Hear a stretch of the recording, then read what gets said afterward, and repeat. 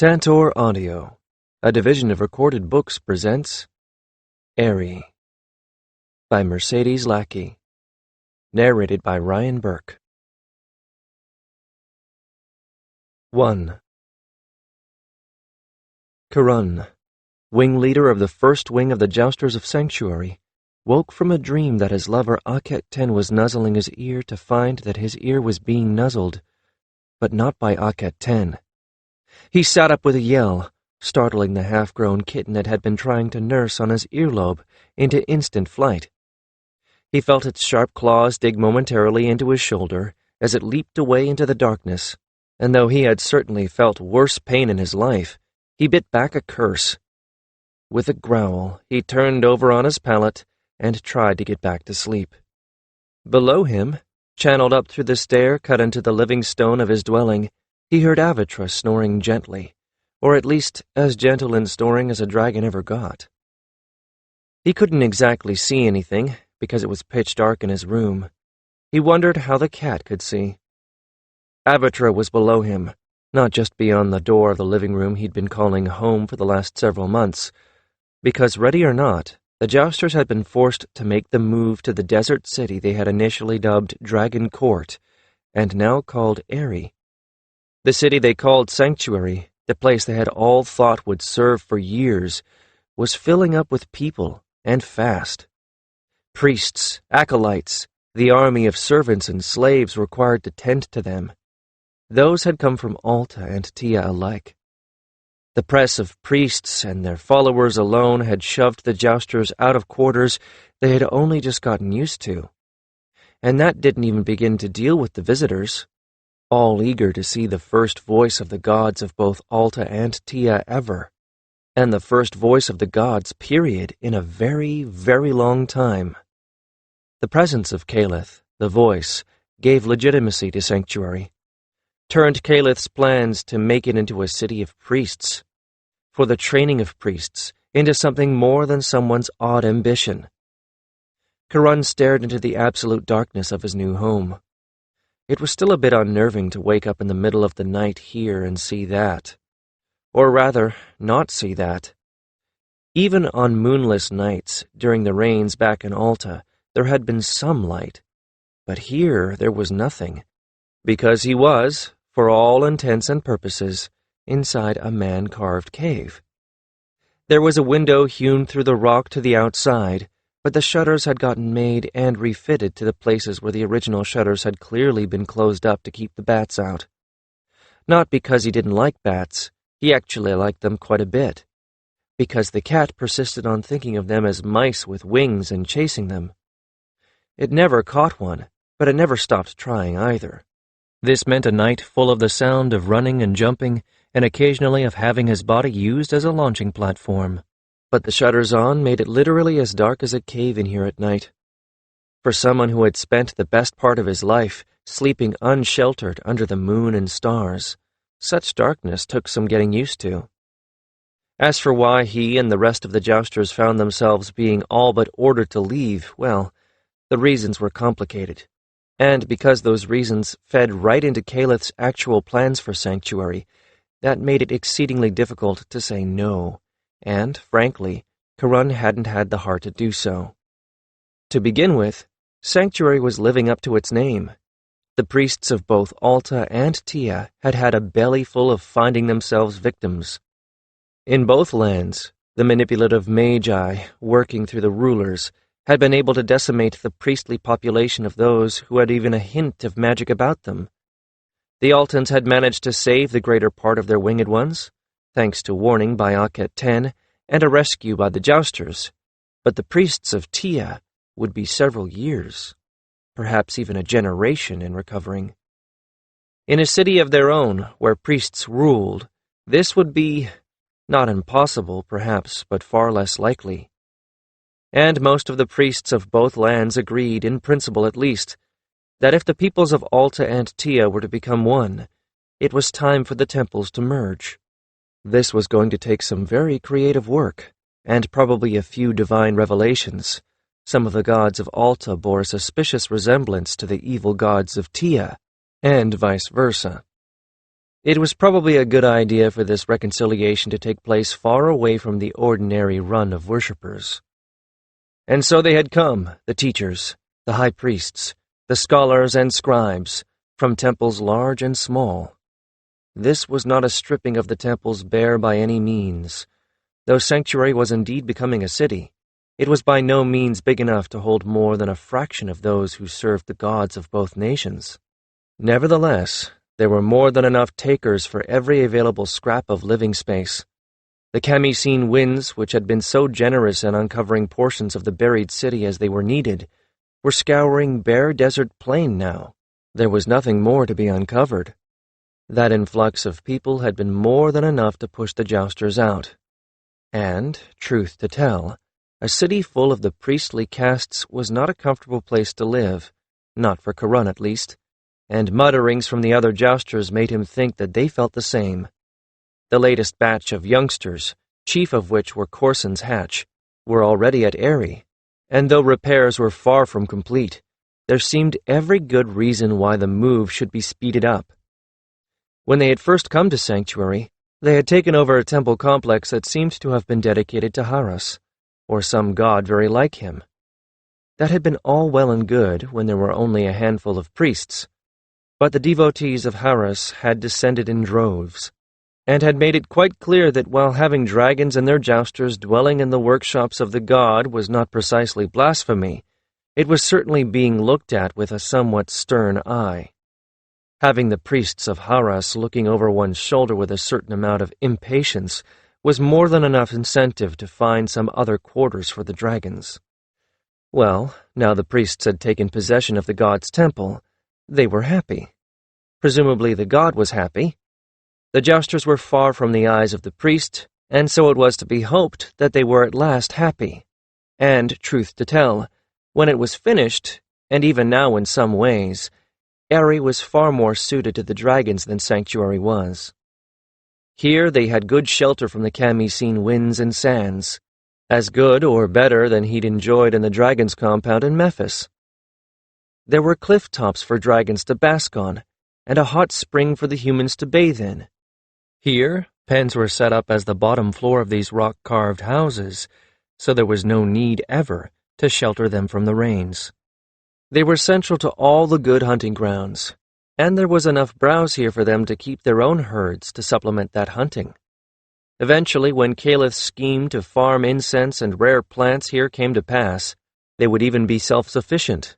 And here dragons could prowl or romp in the canyon bottoms that served as streets, unlike in Sanctuary, where they could scarcely fit into the narrow avenues between buildings, and where an increasingly large number of people regarded a free-roaming dragon with apprehension.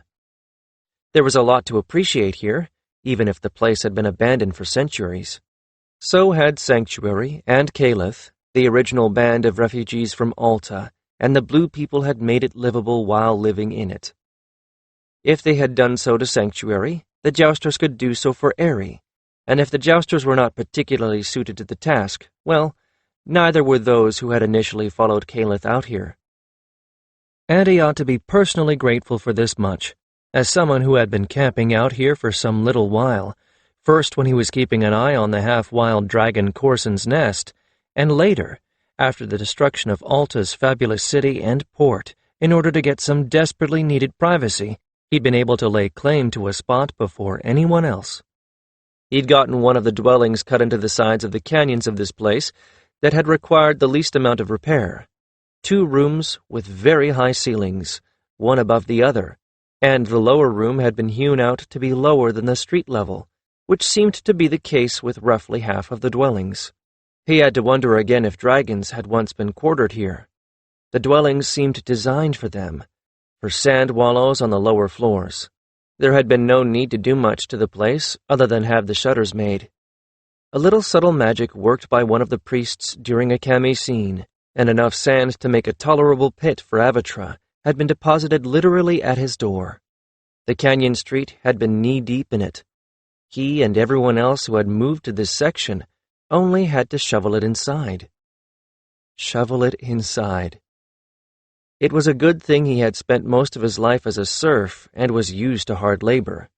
Even with Avatra's help, and she had been, surprisingly, a lot of help, digging and shoving alongside him once she understood that the sand was going to be her new wallow. It had taken a lot of back-breaking labor. At the moment, there were very few spare hands to be had in the canyons of Aerie, and the Jousters were all getting their hands dirtier than they ever dreamed possible. For most of them, it was more physical work than they had ever done in all their lives put together. There had been a lot of complaining about sore muscles, and a great many people soaking their aches in the hot spring before they went to bed. Furniture had been problematic. It was whatever anyone could bring across the desert or could spare, and there wasn't much of either, though more was coming in all the time. Most of it was Tian, since the priests were bringing caravan loads of things with them. Kiron was of two minds about that. Tian furniture was more practical out here, made for a desert climate, but seeing it gave him twinges from a lifetime as a captive.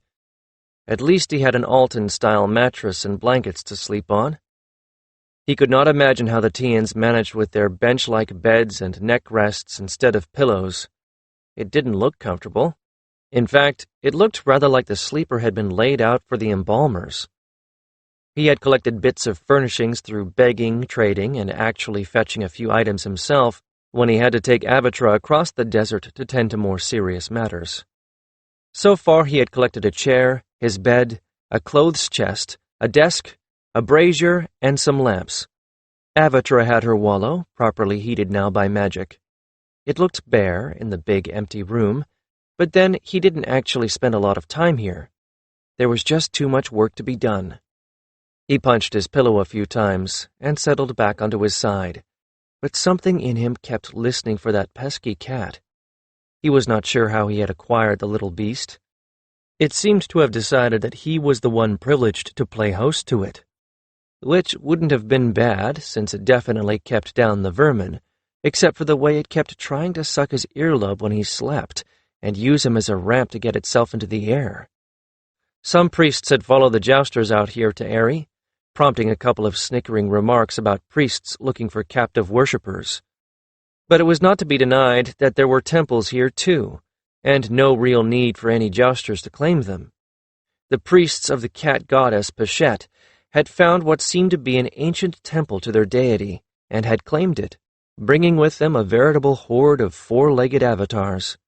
Cats being cats, the Mao cats brought to Sanctuary had thrived and bred. Cats being cats, the ones brought here did the same.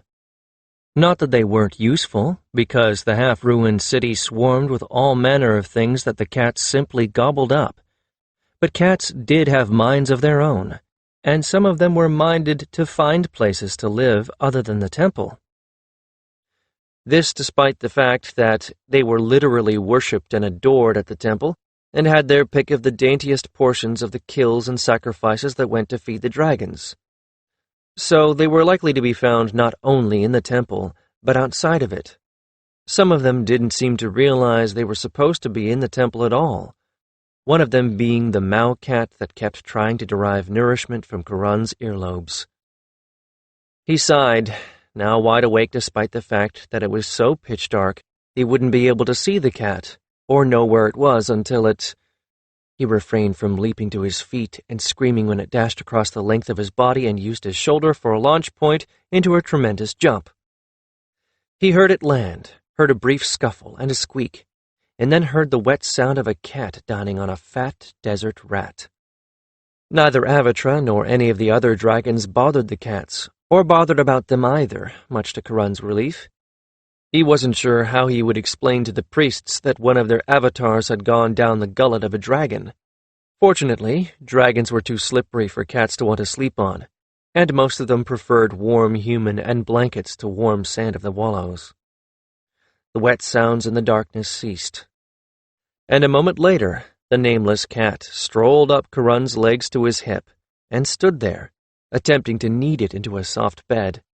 Its claws were very long and sharp, and he gritted his teeth as they stung him even through the thick wool of his blanket, reminding himself over and over that one must not strike the avatar of the goddess Peshet.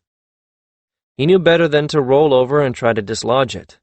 Doing so in the past had resulted in the cat sinking its claws into his hip in an effort to keep its balance. Finally, the cat gave up hip-kneading as a lost cause and strolled down his legs again. Presumably, now that it was full, and he had, once again, proved to be a less than satisfactory sleeping partner, it would pad down the stairs to Avatra's magic-warmed sands and curl up on a ledge at a respectful distance from the dragon.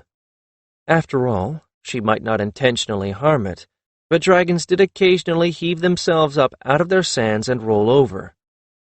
They also were known to lash their tails in their sleep, or flail their wings. Kiron, on the other hand, was not a satisfactory place to sleep. He was too bony, and he moved too much, and he would not allow the cat the 2/3 of his palate that it wanted. Clearly he was being ungenerous to the avatar of the goddess. Maybe that was why he couldn't get Akhet 10 to stay here. Peshette was the goddess of love as well as cats, cats being well known for their amorous nature. Maybe he had offended Peshette herself. That could be bad.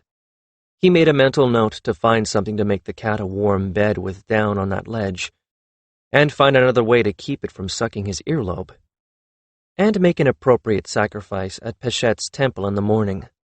Akhet 10 was one of a handful of Jousters who were staying in Sanctuary to run courier to the new city the great king and queen were building on Great Mother River between Tia and Alta. He could hardly blame her for wanting to stay there instead of here. Her family was there, or at least her mother and father were. Most of her brothers had gone back to Alta to take care of the family estates and help resettle the refugees of the city. The only one of her brothers who had stayed was Orist, who was one of the first of Kiron's wing in Alta. He was here in Aerie, though. Maybe she's living in Sanctuary to get away from Orist, he thought with amusement. The two had something of the usual sibling quarrels, exacerbated by Orist having decided quite on his own that, since all of his brothers were off and their father was immensely busy helping Great King Aerie reconcile Altans and Tians, it was his duty to keep an eye on Akhet 10. Maybe he ought to give Orist more to do. Maybe I ought to give all of us more to do. Maybe, but there was already too much work. That was the problem, really. It was all work they weren't particularly good at.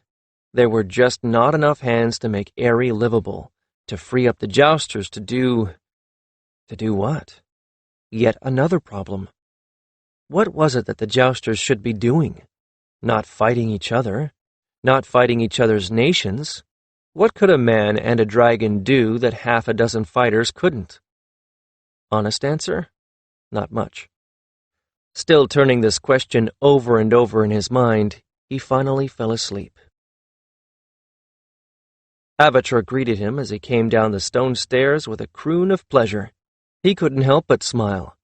Since she wasn't bothered by the cat, he never put the shutters over her window unless there was going to be a chamisine storm, so the light of mid-morning reflected off the sands of the canyon and into the room.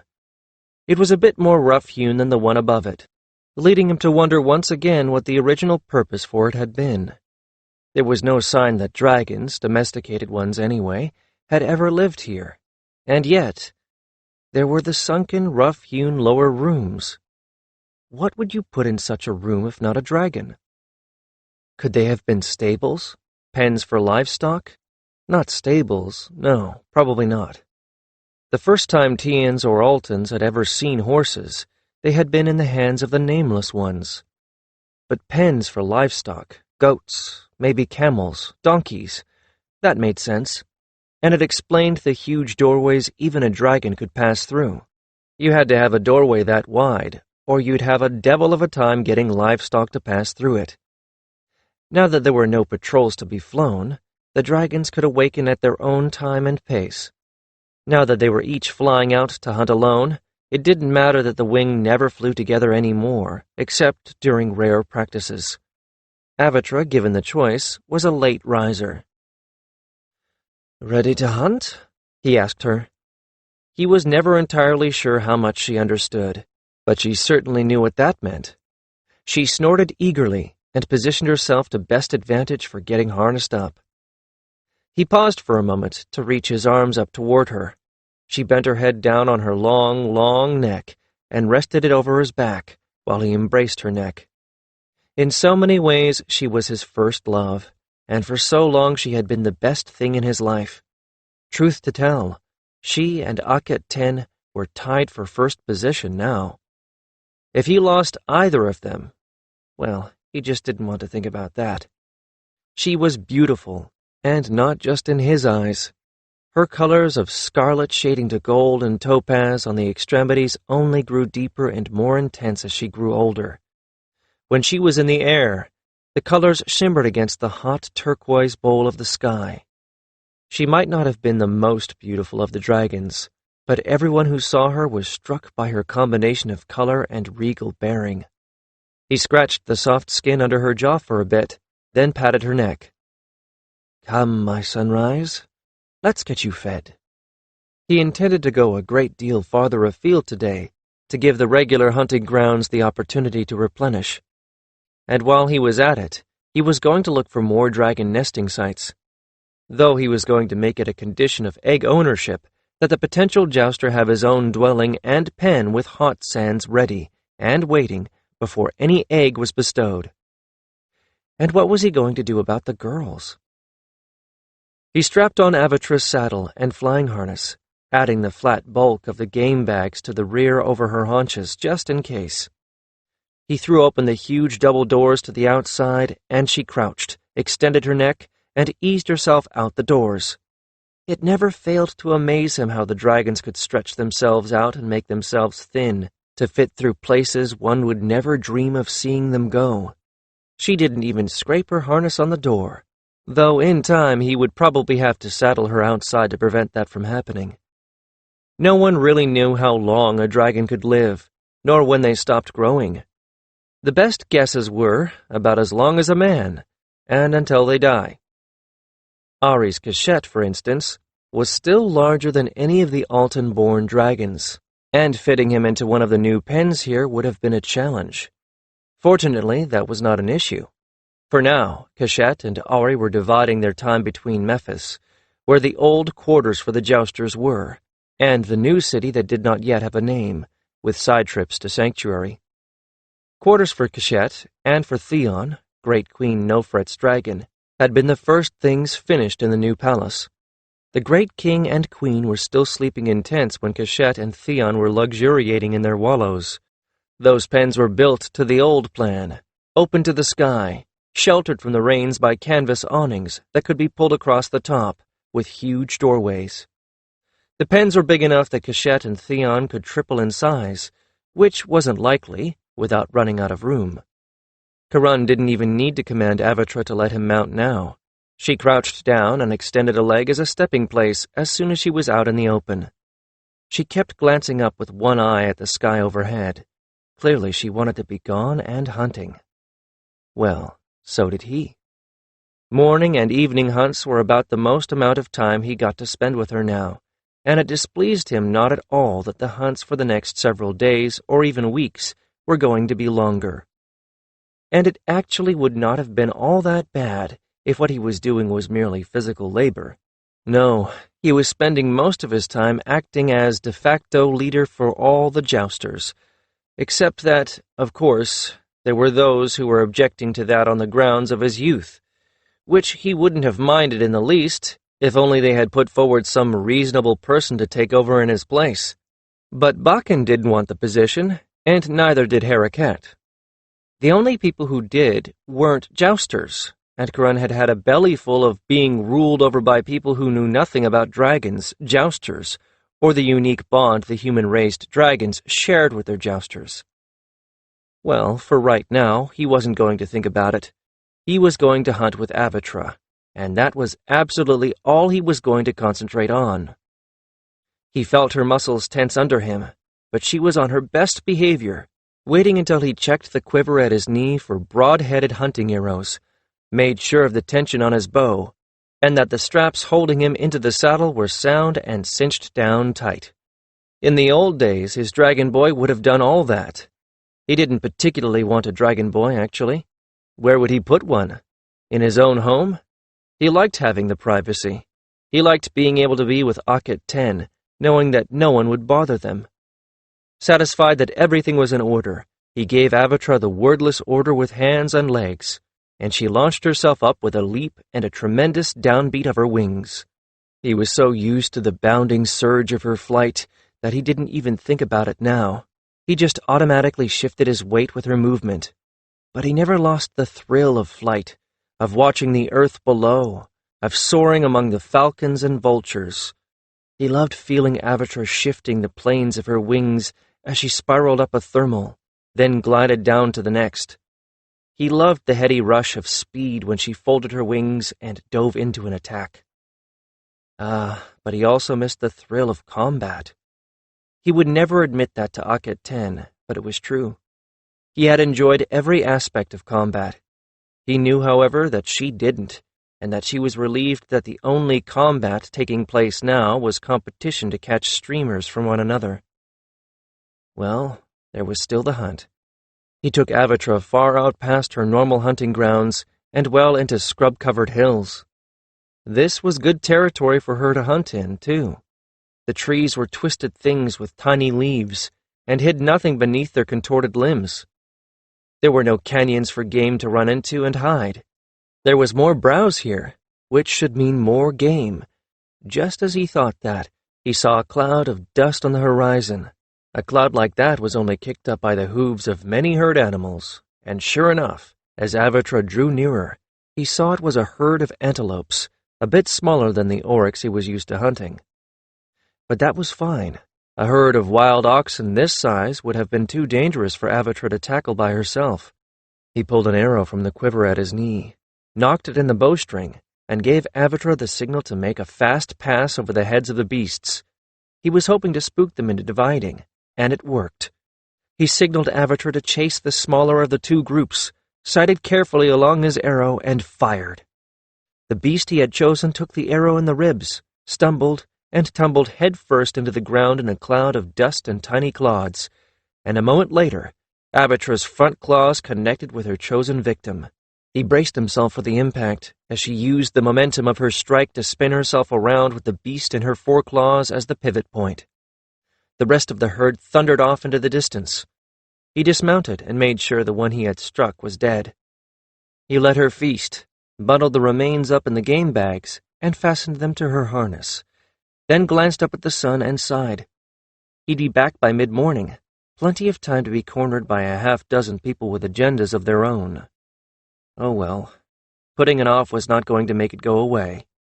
He sent Avatra into the air again, and prayed that today, at least, he was not going to find himself mired in someone's private quarrel.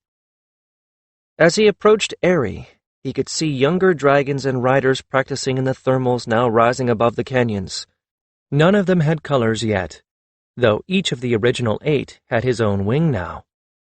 Besides the population explosion of Sanctuary, there had been a population explosion of Jousters and dragons after the final battle between Alta and Tia that had ended the war with victory for no one. Many of the dragons that had gone wild when their controlling Tala became useless had mated and laid clutches, then abandoned the eggs. And surviving Jousters and aspiring Jousters alike had gone out and kept watch over the dragon nest sites, just in case that very thing happened. Eggs kept warm and tenderly cradled in carts full of sand were brought back to Sanctuary, then Aerie. And now there were 8 wings of 8 dragons each, with this year's hatch only now taking to the sky. Only Aket 10 had no wing of her own. Not that she didn't want one. It was only that she wanted one composed only of young female Jousters. And while he sympathized with her desire, he also knew what a hornet's nest he would stir up if he gave eggs to young women when there were so many males, dragon boys, former Jousters and warriors, who wanted to join the ranks of the new Jousters.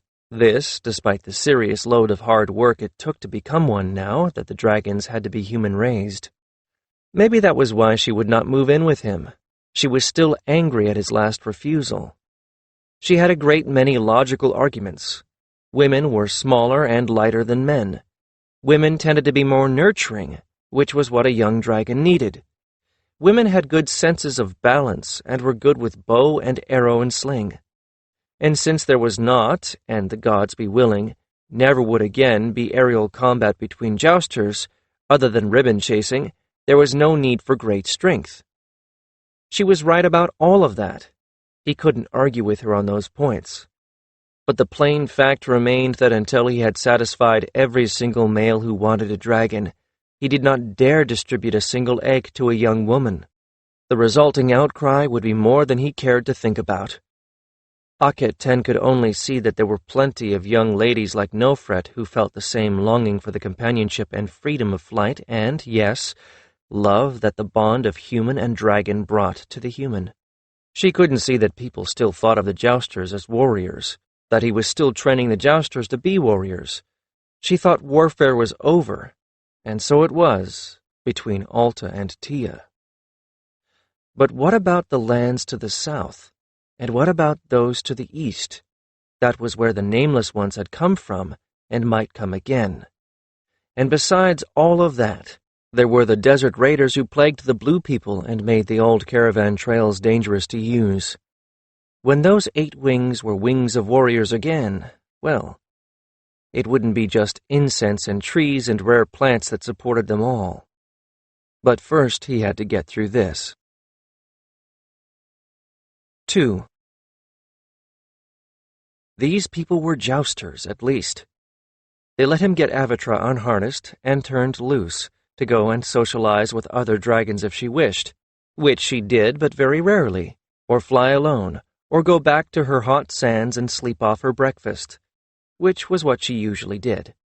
And they let a jouster whose dragon had not been as good or lucky a hunter as Avatra come and claim the extra meat from him. But then they descended on him with their problems.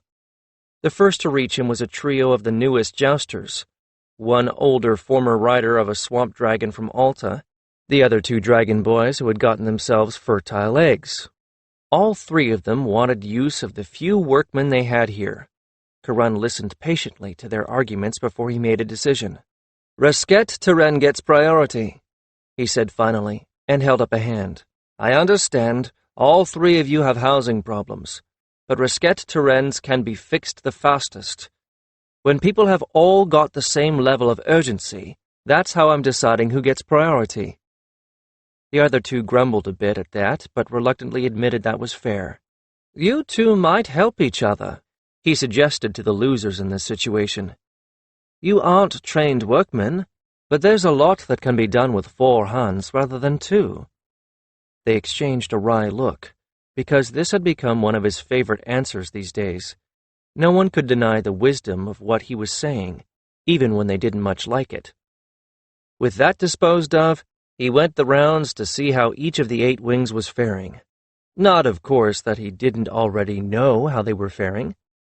The names changed with each wing, but each of them had the same triumphs and the same problems. In each wing, there were 2 people who simply did not get along, mostly because of personalities. In each wing, there was at least one show-off who would have to take a fall and learn his lesson. In each, there was one dragon slower to learn than the others. There were some riders who were better at cooperating than others. The recalcitrant ones did tend to be the older riders, and these would just have to get over their attitudes or eventually form a wing of their own, which was certainly a viable proposition, and one he was considering already. In fact, the more he thought about it today, the better the idea seemed. In the last day or so, there had been 2 incidents of older riders flaring up at their wing leaders, objecting to serving second or third to some jumped-up dog boy. The older riders were, by and large, all aristocrats, and the differences in social standing were beginning to rub some of them raw. Finally, after listening to Huras sigh over his particular problem rider, he came to a decision, and as soon as practice was over for the day, he collected the wing leaders in a group while the rest of their jousters took themselves off to work on their housing. By now the sun was fully overhead, and it was like a furnace down in the canyons. Kiron squinted against the white-hot glare on the white sand covering the bottom of the canyon, feeling the heat reflecting from the surface as well as hammering down from the sun disk. Small wonder that the teens regarded the solar disk as a destroyer, rather than a life-giver that the Altans called it. It was even hotter up on the cliffs, which was exactly the way the dragons liked it. There were jewel-bright dragons sprawled over every available ledge, wings spread out to absorb the sun, turning the cliff tops of Aerie into an abstract mosaic of color. Avatra had forsaken the dark and her hot sands to soak up sun just like the others, a sprawl of gilt-edged ruby glistening in the sun. She had her favorite perch atop Kiron's dwelling, and, on hearing his familiar step, she raised her head a little to look down at him with her great golden eyes. She made a little crooning sound on spotting him and put her head back down again. He smiled up at her, and then simply gazed around the canyon for a moment, taking in the peacefully napping dragons. Every one of them was within snapping distance of at least one other. A couple of them were even lolling side by side. This was normal behavior for wild dragons, unheard of in the jousting dragons that had never been raised by humans. Oh yes, this was a far cry from the hissing, complaining dragons of the Jousters' compound in Tia. Hissing, complaining, and at times dangerous. The wild-caught dragons, even when drugged with Tala, needed to be chained and regarded other dragons as potential rivals needing to be trounced. Though they had never hunted on their own, wild dragons classed human among the prey animals, and there was no telling which of the young dragonettes brought in by hunters might have feasted at one point or another on a two-legged meal, nor how many of them might remember doing just that thing and try another two-legged morsel. So far as these dragons were concerned, humans were fellow dragons, nestmates, and parents, and the very little naughtiness they got into could readily be dealt with by a fist to the top of the nose. Not that they did very much. Most misbehavior occurred before fledging, when they were still small enough to discipline easily, and when they learned that a fist to the top of the nose meant they had been bad. And never had a human-raised dragon even snapped at a human, not even when most irritated. They were safe around adult humans, that was a surety. Maybe not children. No one had volunteered to test the theory so far as a young child went. Though there was no reason why they shouldn't be just as safe, with Aka 10 there to explain to the dragons that a child was a nestling. With that safeguard in place, so far as Kiron was concerned, it could be done. It definitely should be done before very much longer. Sooner or later, there were going to be small children running about here. Once there were more workmen, more folk raising those incense trees, and yes, servants, those would attract bakers and brewers and tradesfolk. There would be families and children. They had better have the problem fixed before it became a problem. When he looked back down at the faces of his friends, he saw that they, too, were gazing at the lazy dragons with a combination of pride and affection in their eyes. Well, all the new sort of jousters, even the most argumentative of the old jousters, who had gone through the difficulty of hand-raising their new dragons, shared that pride and affection. So that much bound them all together. You couldn't raise your dragon from a wet-winged hatchling to a flying adult without loving it, and surely that shared experience would help to sort things out, if the irritations could be brought down to a reasonable level. They filed in the front door, crossed a little distance to the stair cut into the wall, and went up it one after the other. The upper room was full of reflected light, betraying his attempts to paint Avatra on one blank wall of his home, plaster over for the purpose. The painting looked out of proportion. The neck and legs were too long, the head too big, the wings too stretched out and thin. Well, he was no artist, and had never pretended to be. At least nobody laughed at it. It might be furnace hot in the canyons, but back in Kiron's second room it was cool and comfortable. Kiron half closed the shutters to cut down on reflected glare from outside. With a sigh of relief, the 9 friends sprawled out in various positions of comfort, some of them taking advantage of the cool stone floor to let the heat leach out of their bodies. Kiron didn't exactly have a kitchen area. Perhaps that was another reason why Aket 10 wouldn't move in with him. But he did have some heavy storage jars with even heavier pottery lids that kept the vermin out. From them he took out strips of dried and cured meat and flat bread, and dipped out beer into pottery cups that he handed round. Hardly fancy fare, but none of them were complaining. Perhaps later today, though, he should stop by what passed for a marketplace and get some onions. About the only time he got cooked food anymore was when he visited Sanctuary. "So, what is it that is buzzing in your head, Kiron?" asked Orist lazily. "Not that I mind all of us getting together for a change. We don't do that nearly enough." Akhet Ten's brother, like all the Altons, was of a paler skin tone than the dark teens, though the people of both kingdoms shared the same straight black hair and dark eyes. He had matured immeasurably over the last several moons. Then again, they all had. He used to be forgetful, and could be terribly lazy when he had to do something that didn't particularly interest him. Not anymore, though he still had not broken himself of the habit of speaking first and thinking after. Kiron nodded at the last with a pang. For people who had been such close friends and had gone through so much together, it troubled him that they saw so little of each other these days. And yet, there was just not enough time in a day for them to do everything they needed to do.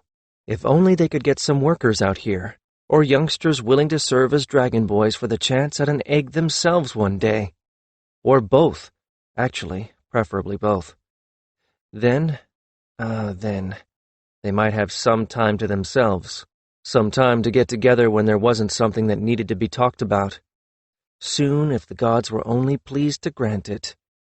Well, at least Aerie was not ungenerous about supplying them with funds. They could certainly hire people, if only they could find them. He sighed. "It's the older Jousters," he said carefully. Orist snorted. "They're spoiled," Akhet Ten's brothers said without preamble. "All they do is complain and talk about how much better it used to be. They had everything done for them in the old days, and they want that back." "And you don't?" Kiron raised an eyebrow, and Orist had the grace to blush. Old days. Kiron couldn't help but be amused. The old days were mere moons ago. "Well," Orist began. Huras, son of bakers who had lost everything when Alta's capital and port were destroyed by the Magi-caused earthshake, sighed. "We all do," he admitted without a sign of embarrassment. "And maybe we'll get all that back one of these days, I hope. And I don't blame the older Jousters for wanting it either. My two, well, I think they are doing pretty well, considering all they're having to do and learn just to be Jousters again. Having to cope with the way things are now is hard on them. But, I'll admit to you, I am getting tired of the complaints myself. It's not as if we have extra workmen and dragon boys hidden away somewhere, and are keeping them to ourselves after all." There, Huras, practical and level-headed as always, had struck the main point. They were all having to cope with a distinct lack of comfort.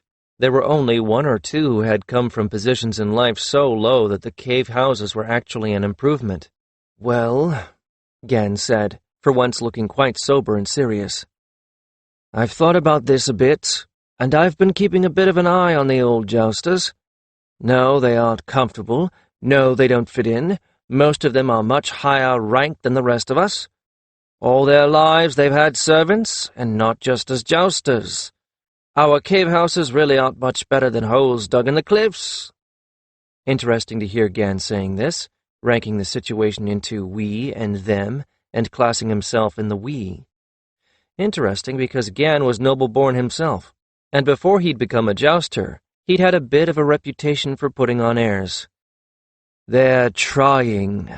They really are, but I wonder if it wouldn't be easier for them if they didn't have to adjust to everything at once, and do it in the company of a lot of, Here, he clearly ran out of words for a polite description of the motley collection of former slaves, former serfs, common-born, and noble youngsters that comprised the bulk of the new Jousters. "A mixed lot, and most of us are quite young compared to them, and not well-born," Kiron finished for him. "We are the sort of people who would have been their servants and not their brothers-in-arms." Gan nodded. "I've been thinking the same," Kiron said frankly. "And it seems to me maybe they would be more comfortable in their own wing. Granted, that would mean a wing that's pretty much comprised of former enemies, but—" "Yes, but isn't that what Aerie and Nofret want? For Altons and Tians to start working together?" Gan replied with a shrug. Anyway, they're thrown together with former enemies as it is. Not much change for them there.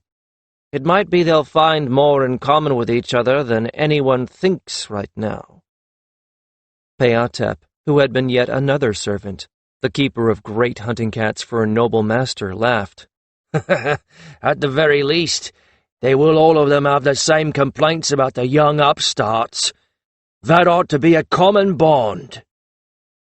Kiron had to chuckle wryly. Of course, I could be letting myself in for a lot of trouble. He pointed out, when you think about it, I'm putting all the people who would rather I wasn't acting as leader of the Jousters in one wing. Yes, but you'll have all of them in one place, then, Orist pointed out. With them scattered out across all the wings, there's always a chance their grousing will have an effect on some of the new ones who look up to them. Tucked into their own wing, they can't influence anyone but each other. I also don't want them to think I'm trying to exile them, Ossetra nodded, a knowing look on his handsome face. He was another well-born jouster, and another who had matured in unexpected ways. He had been vain, and Kiron had not been sure he would last out the training at first. Now he was as steady as Huras. They're more likely to take advice from another noble. I can talk to them individually, find out if they would rather have their own wing, then let them finally come around to delegating me to ask you to transfer them into a wing together. And I'll take them if you like. I already have 2 of them, and they at least listen to me with respect because of my birth. He sighed dramatically and stared with melancholy at his rather dull meal. The gods know rank doesn't get me anything else anymore. Orist snickered. Gan pouted with mock sympathy. Oh, the tribulations we of noble blood must endure. Minetka, once so shy, flung a pillow at his head.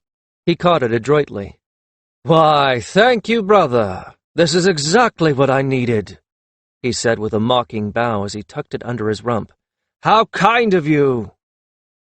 Minetka made a rude gesture, and they all laughed. Seriously, though, that is a good idea, Kiron said, rubbing the back of his neck with one hand. Of course it's a good idea. It's mine, isn't it? Said Ossetra. If you start shuffling them about, Kiron, they'll resent it. If they think it's their own idea, they'll decide that the whelp is finally learning to show some respect to his betters. Politics and people, it's all politics and people. I'm not the expert Lord Yatirin is, but those are the circles I grew up in, and I do know something of what to expect from folk in those circles. Kiron spread his hands. In that case, as you volunteered, I accept. He sighed. I didn't really want this position anyway. You're the only one that isn't a worse choice, Huras said thoughtfully in his deep voice. I don't mean to say that the others are not competent, or at least most of them are, but we have a problem with some of them being truly unacceptable to the older jousters, Gan pointed out. Harakat, for instance. You would think, seeing as he was the overseer for the Dragon Courts, that they would think of him as one of them. But it doesn't work that way. Overseers are people you hire so that you need not dirty your hands with trivial details. And Bakken? He was a slave. Doubly unacceptable. The very few nobles that are not unacceptable to us because they don't know a dragon from a doorpost are already integral members of Aerie's advisors and far too busy for anything else. What a comfort, knowing that I am the least objectionable rather than the best qualified, Kiron said dryly, and the others laughed. I suppose that will have to do in lieu of approval, though I would rather have Lord Yatirin or Harakat in charge here. And that was when another thing occurred to him. These were his friends. They were Akhet Ten's friends. Who better to ask for advice about his quandary? Not the personal one, but the one that affected the jousters.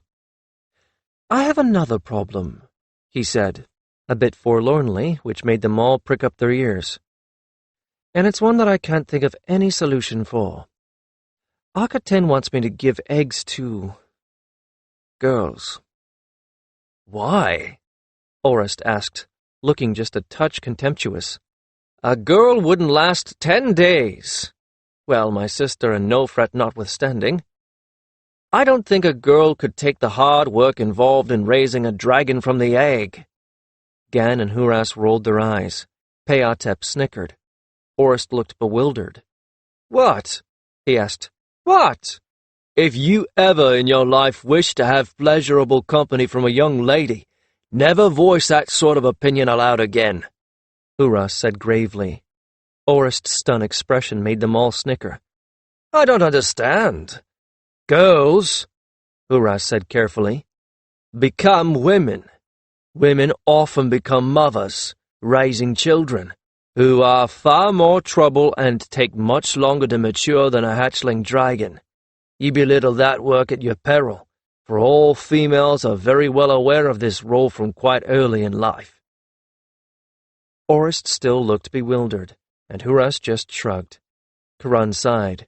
His friend was unbelievably dense sometimes. Just because Orist's mother had possessed a horde of servants to do all the unpleasant parts of child-rearing for her, it simply did not occur to Orist, and this despite the fact that he himself was now having to do without servants, that other women did not enjoy similar privilege. Or if it did, he probably thought that older children in the family would take the jobs that servants did for the well-off. And to an extent that was true. But that only meant that common-born girls became accustomed to the burdens of child-rearing at a much younger age than their well-born counterparts. Ossetrub pursed his lips. I can see the problem. There are, well, a lot of young men and boys, most of whom have already had at least something to do with dragons, if they weren't already jousters waiting for eggs. And after them more who were warriors. Giving even one egg to a girl, that is truly asking for trouble from those who have been waiting for a very long time. Kiron nodded. But she is very unhappy that I have not at least considered it. Gan's eyes widened. That kind of unhappy? I wouldn't have thought that of her. Not exactly. But she has been making it obvious that she thinks I am being unfair. He sighed heavily. She brings it up every time I see her, and she does have some good arguments. And all I can say is that it's impossible right now, which doesn't please her, needless to say. Too bad you didn't win a girl who only wanted jewels, Ossetra said with sympathy. Have any of you any ideas? He asked, looking from one to another of them hopefully. I thought about telling her we would train any girl that managed to find her own egg or nestling, but Peatep shuddered. A very, very bad idea, he said. It's bad enough that some of the ones on the waiting list are going out with the old fledgling hunters trying to find a way to steal hatchlings. People will shrug and think it is sad if it's a fellow who gets hurt or even killed doing that. They know the risks, they'll say. If a girl got hurt or killed doing that, that blame would be on you, and maybe the ghost too. I wonder. Mineka gazed off into the distance. Now here is a thought. Obviously we're trying to accommodate former jousters and dragon boys first. They have the experience and something like the expertise, and even Akhet 10 at her most stubborn would have to admit that. But when we finally get to people who want eggs but know nothing about dragons, I have a notion. His eyes returned to Kiron's, and he smiled slyly. And it will solve a problem as well. Make it known that from now on, anyone who wants to be a jouster that doesn't have the experience must serve an apprenticeship, call it, as a dragon boy or girl for at least a year. 6 moons serving an adult dragon, and 6 helping with a hatchling up to fledging. Oh ho, said Gan appreciatively. By the gods, that is a plan. Kiron nodded slowly and felt himself begin to smile as well. Anyone who does this will find out precisely how much work an adult dragon is, and will see how much more work a hatchling and fledgling is. Peatep pursed his lips dubiously. We could have a very high loss of dragon boys. Some will quit within the first moon, I suspect. Kiron had to shrug at that, and this would leave whoever had lost an apprentice at precisely the same point he was left before he had an apprentice at all. I think all of us are used to the work now. Besides, it's better they quit as apprentices than take on a fledgling and abandon it. They were all silent on that point. No one had, yet. The closest that anyone had come was when Torith had been murdered, leaving his dragon bereft. Akhet-Ten had saved it, comforting it mind to mind, so that it rebonded with her. But what would happen if a hatchling was abandoned?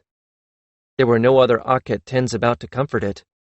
No, this would be much, much better, solving a potential problem and Kiron's own dilemma at a single blow. Huras nodded. Personally, any help at all will be welcome. If it is only for a short time, it will still be welcome. Kiron smiled at him. That is exactly the sort of thing he would have expected of an easy-going Huras. Then that is exactly what I will do, he said with a nod. And if a young woman does not feel easy about being an apprentice to one of the existing Jousters, she will just have to wait her turn being apprenticed to Nofret or Akhet-Ten. That seems fair to me. And hopefully it would appease Akhet-Ten at last. Kiron looked up at the sky where the young dragons were soaring in the thermals of late afternoon, then back at the lists Harriket was presenting for his perusal, and sighed. You know, he said unhappily, no matter what I decide on this, someone is going to object. I know, the former overseer said, running a hand over his shaved head. I know it only too well. Of course you do, Kiron sighed. There were 2 lists. The first was of items of construction and furnishings that had just come in from the arduous crossing of the desert.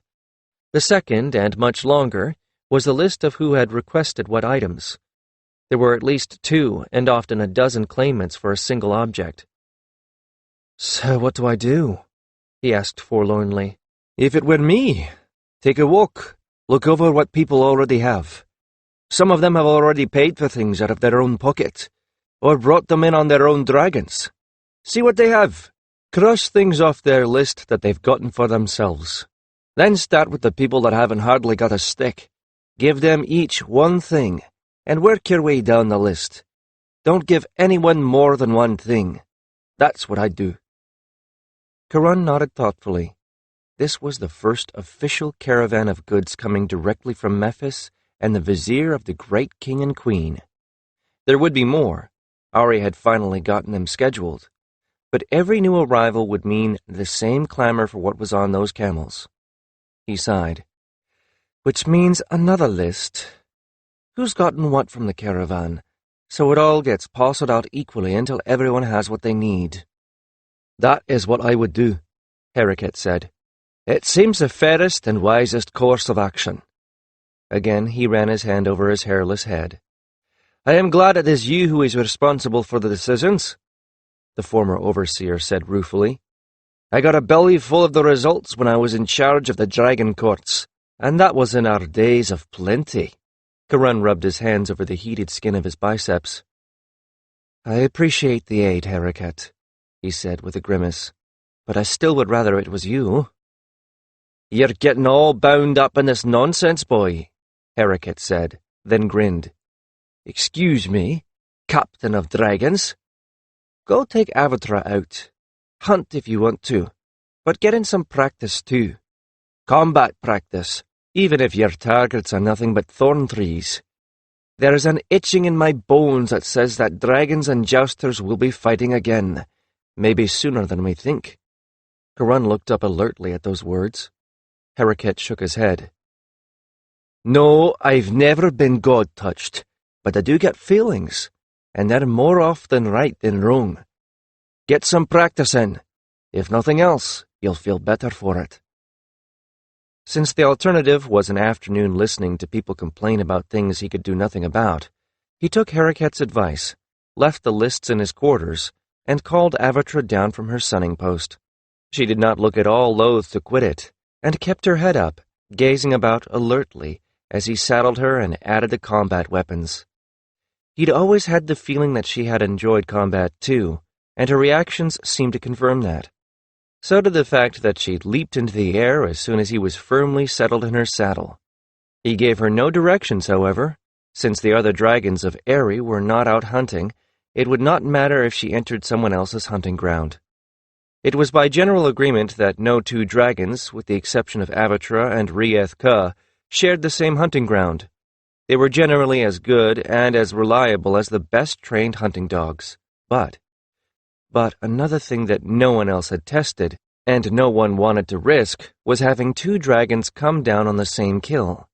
Dragons in the wild fought over kills. Would the human-raised ones? No one knew.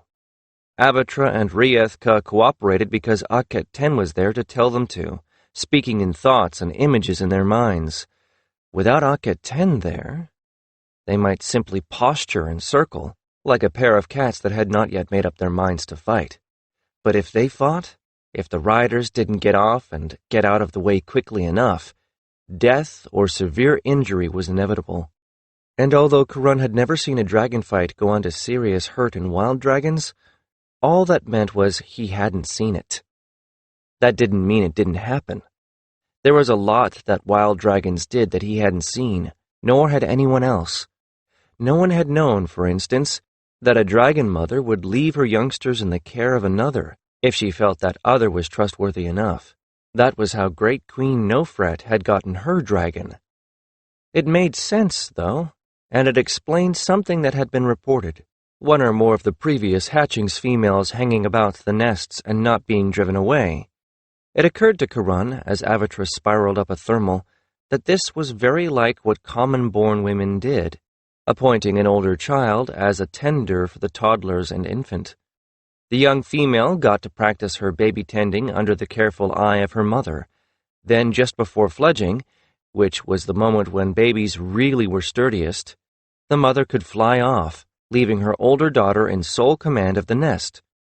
In the next few years, this lesson might be repeated, so that when the young female matured enough to mate, she was not relying on instinct alone to guide her in rearing her first hatch. Such philosophical thoughts were rudely interrupted by the sound of shouting and screaming below him. Startled, his involuntary movement made Avatra go into a side-slip, and he looked down over her shoulder. Below him, men on horseback, attacking a laden caravan. With a start, he realized he and Avatra had gone farther afield than he had planned, and that this caravan was taking the more dangerous short route between Sanctuary and Tenhen-Tez, the so-called city of caravans. Dangerous, not just because of the lions that roamed this area, but because of the bandits, sadly on the increase. Renegades and lawless men, and some merely desperate, but all deserters from the armies of both Tia and Alta, seeking to make their fortunes by taking the fortunes of others. The fighter in him instinctively responded, and Avatra in her turn responded instantly to the little signals his muscles gave by going into a steep dive. His mind was startled, but his body was already reacting, shifting and leaning forward, while his hands reached for his sling and stone bullets. As the defenders of the caravan milled in confusion, and one bandit darted in to cut lead reins off the rearmost camel and lead it off, no one looked up, until the dragon and her rider were literally on top of them. Kiron slung a stone, but they were already past his target, what he took to be the leader, at the point where bandits and defenders alike suddenly became aware that something incredibly large, bright ruby in color, and possessed of more teeth and claws than anyone sane really wanted to confront, was rushing at them at a high rate of speed just above the ground. The bandits scattered. So did the defenders. The camels knew this was a predator that could, and would, eat them and tried to bolt. Only the fact that their lead ropes were each tied to the pack saddle of the camel in front of them, and the fact that they all tried to flee in different directions at once, kept them from succeeding in vanishing over the horizon. The men of the caravan all went face down in the sand, freezing in place like rabbits in hopes the dragon would overlook them. Not so the bandits. Some of them tried to rein in their horses to stand and fight, but the horses were having none of that. They also knew what was plunging down out of the sky at them, and were not at all willing to become dinner. Unlike the camels, they were not bound together. They could, and did, bolt in whatever direction seemed the most unobstructed. Not even the strongest bit, not the strongest rider, was going to hold back a horse in a state of panic. Avatra pulled up, shooting straight up into the sky, as Kiron clung to her saddle and looked for the missing camel. He spotted it just under them. The rider that had tried to steal it was now on the ground, with no sign of his horse, unless his horse was the one currently heading north, riderless, at a high rate of speed. Kiron sent Avatra in a wing over to make a second pass, scattering the riders further. By this point, the horses were in full gallop and not likely to stop for miles. At this point, there really was nothing more he could do to help, and in fact, leading Avatra would be rather counterproductive, given the reaction of the camels. So after that second pass, he left the caravan workers to take care of the few remaining bandits themselves. He turned Avatra's head homeward. She seemed content now to go. But if he had needed it, there it was, the proof that there still was useful work for the Jousters. 3. "So," Kiron announced with glee to his wing leaders, "there's still useful work for us. Not just useful.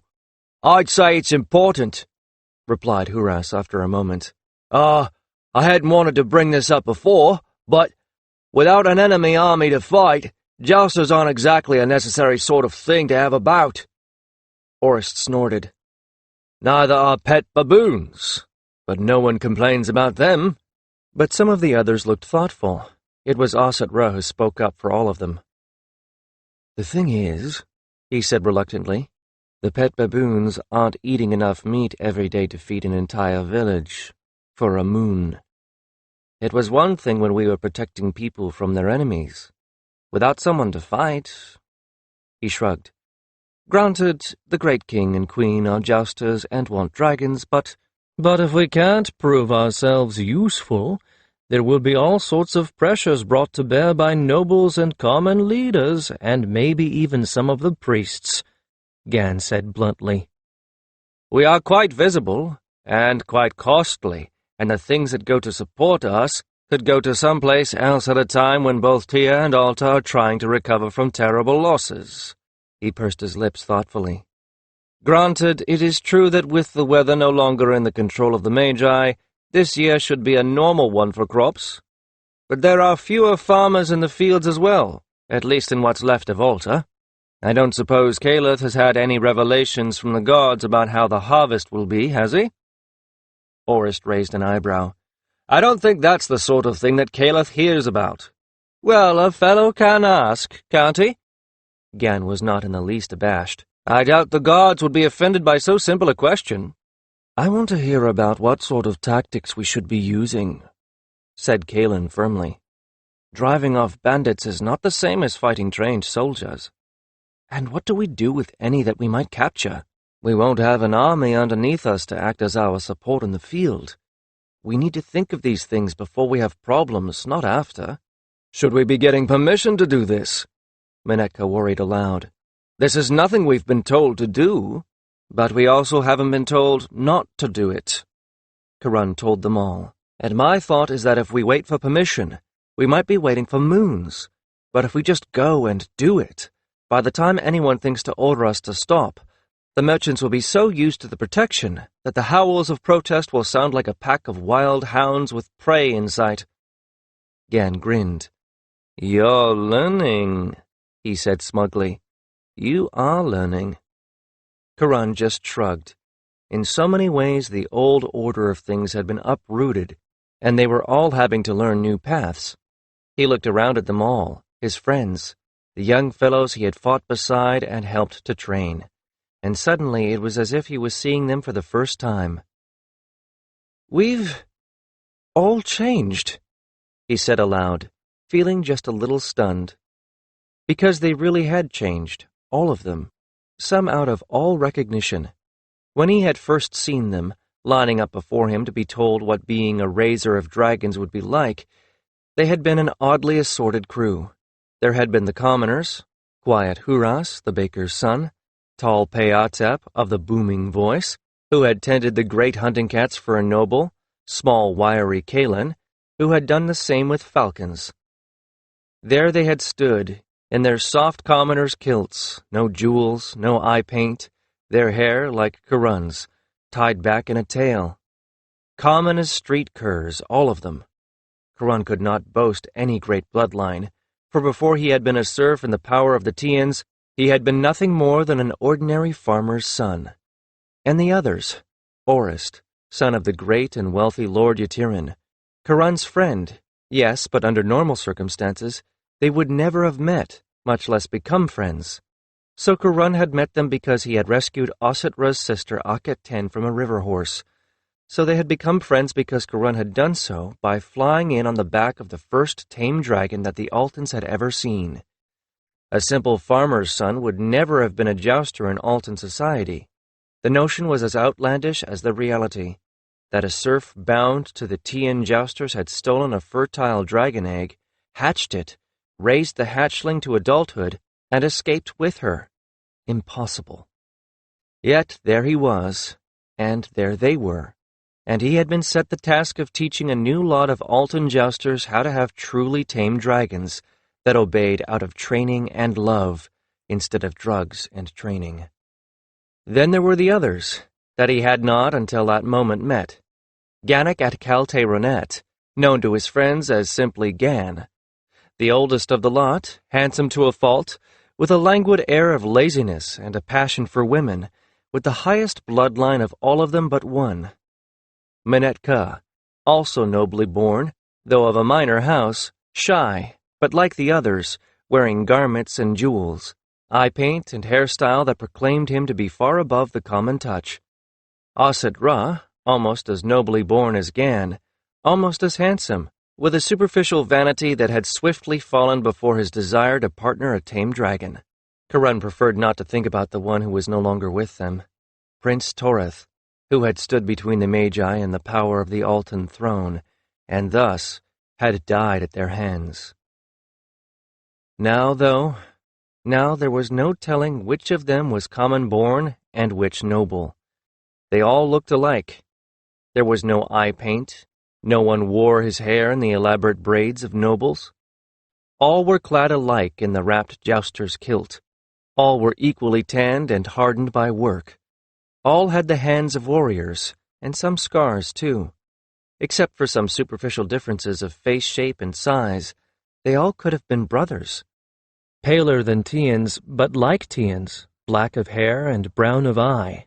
What marked them most was the look they all wore, what Aglatis called the look of eagles. Even Akhet-Ten had that look about her, now that he came to think about it. They were no longer what they had been. Now they were men. And one woman? No, two. Because Caliph had crossed the threshold into adulthood before any of them, and with him, Merit, his lady, and her twin sister Nofret.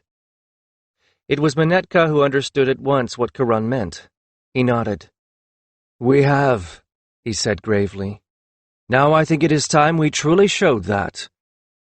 Orist made a face. "Alas, we must be responsible," he said in mock mourning. "And here I hoped that when the wars were over, I could live my life as an idle ne'er-do-well. Ah, well, fate has other plans for me, I suppose." The others laughed. With the Altan capital in ruins, even had Orist been dragonless, he would scarcely have been permitted to be an idler. For that matter, it was vanishingly unlikely that his father would have permitted him to enjoy such a path, even if Kiron had never come to Alta. And he and everyone else very well knew it. "So," Orist continued with relish, "tactics. How will a jouster or a wing of jousters best deal with bandits?" Kiron smoothed out a patch of sand and laid pebbles in a line on it. "Caravans always travel in single file. This makes them vulnerable to attack from one or both sides. What this means for the bandits is that they must find a place where they can wait concealed." He heaped up sand on either side of the line of rocks and placed more rocks behind them. "Since there are only so many places along the caravan routes where they can do this, we need not spread ourselves overly thin, nor play watchdog for the caravans as they traverse their entire routes." The others nodded. but it was Huras who said slowly, "For now." "For now," agreed Aset Ra. "Without a doubt, once the bandits realize what we are doing, they will change their tactics. But I think we can adapt. Let us concentrate on, for now, and worry about the change when they make it." Against a small group, the old fighting style against ground fighters worked very well, Kiron continued. The horses were frightened into bolting, and none of them had the presence of mind to shoot at me. Of course, this, too, will not hold for long. So what I think we must do is this. We will begin by running patrols in pairs. For now, having 2 targets will keep the bandits confused enough. We will determine where the places of cover are along the caravan routes and keep them under watch. We will be limited to flying no more than half a day from Aerie, Kaelin pointed out. Again, Kiron nodded. For now, he repeated. This will change. Perhaps the merchants will suggest ways in which we can feed our dragons along the routes besides hunting. Perhaps the great king will establish outposts of Aerie. But for now, this will do.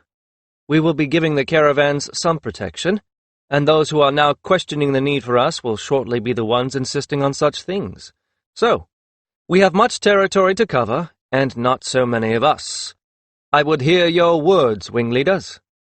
Who shall we set to what patrolling, and still remain able to feed our dragons with hunting?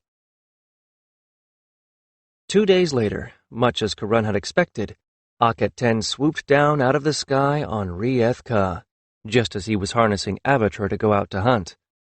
Rieth-Ka back-winged smartly, throwing up an enormous cloud of sand, a piece of rudeness on Akhet-Ten's part that Kiron found less than appealing. She flung her leg over the saddle and slid down Rieth-Ka's blue-black flank as he dusted himself off, her face a study in anger and admiration mingled. Great King Aerie and Great Queen Nofret send their greetings to Kiron, and compliment him on the successes against the bandits that have been raiding caravans, she said, with an attempt, not very successful, at icy formality. They command you to continue in these ventures, while their advisers study the results. And I would like to know, she continued, her eyes flashing, why no one told me that there was going to be fighting. Because you are with the great king and queen, Kiron replied mildly. I only just launched the first strike by accident 2 days ago. We are still working out what pairings are best, and what we will do when 2 dragons are no longer enough. And do not think to add yourself to the roster, not until the great king and queen release you from messenger duty, at any rate. I cannot countermand their orders, and you will flout them at your peril. Akhet-Ten looked quite ready to bite something. Any dragon past fledging could run messages, she protested. But not just any jouster has the full trust of the great king and queen, he pointed out with inexorable logic. He didn't expect that to mollify her, and he was right. She actually growled. But at least this had put all complaints about the lack of female jousters right out of her head for now. Akhet-Ten surveyed her handiwork and smiled. So Kiron thought he was going to be clever about her plan for more female jousters, did he?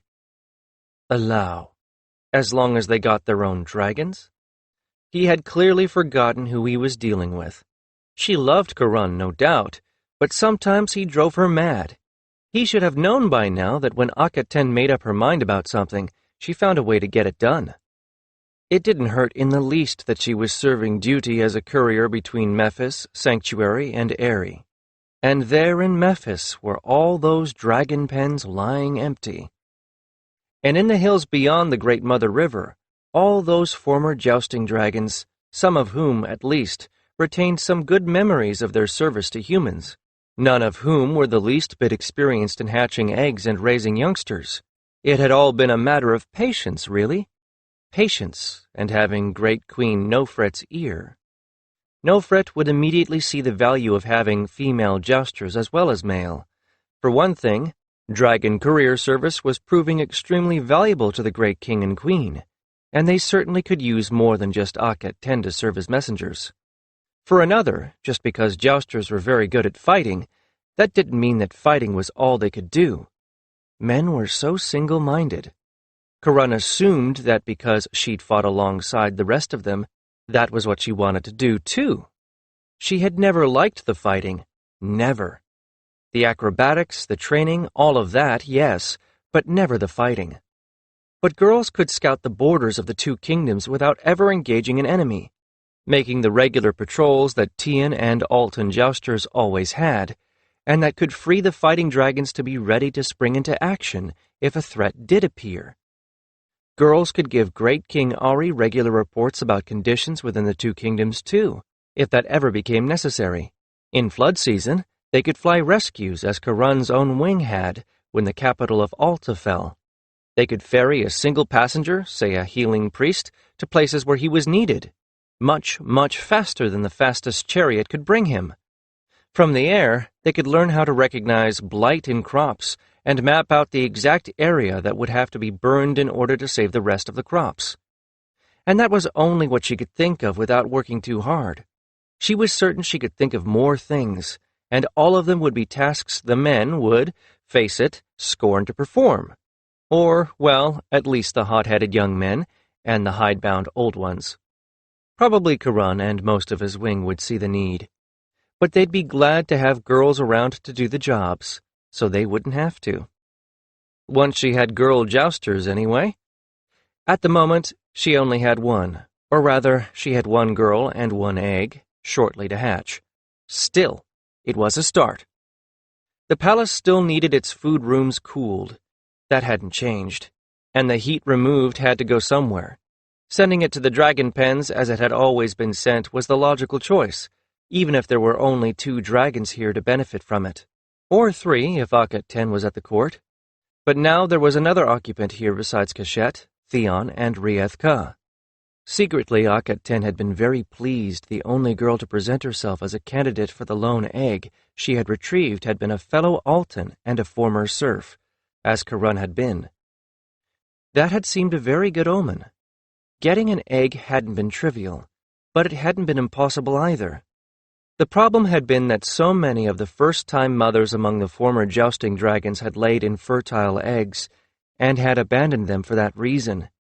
It had taken a lot of patience and incubation to find one that was fertile and hadn't sat so long that the egg had died. She must have had drovers haul in over 3 dozen that she'd had to discard. Only when she was sure she had a fertile one had she felt prepared to look for the right girl to play mother to the incipient dragonette. But Peri en Westet was definitely the right girl. Someone after Akhet 10's own heart. Gentle and patient, she nevertheless had a mind of her own, and a stubborn streak that had kept captivity from breaking her. Her history was rather interesting. She had attached herself to a woman with a feeble-minded daughter when the 3 of them had been acquired by the same master here in Memphis. She was by nature an affectionate person, and since her own family was gone, she had naturally gravitated into helping to care for the daughter until Aerie had freed all the serfs and given them paid employment, or restored them to their lands again. In this case, the woman Peri had adopted was quite skilled, thanks to her own cleverness in getting into the master's kitchens. Her talent at baking had blossomed, and now she was one of the bakers for the stoneworkers quarrying limestone across the river. Her daughter was not so impaired that she couldn't be set to grind flour and pat the loaves into shape. That had freed Peri from having to look after her. Unfortunately, it had also left her without a job. She had no lands to restore and no real skill other than child tending, something almost any slave could do. Then she had heard of Akhet 10's search for someone to take on a dragonette, and she had answered it. There was a complication, of course. There always was. The woman herself was pretty well determined that Peri would be married to her son, when and if she found him, but Akhet 10 was confident that the young man was probably dead, and even if he wasn't, he'd probably found some other young woman to marry. Peri herself seemed attached to the idea only insofar as it made her putative mother-in-law happy to plan for it. In the meantime, though, she was keeping the nature of her new job a secret from her friend, because evidently this woman was one of those who had set ideas about one's place in the world, and a peasant girl who had no place in the world of the Jousters, to her way of thinking. Perry had moved into the pen where Akhet 10 had installed the egg, living as any young jouster did, but enjoying much better living conditions than the jousters at Aerie. Granted, she had no servants, but as a farm girl she was used to that, and tending to her egg and learning about dragons from Akhet 10 was scarcely an onerous job. Riethka had no objections to taking up a strange rider if Akhet 10 asked it of her, and Perry's riding lessons had been going very well. There had been tapping and movement in the egg over the last couple of days, and Riethka was showing mild interest in it. If Akhet 10 was any judge of things, today would be the day that the egg hatched. Akhet 10 perched on the wall of Perry's pen, looking down at girl and egg with Riethka craning her neck and head up beside her. Though Riethka was far more interested in Akhet 10's idle brow and chin scratches than in what was happening down in the sand, the egg was moving visibly. It would not be long now, and Akhet 10 waited to see if the girl was going to live up to her hopes. Perry N. Westet waited beside her egg, with a hammer in one hand, watching and listening as Akhet 10 had taught her. Though she looked calm, inside she was anything but. As she listened to the tapping and waited for the baby dragon inside to pick the one spot it would try to break through, it seemed to her as if her entire life had been working toward this moment. Not that such a thing had ever entered her mind before she embarked on this venture. Far from it. She had always thought that she would follow the path every woman in her family had ever followed, that of a simple farmer's wife. Or, well, always, as well as any small child understood the word. She had never really considered any other life, and truly, even now she would have been content with that path. But the war, which had changed so much for so many people, had destroyed any hope of pursuing the same life as her forebears. In fact, it had destroyed her family altogether, but not in the usual manner. No, unlike Lettuce Hannett, soldiers had not overrun Perry's village. Her family had not been slaughtered, nor taken away as serfs for some trumped-up charge. In fact, in a way, the invaders had been a blessing, for they had, at least, fed her and cared for her when they found her. No, Perry's family had fallen to the floods that had followed those terrible Magi-wrought rains. Upstream of their village, the waters of Great Mother River had risen, and kept rising, all in a single night, while the villagers slept unaware until just before dawn, disaster struck. The wall of water that engulfed the village had melted the mud houses as if they had been children's dirt forts. The unlucky had perished there, smothered by their own walls. And had Perry not been sleeping on the roof of the family home to escape the bickering of her siblings, who insisted on ending every day with a quarrel, she would have been one of them. As it was, she woke in a panic, fighting her way out of sleep and up to the surface at the same time, by sheer good fortune catching hold of what had been someone's roof timber. She clutched at the piece of wood with all her strength as she was whirled away under storm-racked skies until she was fished out, nearly insensible, along with 5 or 6 others from her village. The fact that it was soldiers of Tia, the enemy, that fished her out made no real impression on her, not even when they turned her over to the royal slave master to begin her life as a serf. And even then, that life was nothing near so onerous as that of others. She had been numb and sunk in grieving for some time, so she hadn't really paid much attention to her surroundings, but her master had not been unkind. In fact, her master was scarcely seen at all, and his cook, to whom she had been assigned, was taciturn but fair. Perhaps all that had been due to the fact that there were no lands attached to her. She was too young to tell those who had picked her up where her family farm was, and there was no use hunting for records after the flood had swept through the place. The only other records would have been in the Alton capital, and Tians would hardly be welcome there. So there was no reason for anyone to try to be rid of her to free the property of encumbrances, and every reason to keep her alive and healthy to continue to serve. As others had noted before this, there were laws in place regarding the treatment of slaves, but serfs were war captives and subject to much less oversight. As a consequence, for the same amount of work that could be got from them, They were much cheaper to keep. It was in the kitchen that she had encountered Lettuce Hannette and her daughter Iris, and if ever there was a story of woe of an Alton family in the hands of the Tians, it was theirs. Though Lettuce's husband had never fought against the Altons, he had the misfortune of possessing fine property. A Tian wanted it, and so spurious accusations were made, soldiers sent. Lettuce was understandably less than coherent about what happened then. All Perry really gathered was that her husband was killed on the spot. Iris was hurt, and the family broken apart, their son going with the house, and the rest attached to the farmlands.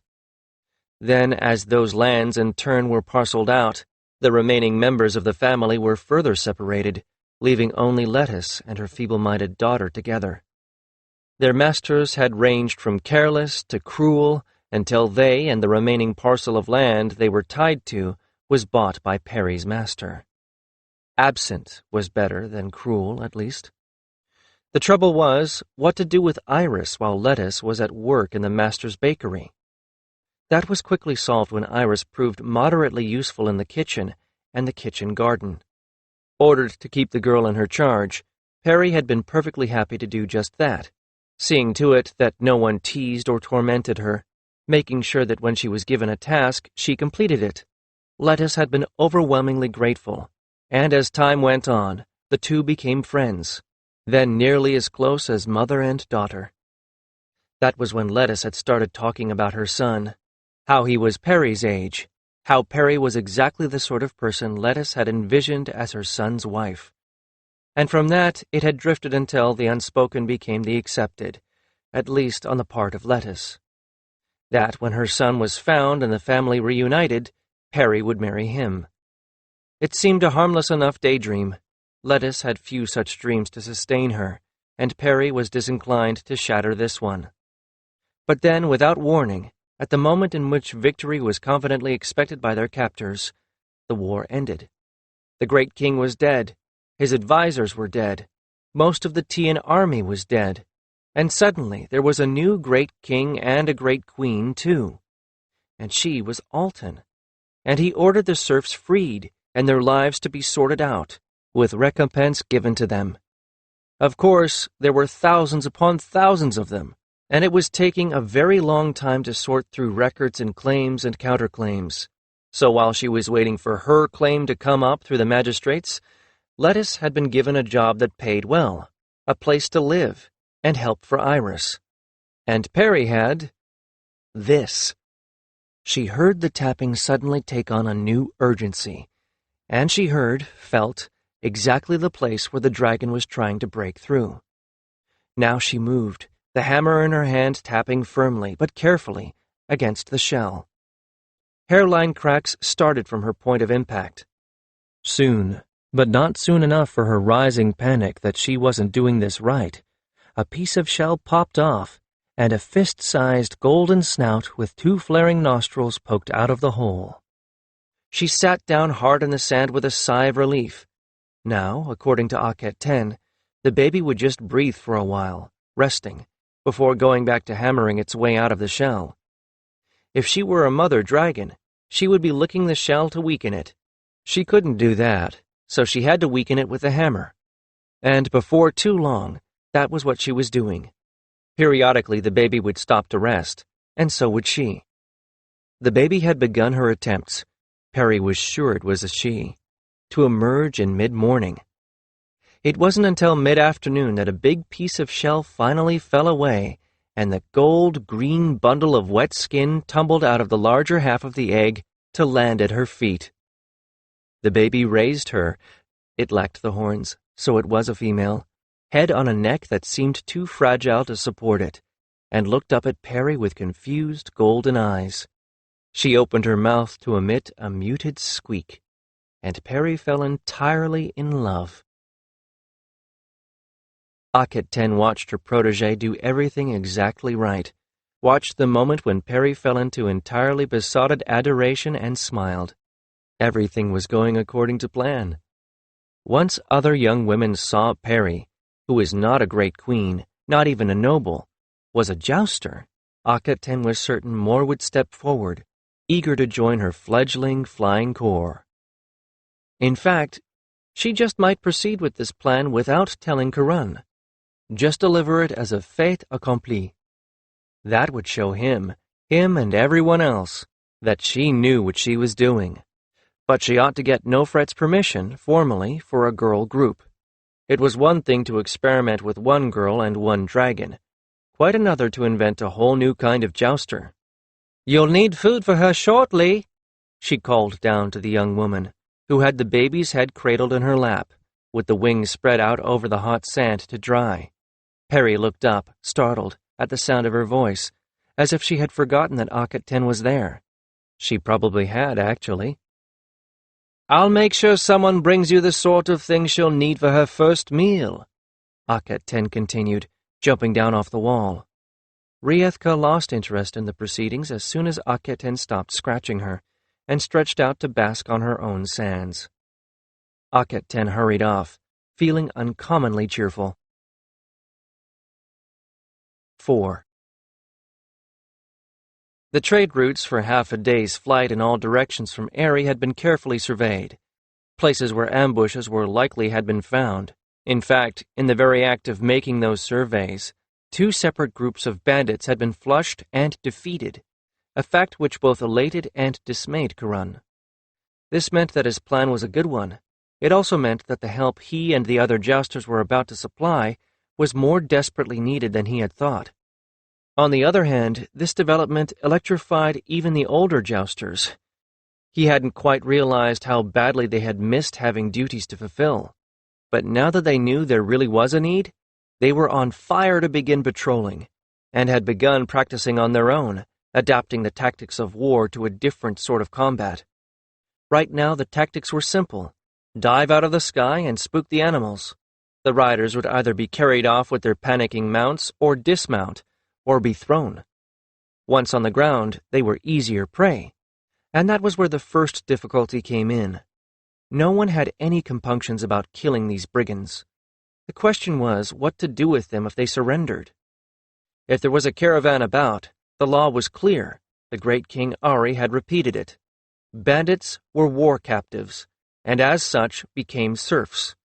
The caravans would take them and sell them to the highest bidder, or use them as labor. With all of the Altan serfs freed, there was a bit of a shortage of that sort of labor now. More strong captives would be welcome. The problem came if there were no caravans about. What to do then? There was no good way to transport them back to the nearest settlement. They certainly couldn't be brought back by the jousters. There was no way to do so safely. They couldn't be released. That was utterly out of the question. So what to do with them? Killing them out of hand was utterly repugnant to Kiron. So was leaving them trussed up in the sunlight to die. He still hadn't solved that problem on the day that the first official patrols began. But it was still a relief to lift into the sky on Avatra's back, in charge of a flight of the Greenies, jousters who had never actually seen combat. He wasn't worried about them. They were merely flying support for Orist's wing, which was composed of very experienced Altan jousters, survivors of those terrible days when the Magi had sent them into combat with the ruthless intention of getting rid of them through battlefield attrition. Anyone who had come through that was not going to find a few bandits at all intimidating. Kiron's Greenies, all sporting ribbons of his signature color of scarlet, striped in colors picked randomly, were acting as scouts. They ranged ahead and to either side of the trade road in pairs, taking it in turn to fly back to Kiron and the fighting wing to report. He really, truly did not expect any fighting this day, something he had even warned the others about. It wouldn't do for them to become disappointed and disillusioned the very first day. For the first half of the morning, the most exciting thing that happened was that one of the green youngsters spooked up a lone camel and decided it looked tasty. Green dragon, green rider, and a prey much bigger and tougher than even some experienced hunters would try, it was a good thing that they were flying support, for they were in trouble in moments, and it had taken the sight of the youngster's partner flying back in a panic to let most of both wings know something was amiss. There was a sudden cloud of dust on the ground where no dust should be rising, and most of the dragons in both wings suddenly turned their heads in that direction, as if they sensed something wrong. Avatra did a wing-over and headed in that direction on her own. But by the time they arrived, the situation was already well in hand. The camel was down, with Orist's blue atop it, tearing at the prey, while the youngsters stood off, the dragon's posture one of chagrin and envy. It wanted the meat. It also knew it was only going to get what Westet left behind. A pointed lesson for both dragon and rider. But Westet had eaten, and eaten well, before he flew, and Orist had no real difficulty pulling him off after he'd had the choicest bits. Not that, in Kiron's opinion at least, there was anything particularly choice about a camel. This meant a delay as the rider of the offending dragon was dealt with. Finally, Kiron decided that the best possible punishment would be to leave him behind. The dragon, oblivious and greedy, gorged himself, while the rider stood unhappily by and nodded at Kiron's orders. "Clearly, either you are not gauging how much to feed him, shirking your hunting duties, or not paying enough attention to his behavior," Kiron said severely. "You are the human, and you have to think for two. He is a dragon, and only knows what he wants to do in the next few moments. So when he is finished eating, you will butcher up what is left and fly back to Aerie. Tell Kalen that I am assigning you to his wing for more training in understanding your dragon." The older riders in Orist's wing looked pleased at this. Even in the old days, when the dragons were drugged, it had been of prime importance to understand their moods and behavior. And working in the hot sun, butchering a smelly camel, was good punishment for the young man. This was a form of discipline that they strongly approved of. For his part, that made Kiron feel a little more like a proper leader. "Maybe I can make this work," he thought, as he mounted Avatra and sent her up, the rest of his greeny wing, but one, straggling after him. There was a cloud of dust on the far horizon. From here, like a tiny smudge against the blue bowl of the sky, as if the glaze on the rim was not quite perfect. He signaled to one of his greenies and sent him on ahead to find out what it was. But since it was on the road, it was a good bet that it was a caravan of some sort. A caravan. There was a particular spot on this trade route that they'd already chased off one group of ambushers a day or so ago. Could it be that this had been no accident? Were the bandits actually expecting this caravan? He signaled to Orist, who flew a stet to within shouting distance. "I have a hunch," he called, and gestured at the dust smudge. "We might just get some action." Orist grinned, teeth gleaming whitely in his dusty face. "We're ready for it," he shouted back. "Lead us in, Captain." As Orist returned to his wing, Kiron signaled the rest of the greenies, and got them in rough formation behind him. The riders were lighter, the dragons themselves a little smaller, and hence just a little faster than the older ones, at least in straight flight. There was always a trade-off of weight, power, and speed. Lighter meant faster in racing flight, but not in a dive. A small dragon could never be a powerful one, but a powerful one might not be able to catch him. A powerful one might not be able to dodge an arrow. Kiron had memorized this stretch of the road, and now led the group straight to the ambush point. For now he doubted very much whether bandits were looking up for trouble. They had no real reason to, and if they did, seeing the dragons in the sky would probably make them scatter, which was the point anyway. The others might not see it that way, he realized after a moment. They might be spoiling for a fight. He made a mental note to remind them that they weren't soldiers anymore. They were police, and preventing something from happening was just as good, if not better, than flying to the rescue. He'd just have to convince them of that. But not, it seemed, today. For ahead of them, in the ambush point, there were little dots that he didn't recall being there, and Avatra began to strain forward, which told him that her superior eyesight had made out those specks to be animals or people or both. He took a chance, based on the fact that the dots weren't moving, and waved his hand over his head in the signal for enemy sighted. And none too soon either, for the greenie he'd sent out was racing back toward him signaling caravan, and he could see the dark streak against the desert floor beneath that dust cloud that told him the same. He sent the greenies up higher, moved Avatra into a middle height position, and signaled to Orist to bring the seasoned wing into the forefront of the formation. By that point, the dots had resolved themselves into riders, waiting to swoop down over the crest of the hill as soon as the caravan came within reach. They were not looking up, although, a moment later, as Orist's wing came diving down out of the sky and their camels began to bolt, they were. By the standards of the war, it was a short and very much one-sided battle. Kiron even allowed his greenies to dive down and herd riderless mounts off into the desert as far as they could be chased, while the seasoned fighters concentrated on the bandits themselves. This was plenty of excitement for them. The bandits, however, were enough of a menace that the seasoned fighters individually had their hands full. Some of them must have dealt with jousters before this, for a handful of them went back to back in a circle, roughly half with spears and half with bows. The bowmen were good shots. A deep maroon dragon bellowed in outrage as an arrow pierced his wing web, and as his rider cursed and ducked, an arrow bouncing off his helm. Kiron was glad he'd ordered the experienced jousters into their scavenged armor today. But rather than making them back down, the successful attack on their fellow jouster infuriated the rest. The angry cry from their injured wingmate ignited the ire of the dragons, and as if they had been given orders from Akhet 10, Kiron watched in astonishment as they did something he had never seen jousting dragons do before. They ignored the commands of their riders and landed, clustering all on one side of the knot of bandits. Then, as one, they half-reared and began furiously fanning the air with their wings. A landing dragon had always kicked up a miniature camisine. This was 8 dragons all blowing up sand and dust and purposefully aiming it at the humans, who were not expecting it. Blinded, uttering cries of pain of their own as they dropped weapons and tried to shield their eyes, or clapped their hands over eyes full of sand, they stumbled backward, turning away from their attackers, only to be felled by arrows, javelins, and slung stones and lead bullets.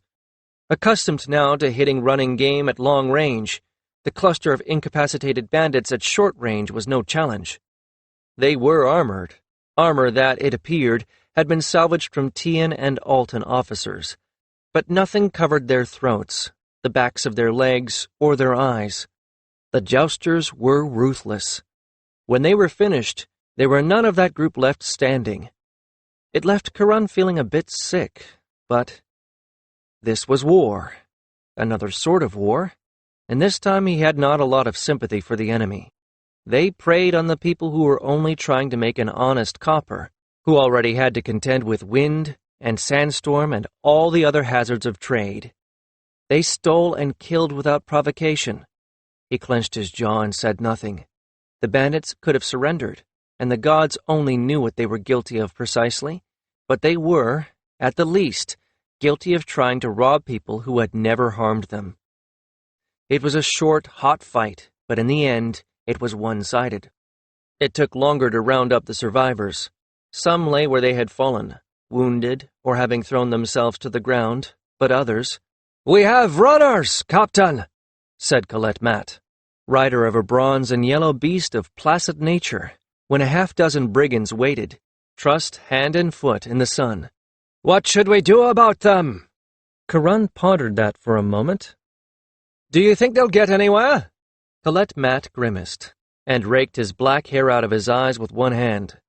"I would have said no, since there's nothing but sand and scrub as far as the eye can see. But these rats aren't soldiers. They have the luck of Seft himself, and it would be just our luck that one of them would go telling what had happened in some scummy tavern, and the next lot we have to deal with will be ready for us." "Eventually someone will tell," Kiron pointed out reluctantly. "But it would be good if we could keep the advantage of surprise for a while longer." He scratched his head and looked out over the horizon. "All right.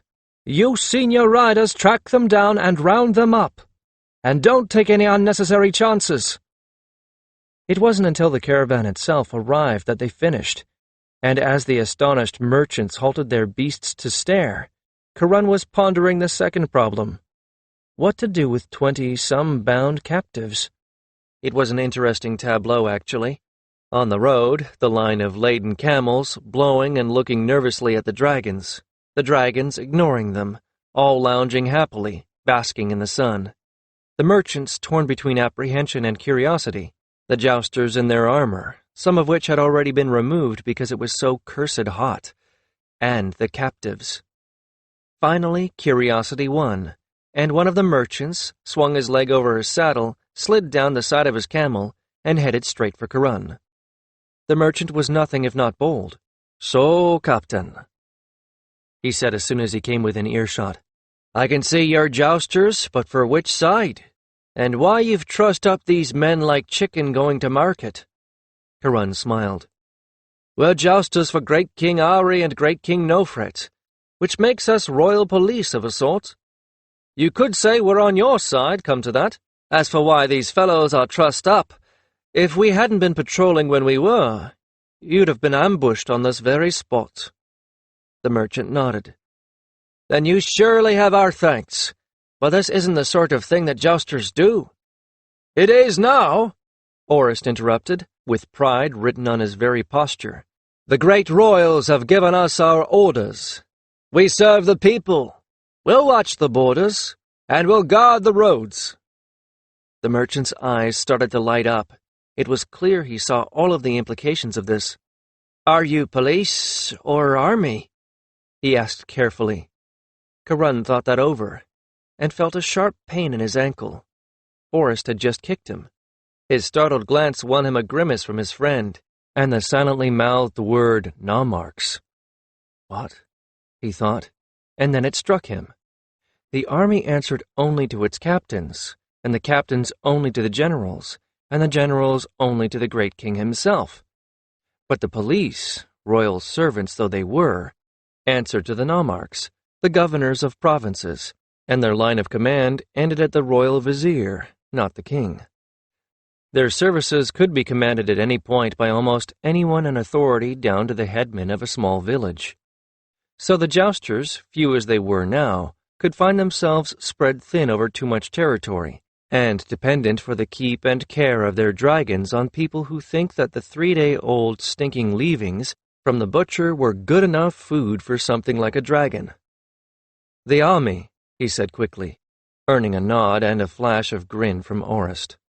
"Ah," the merchant looked a bit disappointed, but then his eye fell again on the bandits, and he brightened. "Then that makes these men war captives, true?" Kiron nodded. The merchant grinned toothily. "Well, Captain, in that case, I am authorized to take them off your hands." He fished inside the neck of his tunic and brought out a medallion on a cord. "I am an authorized dealer in war captives." "Tian, I presume?" Kiron asked, peering at the circle of stamped faience. He couldn't make heads nor tails of it, but Colette Matt was Tian, and Kiron waved him over. He glanced at the medallion and grinned. "Looks like our problem of how to transport this scum is solved, Captain," he said. The faces of the captives fell. Kiron decided that some scare tactics might be in order. "Well, it's a good thing this fellow came along," he said gruffly, loud enough for the captives to hear. "The great king gave me field authority. I was going to try and execute them right here." He paused. "I don't know, I still might. The dragons are hungry." For one moment the merchant looked horrified, but Kiron gave him a broad wink that the captives couldn't see. His eyes narrowed, and a ghost of a smile appeared. "That's a waste of good workers, Captain," the merchant protested. "You can easily hunt down their camels to feed your dragons." "He's right," Orist chimed in. "Besides, there's more meat on a camel." "All right, then," Kiron said, sounding as if he had been persuaded, but was still a bit reluctant. "What's the procedure here?" The procedure proved to be fully as bureaucratic as he had suspected it would. 2 copies of the list of captives, with names and general condition, had to be written up on the spot, with Kiron taking one to turn over to whatever royal scribe was in charge of such things. From there, he had no idea what would become of lists or captives, but presumably the lists would be checked against each other and against the actual captives before they went into the market. Kiron had heard that Aerie had made a few changes to that procedure to make sure that serfs weren't treated as Kiron, then called vetch, had been treated. These men had no notion just how much better their lives were going to be than his own had been. Pity they didn't deserve it. 5. A female jouster group? Great Queen Nofret asked, astonished. Mind, she didn't look like a great queen at the moment. She was in the same sort of linen tunic that Akhet 10 was wearing, with her hair held only by a simple headband. She wore no jewelry at all, much less a crown, and she groomed and saddled her dragon, the magnificent purple and scarlet Theon, as well as a dragon boy. But this was the one time of the day when she was able to relax and not be Great Queen Nofret, when she could become something she had never actually been before, something other than royal, merely herself. In many ways, Akhet 10 did not envy her at all. As she helped to wipe Theon down with oiled cloths, Akhet 10 stole glances at Nofret's serene profile and considered the queen who was also her friend. All her life she had been groomed to be on a throne. First, she had been one half of the female pair of royal twins that would share the thrones of Alta with the male pair of royals. That was the way of things in Alta, as the great kings and queens of Alta were always two sets of royal twins.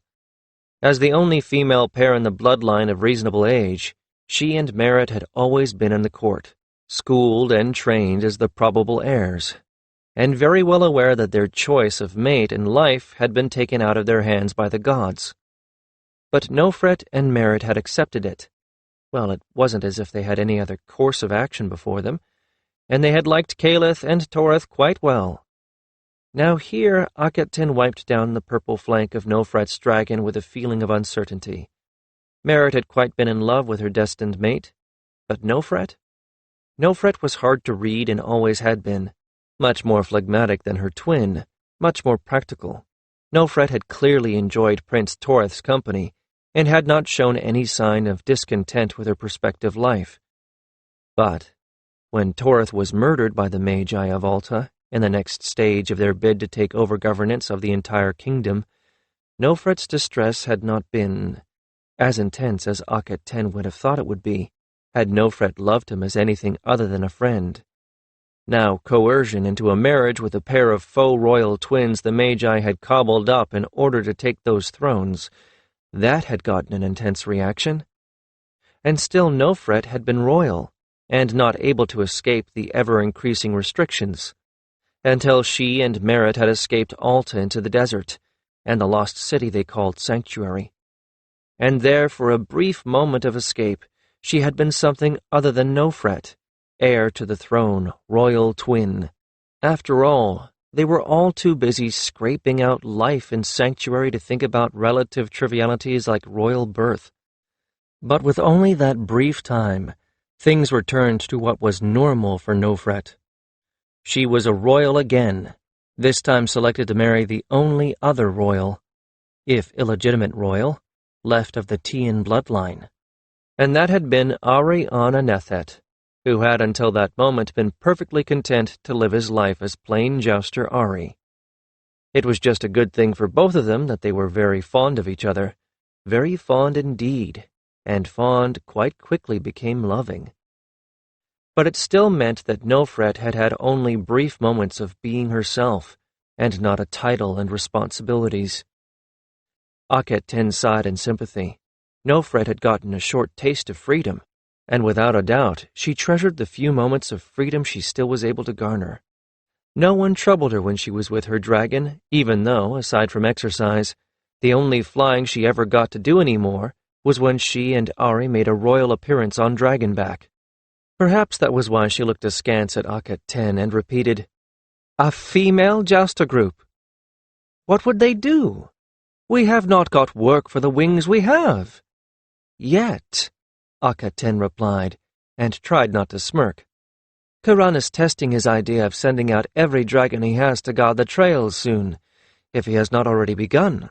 Every wing in Aerie will be flying guard on a trade road. I suspect that it will not be long before the traders and the merchants who depend on them for goods will be petitioning your highness to find more jousters for the same duty." "Nee," Nofret said absently, and her dragon obediently lifted a purple to scarlet leg for her to use as a stepping place to mount up to the saddle over her shoulders. Once securely in the saddle, Nofret looked down at Akhet 10. "But why a group of female jousters? Not that I object," the Great Queen added quickly. "But what can they do that the jousters we have cannot?" Akhet 10 opened her mouth to answer hotly, shut it without saying anything, then opened it again. Frustrated, she finally answered, "Nothing." Nofret sighed and looked down at her. "And you will incur much displeasure," she pointed out. "Not that women should not be jousters, though there will be some grumbling of that nature, but there will be many more complaints that you are taking dragons that should have gone to those waiting for them, and adding more hungry draconic mouths to fill." Akhet 10 set her jaw mulishly and squinted up at her, purple and scarlet and glorious against the hot blue bowl of the sky. "I know all this, and we will not be taking dragons that should have gone to those waiting for them. We will find our own eggs, our own baby dragons. We will not be pretty priestesses flying about for no good reason except to be ornamental. We will work. We will find work." Nofret shook her head, then laughed. "I am the Great Queen. If I want a wing of dragons rather than, say, a temple, I may have it," she said at last. "All right, Akhet 10. Find your eggs and your girls. Find your work. Make me a wing of female jousters. If nothing else, I can claim I need you to escort me on temple duties or," she made a face, "to escort me when I am flying at any time. You may have to play the part of pretty priestess flying about to be ornamental, at least for a while, but if you can find real work for your wing, then I will release you to do it." Since Akhet 10 had been steeling herself for more reasons why this was a bad idea, she beamed with happiness. But the next thing that Nofret said was sobering. "I shall require you to give up courier duty, of course," she said. "Not even the most accommodating of the old jousters will be willing to act as the leader and administrator of this group. I can give you the full use of the old dragon courts, and I can lend you an overseer, but only you have the knowledge of what the dragons will need and how to train them. I doubt very much that any of the current trainers will help you. You will have to do this all yourself, and the only place besides Aerie that has the right resources for dragons is here, Memphis. You will have to remain here for the foreseeable future." Give up courier duty?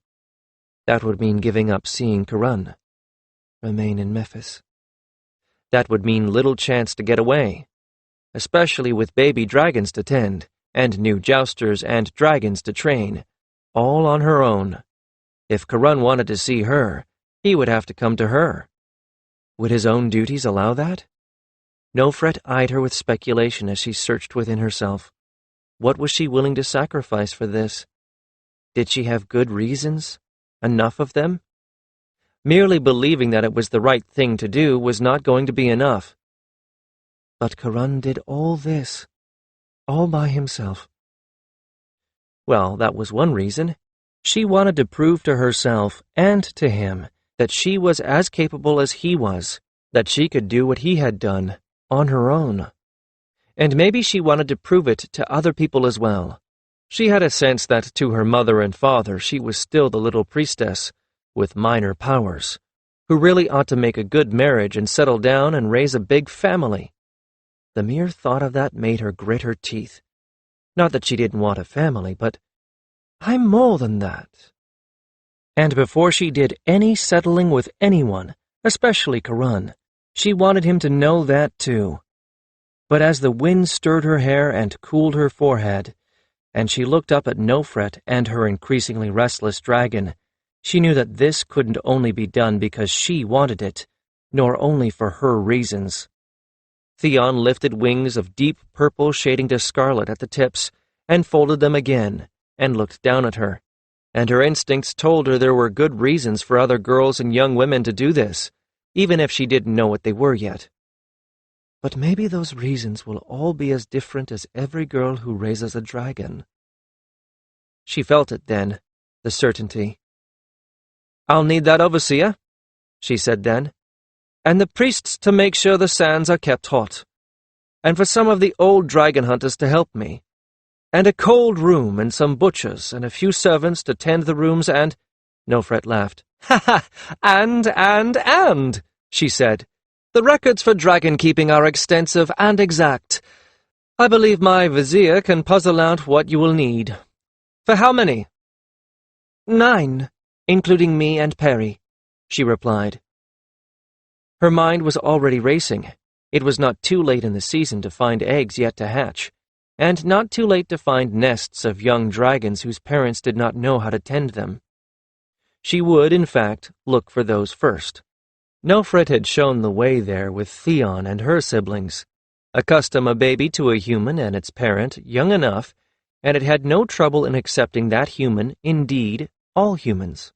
"And I will request to Kiron that he send me one of his young and inexperienced jousters to be our courier." Nofret's eyes grew distant for a moment. "If we are to have more than just 4 dragons here, it would be no bad thing to have more than one courier. 2 at least. No, 4. 2 for between here and Aerie, and 2 for between here and Sanctuary. 1 at each end. If Kiron is going to start guarding the trade routes, we will need to speak with him very much more often." "That is something we can do," Akhet-Ten said instantly, glad of the opening for one of her ideas. "We females can fly courier, and since we are lighter than the men, we can probably fly faster." Nofret looked down at her, and at that moment, Akhet-Ten saw the great queen and not her friend. "That will be for the future, then. Keep thinking, Akhet-Ten," the great queen said. "The more reasons you can make, the easier it will be for me to defend your existence. Now, my dragon is getting restless, and so am I. Go and consult with my vizier and make your lists. And think of how you are going to tell Kiron that if he wishes to see you, it will be he who must come to you from now on, because no matter how you tell him, he is not going to like being told." Akhet-Ten sighed, and shielded her eyes as Theon took to the skies. Nofret was right. That was going to be one of the hardest things she was going to have to do. The easiest thing turned out to be finding the dragons themselves. 2 seasons on, and the freed dragons of Tia often still could not manage to grasp how to properly tend a nest full of babies. This was not so bad for the young ones, when one of the parents was a fully wild dragon, but when both were former jousting dragons. Over the course of the next few days, Akhet-Ten went back to all those places where she had found dragon nests and marked them, hoping to find eggs that had been abandoned. Now she looked for baby dragons that were not prospering. It turned out that it was not at all difficult to find them. Baby dragons that were not being fed were hungry, and hungry baby dragons cried. Now occasionally a dragon who had laid infertile eggs would adopt the younglings, not wishing to find herself and her crew of carters staring into the face of an angry mother. Akhet-Ten spent time at each nest, waiting to see if the mother returned with adequate prey, or if she would fail to return at all. Once, where there had been 2 nests relatively close together, the gold dragon that Akhet-Ten remembered at the second abandoned the eggs that were clearly not going to hatch, and took over the babies in the first nest. But all too often it appeared that not all of the baby dragons were going to survive being raised by indifferent or inexperienced mothers. This was not unlike the experience that falconers had when stealing young hawks. A good falconer would find a nest where 1 or 2 of the chicks was not thriving and take the strongest, leaving the other 1 or 2 that were left to enjoy the good feeding that the largest and greediest had been getting all for himself. However, given the size and strength of even the smallest of young dragons, Akhet-Ten took the opposite approach. She and her wild animal hunters took the weakest. They waited until the mother and father flew off for the first of the morning hunts, then moved in, and the first thing they did was to stuff all the babies in the nest with meat that they had brought with them. The babies were still too young to recognize a human as anything other than another moving object in their world, and when that moving object slid meat down their throats, when the babies were full, they stopped whining and went almost immediately to sleep. That made extracting one from the nest trivially easy. 2 strong men could carry one in a sling, and the rocking motion seemed to be soothing for them. Putting the sling between 2 camels for the trip back to Memphis proved to be just as soothing. Unlike captured fledglings, these babies were perfectly content to sleep in their swinging cradle and be fed when they woke and whined.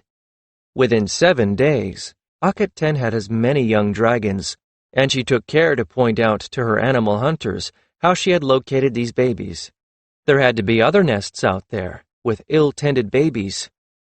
Kiron had complained that he had more would-be jousters waiting than he had eggs or babies to give them. The Great Queen had observed that Akhet-Ten would incur resentment for taking dragons that should have gone to men. Well, no one would now be able to say she had not done her best to help her rivals. Besides, she couldn't bear the thought of those beautiful little creatures slowly starving to death. When Nofret had approved the notion of the Queen's Jousters, Akhet-Ten had hoped that young women would be as eager to volunteer for such a thing as the young men were. There never seemed to be any shortage of young women wishing to be priestesses, for instance, and that was equally demanding work. Not that she was going to take just anyone, but, "I don't understand this," she said forlornly, as Perry helped her to feed the babies, which she had housed all together in one pen for ease and care. "Why aren't there more people who want to train as jousters?" "More girls, you mean?" Perry said shrewdly. "Well, that's easy enough. How is a girl going to find a good husband if she's riding around on a dragon?" Akhet-Ten stared at her, dumbfounded. "You jest, yes?" But Perry shook her head. "You have not spent enough time around ordinary people, Akhet-Ten," she said frankly. "Ordinary girls, anyway. It seems, even among us when we were serfs, that was what we talked about. It was what our mothers and grandmothers talked about. It was all anyone ever talked about. Not among the winged ones," Akhet-Ten protested. "Then perhaps you are looking in the wrong place," the girl said shrewdly. "Perhaps if you looked among the priestesses—" Akhet-Ten blinked. That simply had not occurred to her. But among the priestesses, her power was considered minor, uninteresting, and, to be honest, not at all useful. To be able to speak into the mind of an animal, to what purpose? Far more useful and cherished were those who could speak to other priestesses at a distance, to see at a distance, or the future, or the past. To speak with spirits, that was another sought-for power. Most of all, to be a mouth of the gods. All these things could serve the people. What would you learn if you spoke into the mind of an animal? Not a great deal that was useful. Unless, of course, that animal was a dragon. Akhet-Ten had been able to calm even the jousting dragons that had gone to the wild. She could coordinate an entire wing. She could soothe fears and tell what was hurting. What if every wing had someone like her? "Perry," she said breathlessly, "you are a genius." "I am a genius covered in bits of meat," Perry said ruefully, looking at her bloody, sticky hands. "Let us finish feeding these little ones so we can bathe before we become covered in biting flies."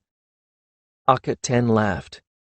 She hurried through her bath, though a daily luxury she usually lingered over, especially in the hot days like this one. Not that she didn't take care with it, she certainly did that. After all, when one is going to visit a temple, one does well to look one's best. But she also didn't want to look as if she was one of those silly women who dressed to impress a man with how important and wealthy she was.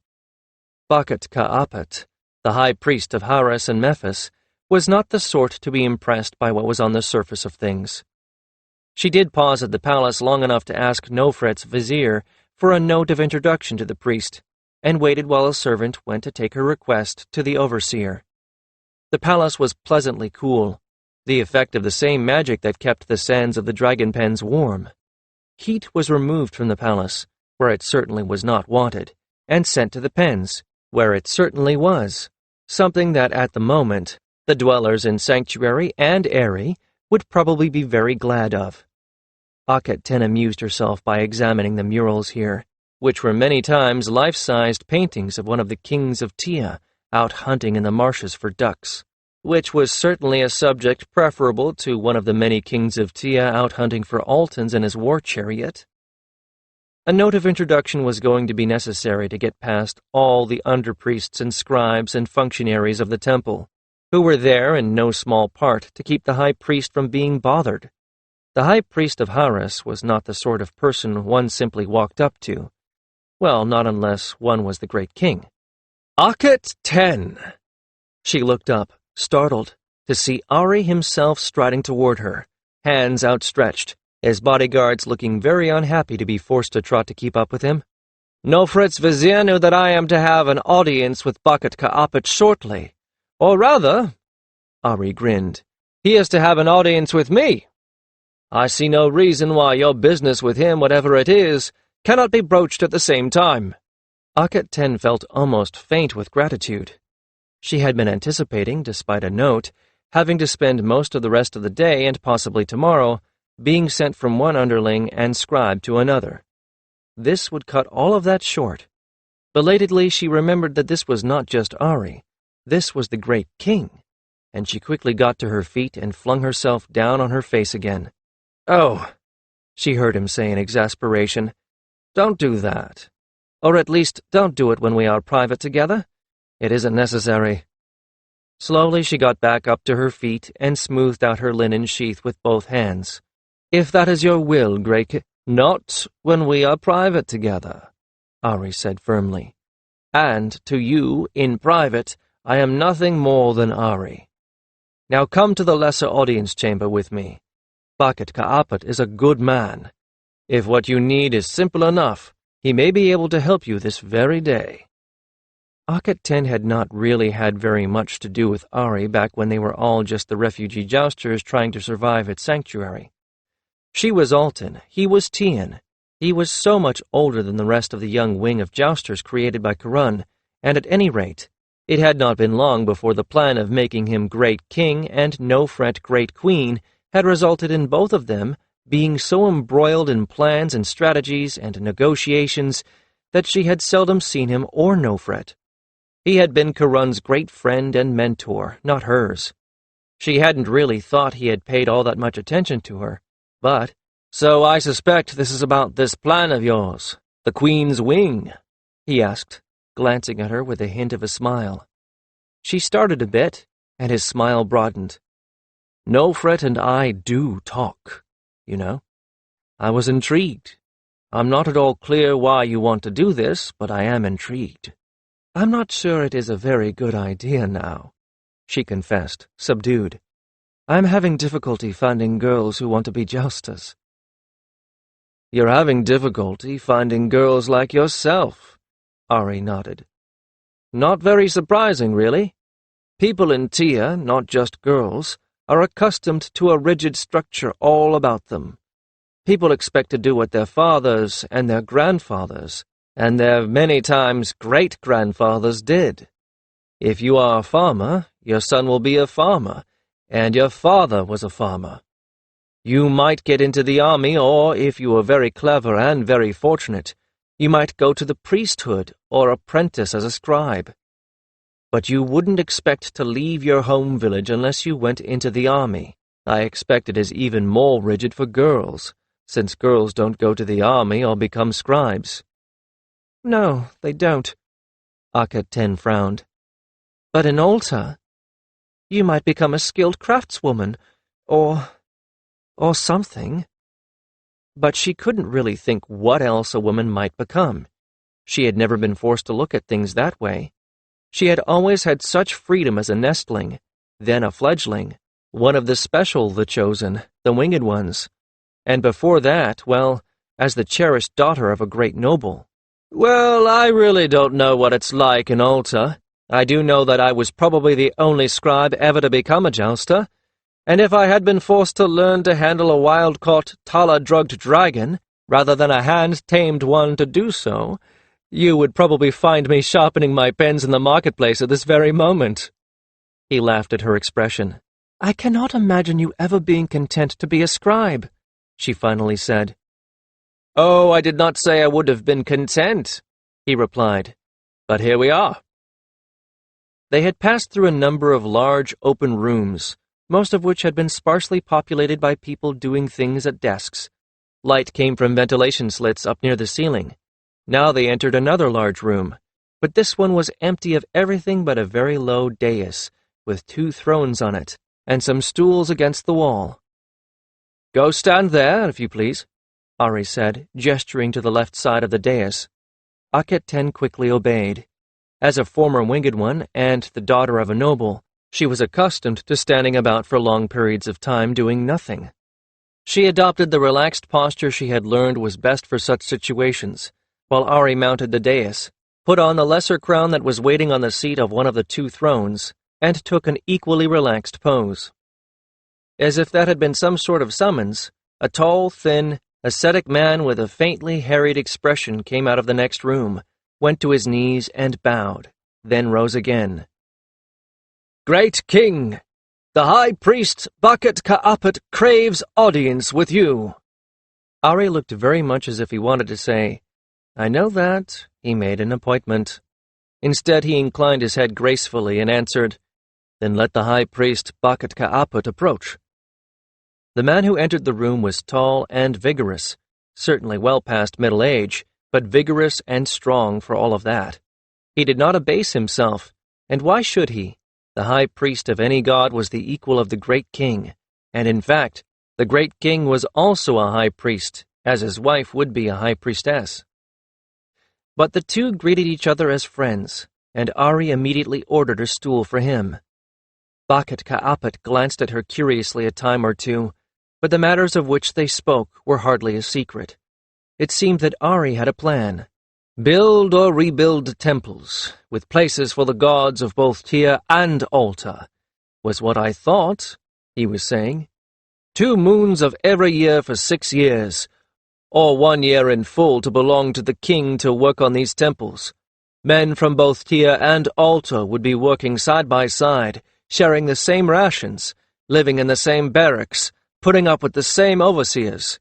By the end of 2 months, well, they would go home knowing that the man from the other land is no monster.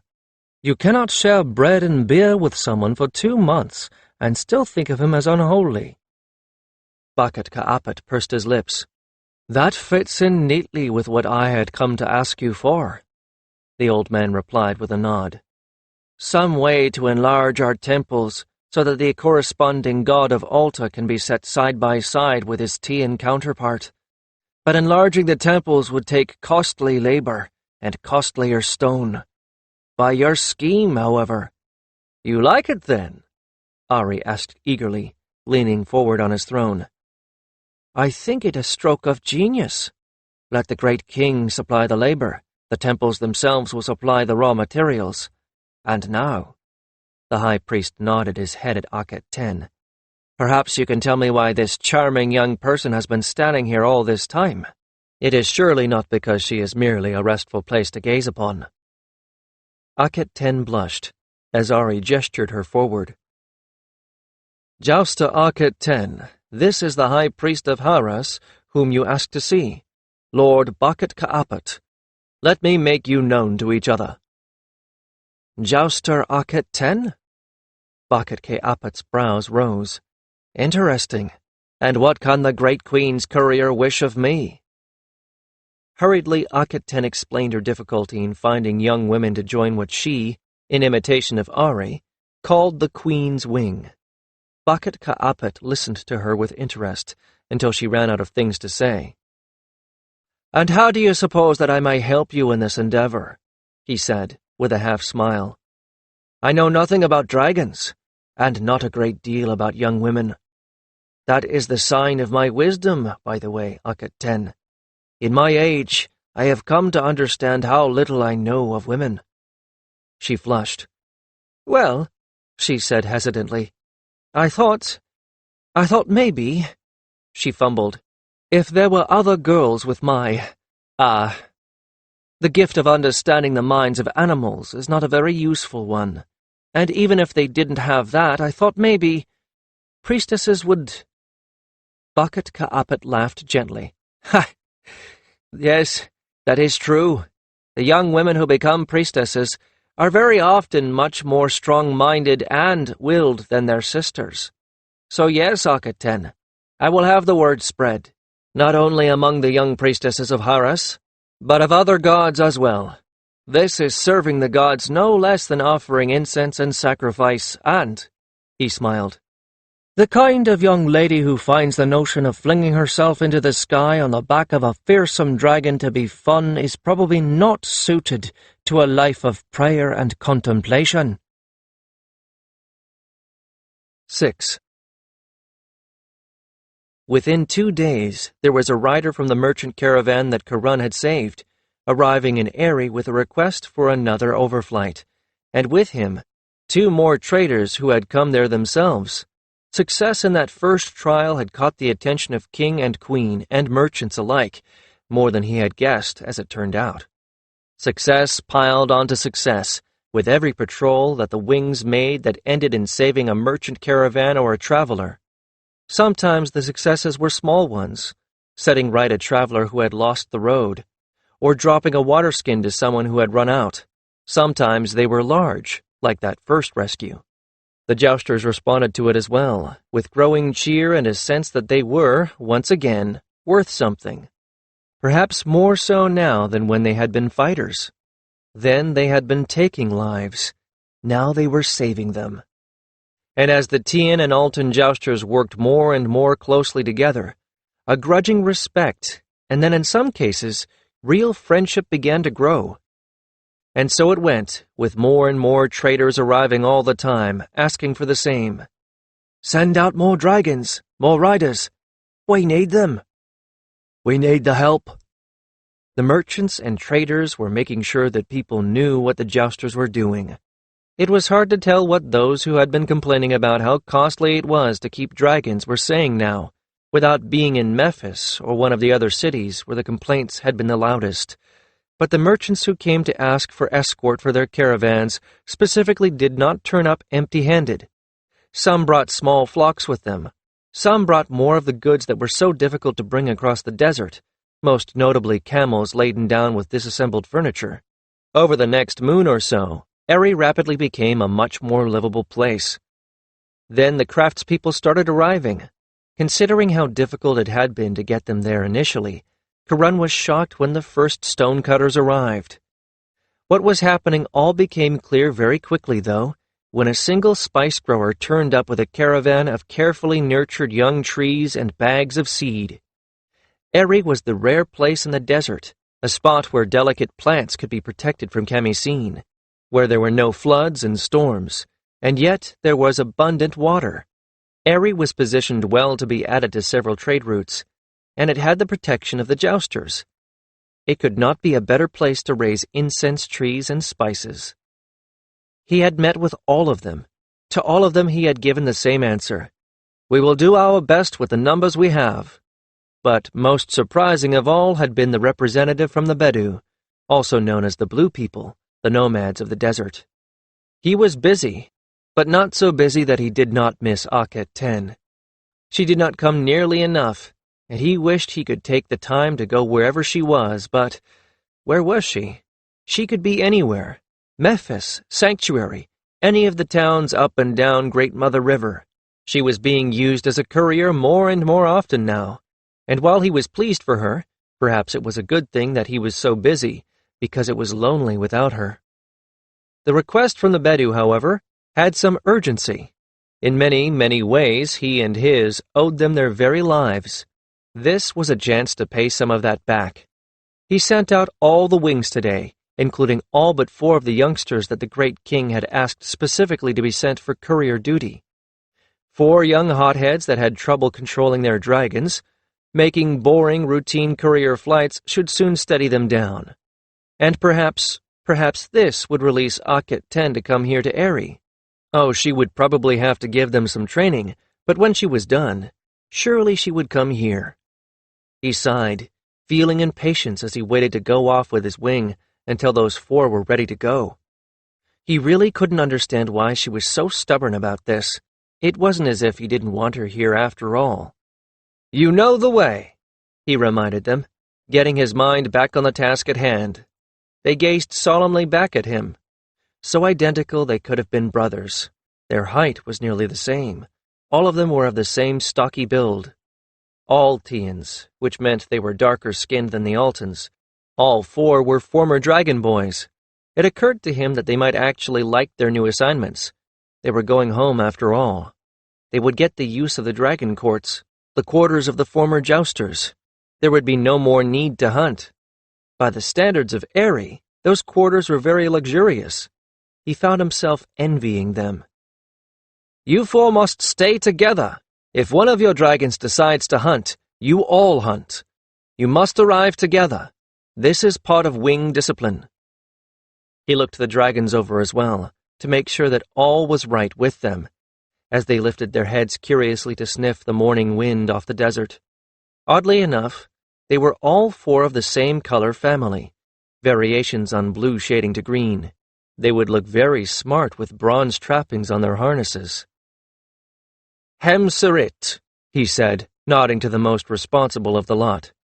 "You are temporary wing leader. Any other disposition will have to be confirmed by—" he looked at the dispatch, "Vizier Nef Kamhet. You will be reporting to him directly when you arrive. Land at the Dragon Court, and there will be a servant waiting for you. After that, what happens and who you report to will be determined by the Vizier. If he is displeased with your performance, he will send you back here." Hemserit gave him the fist-to-shoulder salute of the Tians. He nodded. They mounted up, not together, and their dragons seemed inclined toward mischief, since they tossed their heads and pretended not to understand the knee command until he barked it out. Yes, they had a ways to go before they were ready for any sort of responsibility on trail guarding. He sent them off with a wave, and they took off raggedly, diving down into the canyon to pick up speed, then pulling up and out of it, and pumping hard for height. For as long as he could see them, they flew in tolerable formation, though blue dragons against a blue sky were a bit difficult to track after a while. Then, finally, he was able to signal to his wing to mount up. They did much better, although they did not mount at once with military precision.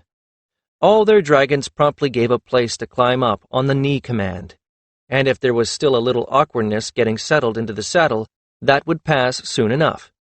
This time the signal to fly was when he sent Avatra diving into the canyon himself. He never got over the thrill, the feel of falling, hurtling toward the ground, bracing himself in the saddle.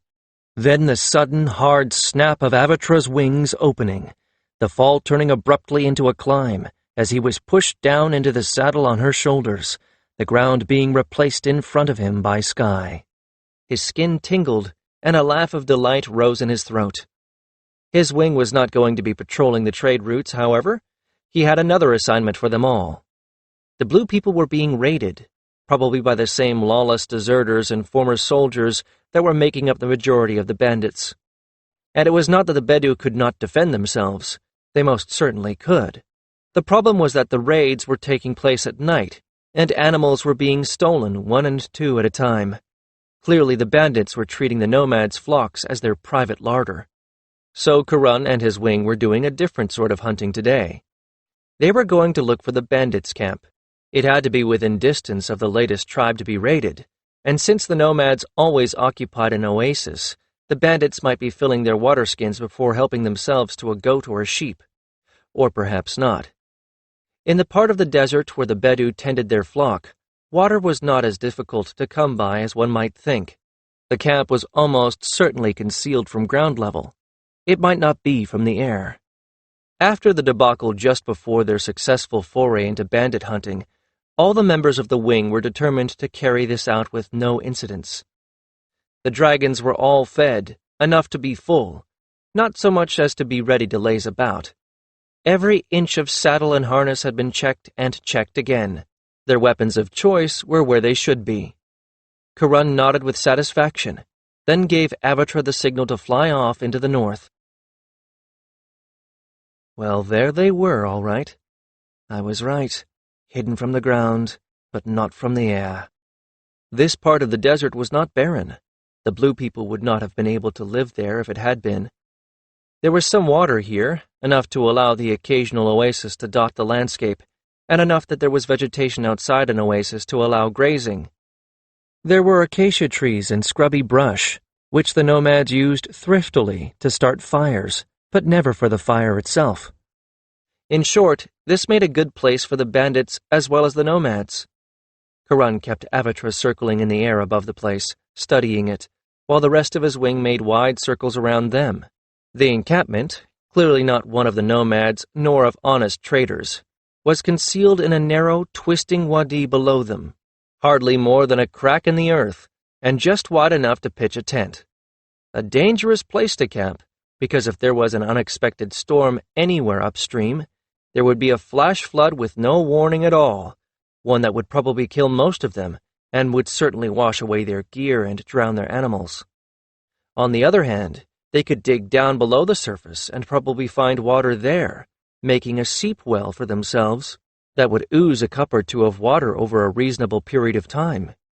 Several seep wells spaced out over the wadi would produce enough water for men and mounts with patience. That would mean they wouldn't have to raid the nomads' oasis for water as well as food. It was a calculated risk, made all the more clever by the fact that no one who knew anything about the desert would expect someone to camp in a wadi.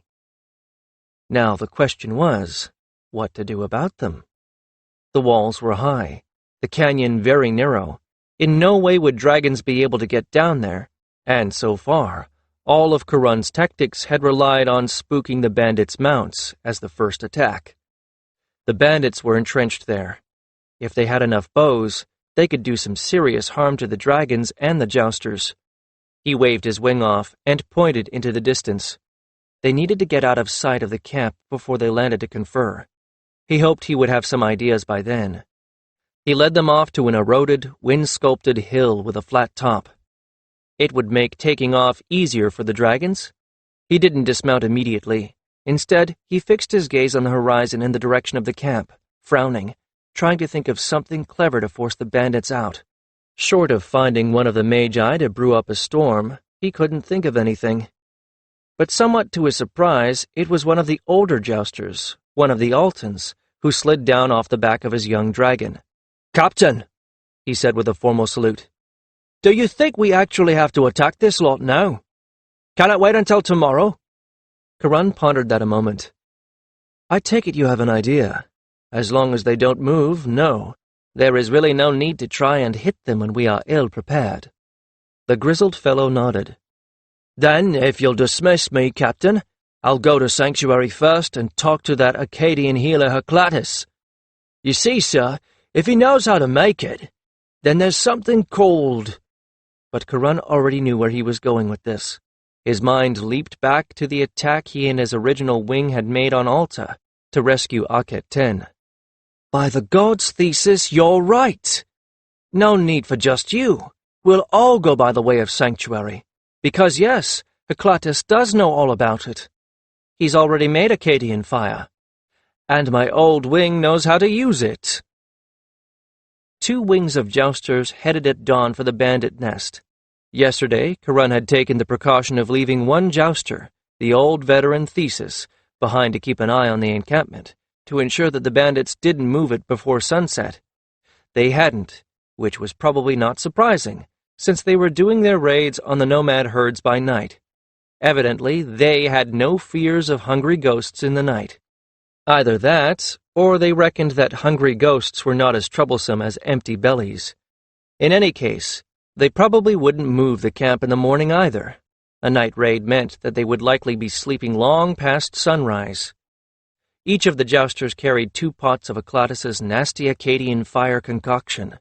Nasty? Well, vicious was more descriptive of the stuff. Not something anyone he knew liked using. But the bandits were just as vicious in their way.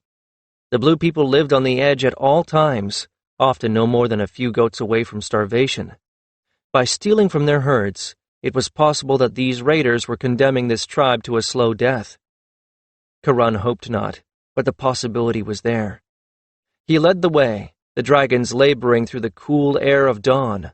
This was not a time of day he would have chosen to fly them into combat, had he intended them to attempt the sort of combat that they had been undertaking. But if this went well, this would not be the usual sort of fight at all. As the two wings approached the wadi, they split, one going upstream, the other downstream. Although they were not flying particularly high, there was no sign that they had been spotted, and in fact, a very thin, thread-like stream of smoke arose from where Kiron reckoned the center of the camp was.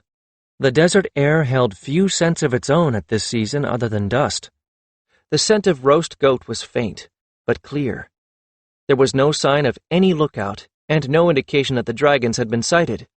The bandits must be very confident that no one would find them here, so confident that they didn't even trouble to leave a lookout.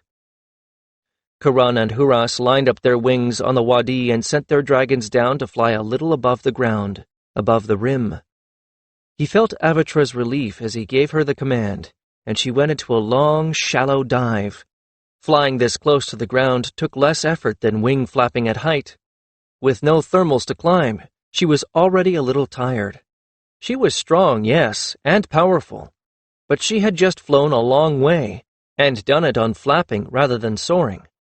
He leaned down over her shoulder and peered along her neck, the wadi stretched out before them like a crooked snake. He looked back over his shoulder, making sure the rest of the wing was lined up behind him.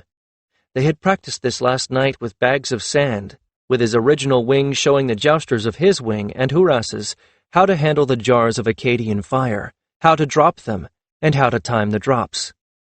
The trailing dragons looked good. They were spread out properly without too much or too little distance between them. With the wind of their passage in his face, and as Avatra swiftly approached the wisp of smoke that marked the camp center, he loosened the first pot of Akkadian fire in its bindings. The empty wadi rippled by beneath him, flashes of thin green from a patch of tough grass or the leaves of a tree. He sighted his way down ahead of him, watching for the regular shape of a tent, a bit of color from clothing, anything that shouldn't belong. As narrow as this wadi was, the camp should be strung out along it for quite some distance. The jar was heavy in his hand, and he held it tightly by the handle, of tough cord around its neck. Then, there it was, the shape of a tent. As soon as he saw that, he threw the jar as hard and straight as he could and signaled Avatra to climb. He heard the crash beneath him as she banked to avoid Huras's purple-blue Tathulan, passing the other dragon belly to belly as they often did in mock combat when ribbon chasing. He didn't actually see the effects of his strike until he was high above the wadi. By then, 4 or more of his Jousters had sent their pots crashing into the camp, as had 5 of Huras's wing, and the camp was ablaze.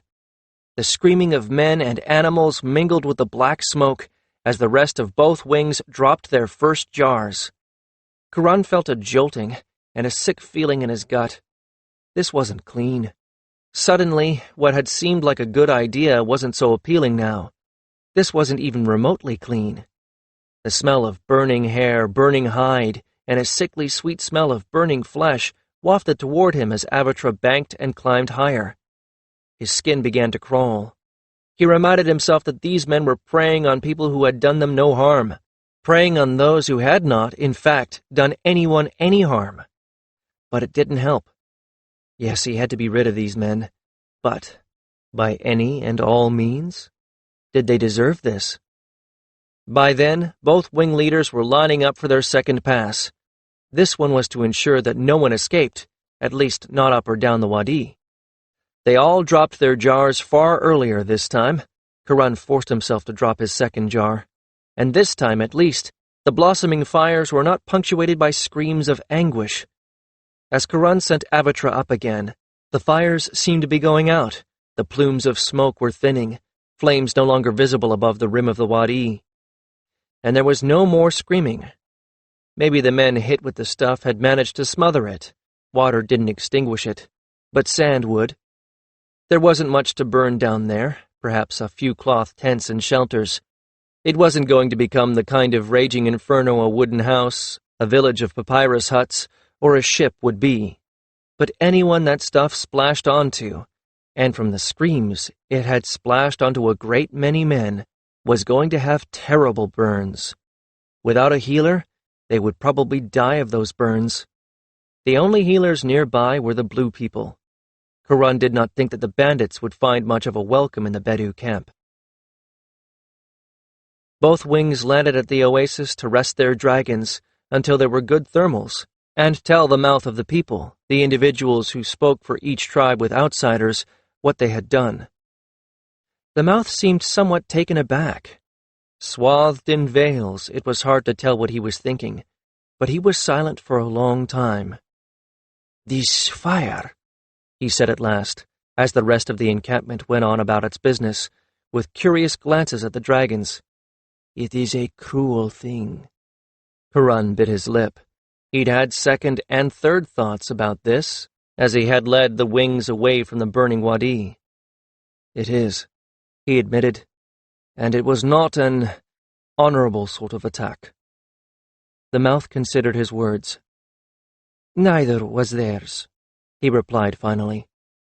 "They did not kill any of us directly, but there are children going short of milk because they stole milch goats, and we will need to call upon favors from other tribes to make up for our losses. We will not starve, but we will not prosper either, for some time to come."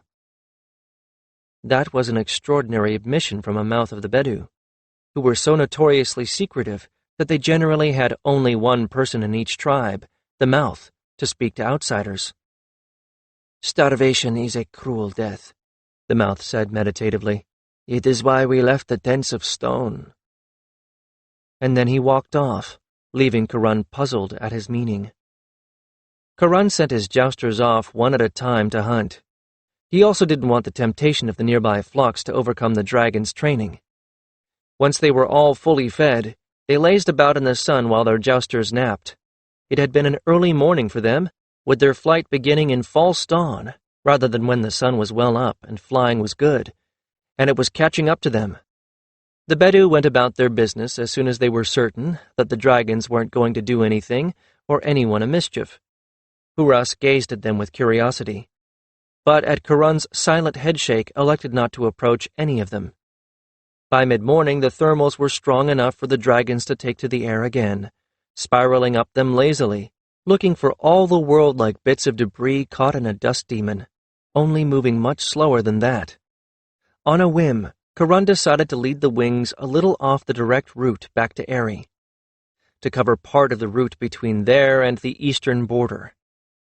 Not that there was an actual road, there was not enough traffic for that.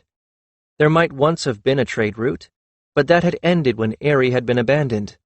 Now anyone who wanted to cross that expanse of wasteland did so navigating by the stars and the sun, or went farther south or north to an established route. Even the garrisons of the army there went farther south, though straight across would have been far faster. He was glad that he had when they were roughly halfway home. The dot of color on the bleached earth caught his eye first. Curious, he veered Avatar toward it. But as soon as he was able to make out what it was, he urged her to greater speed, because the blot below that lay without moving was the combined bodies of a man and a camel. The man slumped over the camel's neck, the camel collapsed sideways, and as soon as Kiron landed, slid down Avatar's shoulder, and ran to them, he knew that both were dead. But the most critical thing about the bodies, aside from the terrible arrow wounds, was that the man wore the simple kilt, headcloth, and armband of a Tian border guard, and the last of the trail in the sand made it clear that he had come from the eastern border. The rest landed and stared with him at the poor victim, most showing at least as much alarm as he felt, if not more. Who did this?" someone ventured at last. Kiron shook his head. The bodies were hit with several arrows, wounds that the victim had tried to bind up without much success.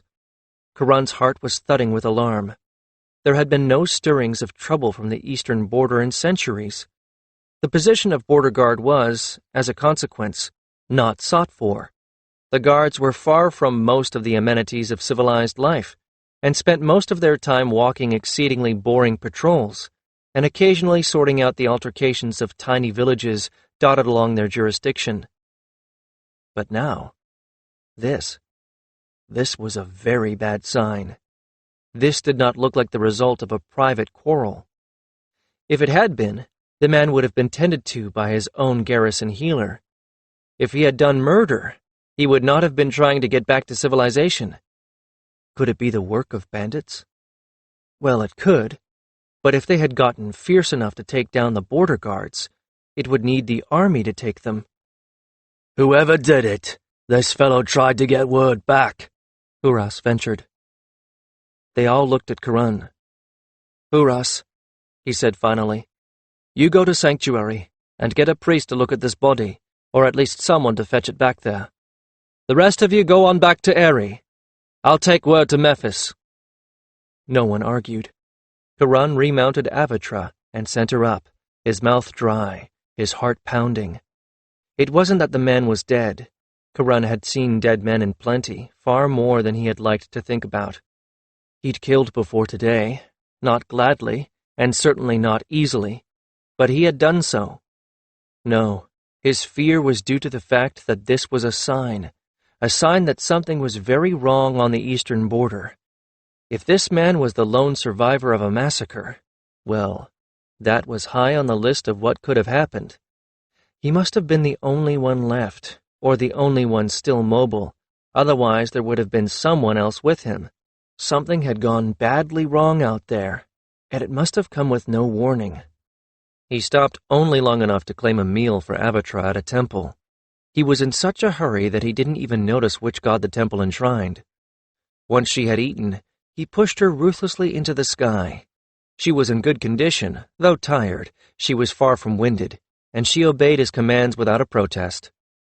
She did keep glancing over her shoulder at him as she flew, as if she was picking up some of his anxiety. His mouth felt dry, no matter how many times he pulled at his water skin, and he tried to reckon how long it would have taken that border guard to get to where he had been found. It didn't look to Kiron as if he had been lying there for more than a day, and he would have thought, with all of the dragons in the sky, someone would have spotted him if he had been lying there for much longer. I wish someone had spotted him before he died, Kiron thought, and then, with a flash of anger at himself, he realized that someone might have. But lone riders crossed that stretch of desert all the time, and none of his jousters had ever been instructed to examine or even make a close pass to try to identify them. If they had, they would have seen the dried streaks of blood on the camel, the man. They would have known both were dying, and might have been able to get the man to a healing priest in Sanctuary in time to save him. Now all they had was a mystery.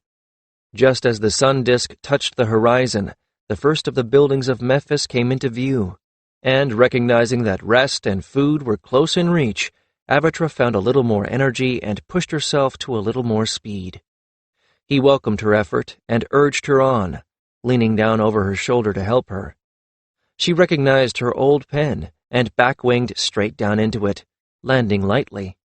The two pens on either side of hers showed recent occupation, and those on the right both held blue and green dragons, 2 of the 4 he had sent here as couriers.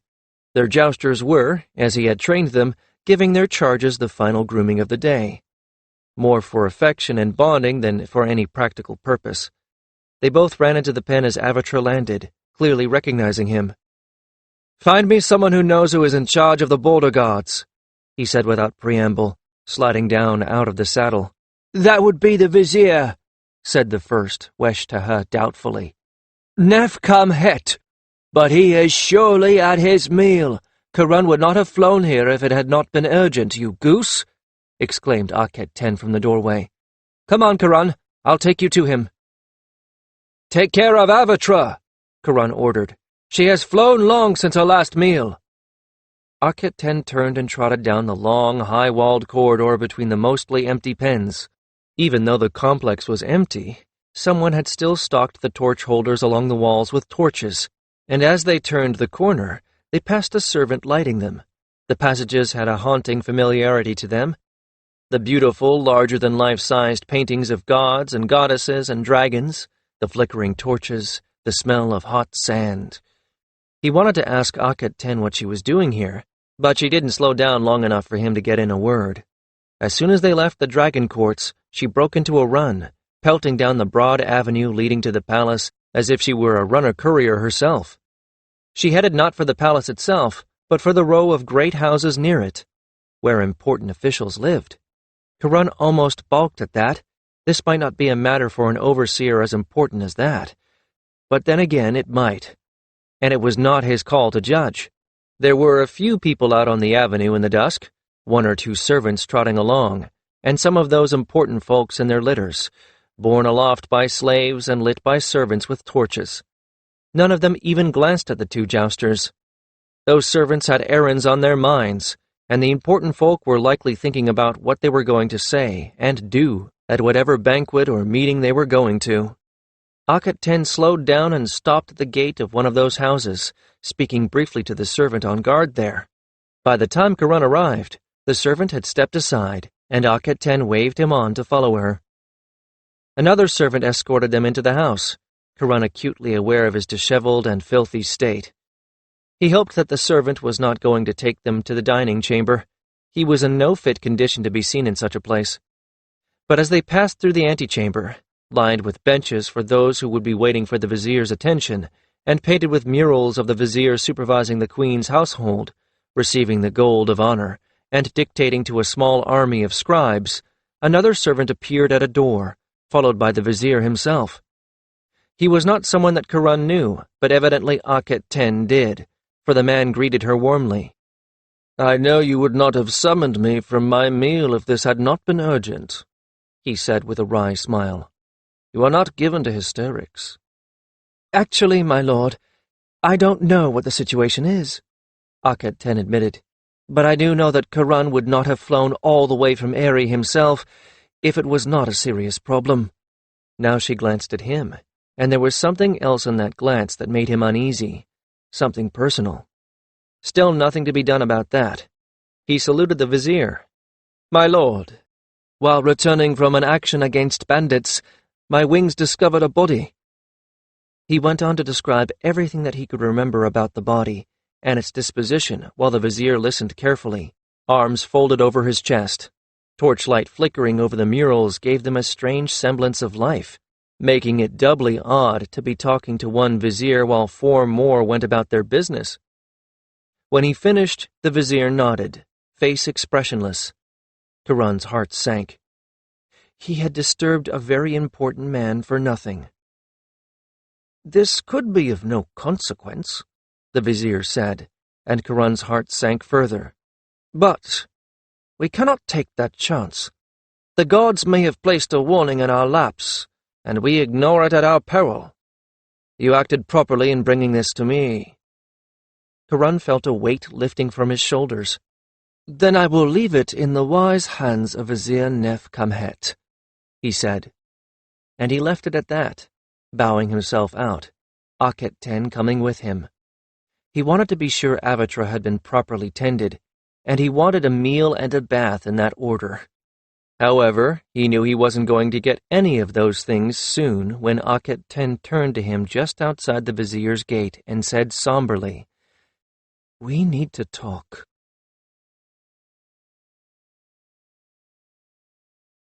7. "Now?" he asked, wishing he dared walk on, but knowing, unless he wanted a quarrel, he had better stop where he was. But he had forgotten one thing. Akhet Ten was a jouster as well as a young woman. She pursed her lips and shook her head. "Not this moment. Go see to Avatra." But she wasn't about to let him off that easily. "Once you're bathed, I'll have one of the servants bring food to your room in the dragon courts. We can talk then." So he had a little respite anyway. He nodded, stifled a sigh, and tried to look something other than apprehensive. Then something struck him about what she had just said, and something that had been nagging him about the dragon courts occurred to him as well. She had said she was going to have a servant bring food to his room. Now he usually stayed in one of the old jousters' quarters in the dragon court on the rare occasions when he turned up here, but there had never been servants here, Why should there be? There was no one here, and he didn't think that 4 self-sufficient young men here could justify installing servants again. Could it? Or was there something more going on? Or was he just tired and overreacting to something that had no meaning? He talked to her about little nothings as they walked together back to the dragon pens, how progress had just speeded up a pace since the merchants had taken to being grateful, how he was even going to have a kitchen in his own dwelling before long, how some enterprising soul was planning to create some bathing and swimming pools. All of this to try and make her see just how much more livable Aerie was becoming, to tempt her back. For her part, she responded with a neutral interest that would have been frustrating if he hadn't been too tired to be frustrated by anything. Flying was hard work, not as hard as it was for the dragon, of course, but there were constant adjustments of weight, shifting balance, and accounting for wind resistance going on to make things easier for the dragon. A jouster didn't just sit there like a sack of sand. At least a good jouster didn't just sit there like a sack of sand. It was dark in the pens, but Hem Sarit was waiting for him. "We gave her a quick sand scrub, fed her as much as she would eat, and she flopped down and went straight to sleep," the courier said, anxious to assure Kiron that everything possible had been done to make Avatra happy. "I'll just check on her," he replied, easing into the pen.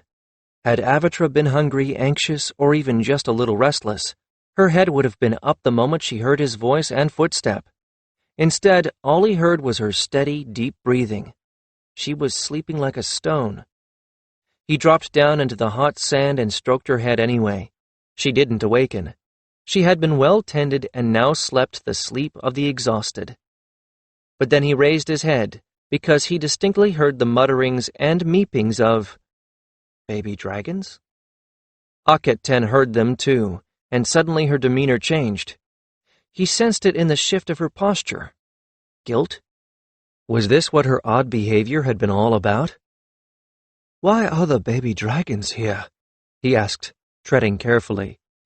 If she felt guilty about something, she would be angry too, whatever she was up to. Then it struck him. What she must have done. It was the only reason he could think of that she might be feeling guilty, and why she had not so much as brought a single couriered message in too long, and why Aerie would have asked for 4 jousters to serve as couriers. Oh, blessed gods, she started her own. "I have permission and the patronage of Great Queen Nofret," Akhet-Ten said, head raised, her voice taking on an edge. She was already starting an argument that he had no intention of getting involved in. Whatever was done, and there was no point in fighting over it. "I never said—" Well, he might not want an argument, but she clearly was determined to have one with or without his participation. "I got my own babies." Now there was defiance in her voice and challenge. "I never said—" Apparently it did not matter what he did or did not say. She had the argument in her mouth, and she was going to get it all out. All that was required was his mere presence, it seemed. "And all but one of the new Lady Jousters are priestesses with the gift of communing with animals." He gave up. She had marshaled her forces and was going to charge the battlefield. If there was no opposing force there, her chariots were going to run down warriors of air. She went on at great length about how she was not depriving anyone of anything, not even a scrap of meat, how her little priestess riders were so completely in communion with their charges and devoted to them that it made his young jousters look as if they were neglecting their dragons, how Queen Nofret thought this was an excellent idea, and that eventually all the jousters flying courier duty could be replaced with the Queen's wing. These were, of course, all good points. They would do nothing to silence the mouths of those who would not approve of female jousters. They would do nothing to still the anger of those who had been waiting to become jousters, and would see any dragon gotten by the women as one that should have gone to them. There might be some who would be quieted when the women began flying courier duty, but there would still be plenty who would say that the dragons were a costlier alternative to runners and chariot drivers doing the same duty. And there were probably other things she had not even considered and he had not thought of. And none of them mattered. She had wanted this badly enough that she had found a way to make it happen, and arguments for and against it were useless. The thing had happened. There were Lady Jousters. Now they must deal with the complications and consequences. But she was still staring fixedly in her mind at her arguments. The more she talked, the quieter he became. The quieter he became, the more she talked, until finally she had repeated every one of her arguments at least 3 times. It almost seemed as if she needed to fill the silence, as if the very silence was an argument against her. It made no sense, of course, no sense at all. He found himself getting angry with her for being angry that he had not argued against her. It was stupid. But so was his anger, and anyway he was too tired to sustain it. At last she seemed to realize that the complaint had gone on more than long enough. She finally stopped, hands on hips. He couldn't see her face in the darkness, but he could see her silhouette. She was still angry over nothing, essentially. "Well?" she said belligerently, daring him to raise one of his counter-arguments. Not a chance he would do that. Oh no. It might be time to try to placate her. Strange that all the practice he'd been getting in handling his jousters seemed to be giving him some ability to deal with her. At least he hoped it was. The soft breeze that always soughed through the dragon courts brushed against his skin, and he took advantage of the darkness and clamped and unclamped his jaw to ease some of the tension. "You seem to have everything well in hand," he said, in as neutral a tone as possible. He really could not agree with her wholeheartedly, not even half-heartedly. He saw far too many ways in which her brilliant plan was going to make everything worse, not better. She didn't want to hear anything of that nature. She would see his counters, not as things to be taken into account and to find answers for, but as reasons why she had been wrong. And if he agreed falsely with her, he had the feeling she would know he was being false. So the best he could manage was neutrality. Evidently that wasn't good enough. "Fine," she said waspishly, then turned on her heel and left, stalking off into the lit walkway between the pens, anger evident in every movement. He sighed. Well, there it was. She'd had her argument. She had, in a sense, won it. But she hadn't won it in the way she had wanted to, and now she was angrier still. He had the sinking feeling that no matter what he said or did now, unless he came to her on his knees, saying that she had been absolutely right, that he had been absolutely wrong, and that he begged her for forgiveness, nothing he said or did was going to ease her anger. And he didn't even know why she was so angry with him, not really. All he could think of was, "I am glad I am not depending on her for a dinner, or I would be eating Avatra's scraps." Which was about the most sensible thing that could be said at this point. He petted Avatra a little while longer to calm his nerves. The cooling breeze off the desert was very soothing, and the sounds of the baby dragons somewhere nearby made him smile. However she had gotten these little ones, it was a fair bet that they would have died had she not fetched them out of the desert, so that was good. In fact, he found himself curious about that, then curious about these new Lady Jousters. No matter what, Akhetten would not have taken feather-headed lackwits for her jousters, nor would she have risked precious babies with girls who would not care for them as deeply as she did. He waited while the night sounds of the dragon court soothed him, let the breeze cool his own frustration, let the smooth feel of Avatra's slick-scaled head under his hands bring him back to an even temper, then took himself to the old jouster's quarters, curious to see what the changes were. Strange to be back here, where the place was so familiar and yet so unfamiliar. The pens, the passageways between them, were all roofless, but the walls were tall and thick enough that no dragon could reach over them to savage another. It gave the same impression, actually, as the City of Tombs. The pens all had canvas covers that could be pulled over them to protect the hot sands of the dragon wallows from being hot sand soup during the season of rains. And each section, where the corridors intersected, was denoted by enormous paintings of gods and sacred animals that seemed to stir a little with life in the flickering light from the torches that had been placed in sconces at intervals along the walls.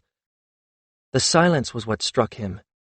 Except for the section where his Avatra, Akhetten's Rieth Ka, Aerie's cachette, Nofret's Theon, the 4 courier dragons, and the babies were. The place was echoingly empty. As he moved toward the Jousters' courts, the rooms arranged around simple but attractive courtyards that had once held all the Jousters of Tia, he wondered what it would be like to hear the dragon courts full again. It was somewhat unnerving to hear the chattering and giggle of feminine voices coming from the Jousters' courts.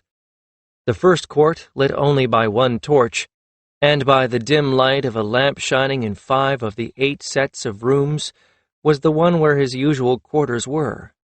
By the presence of the lamps, that was where the 4 couriers from Aerie had been housed.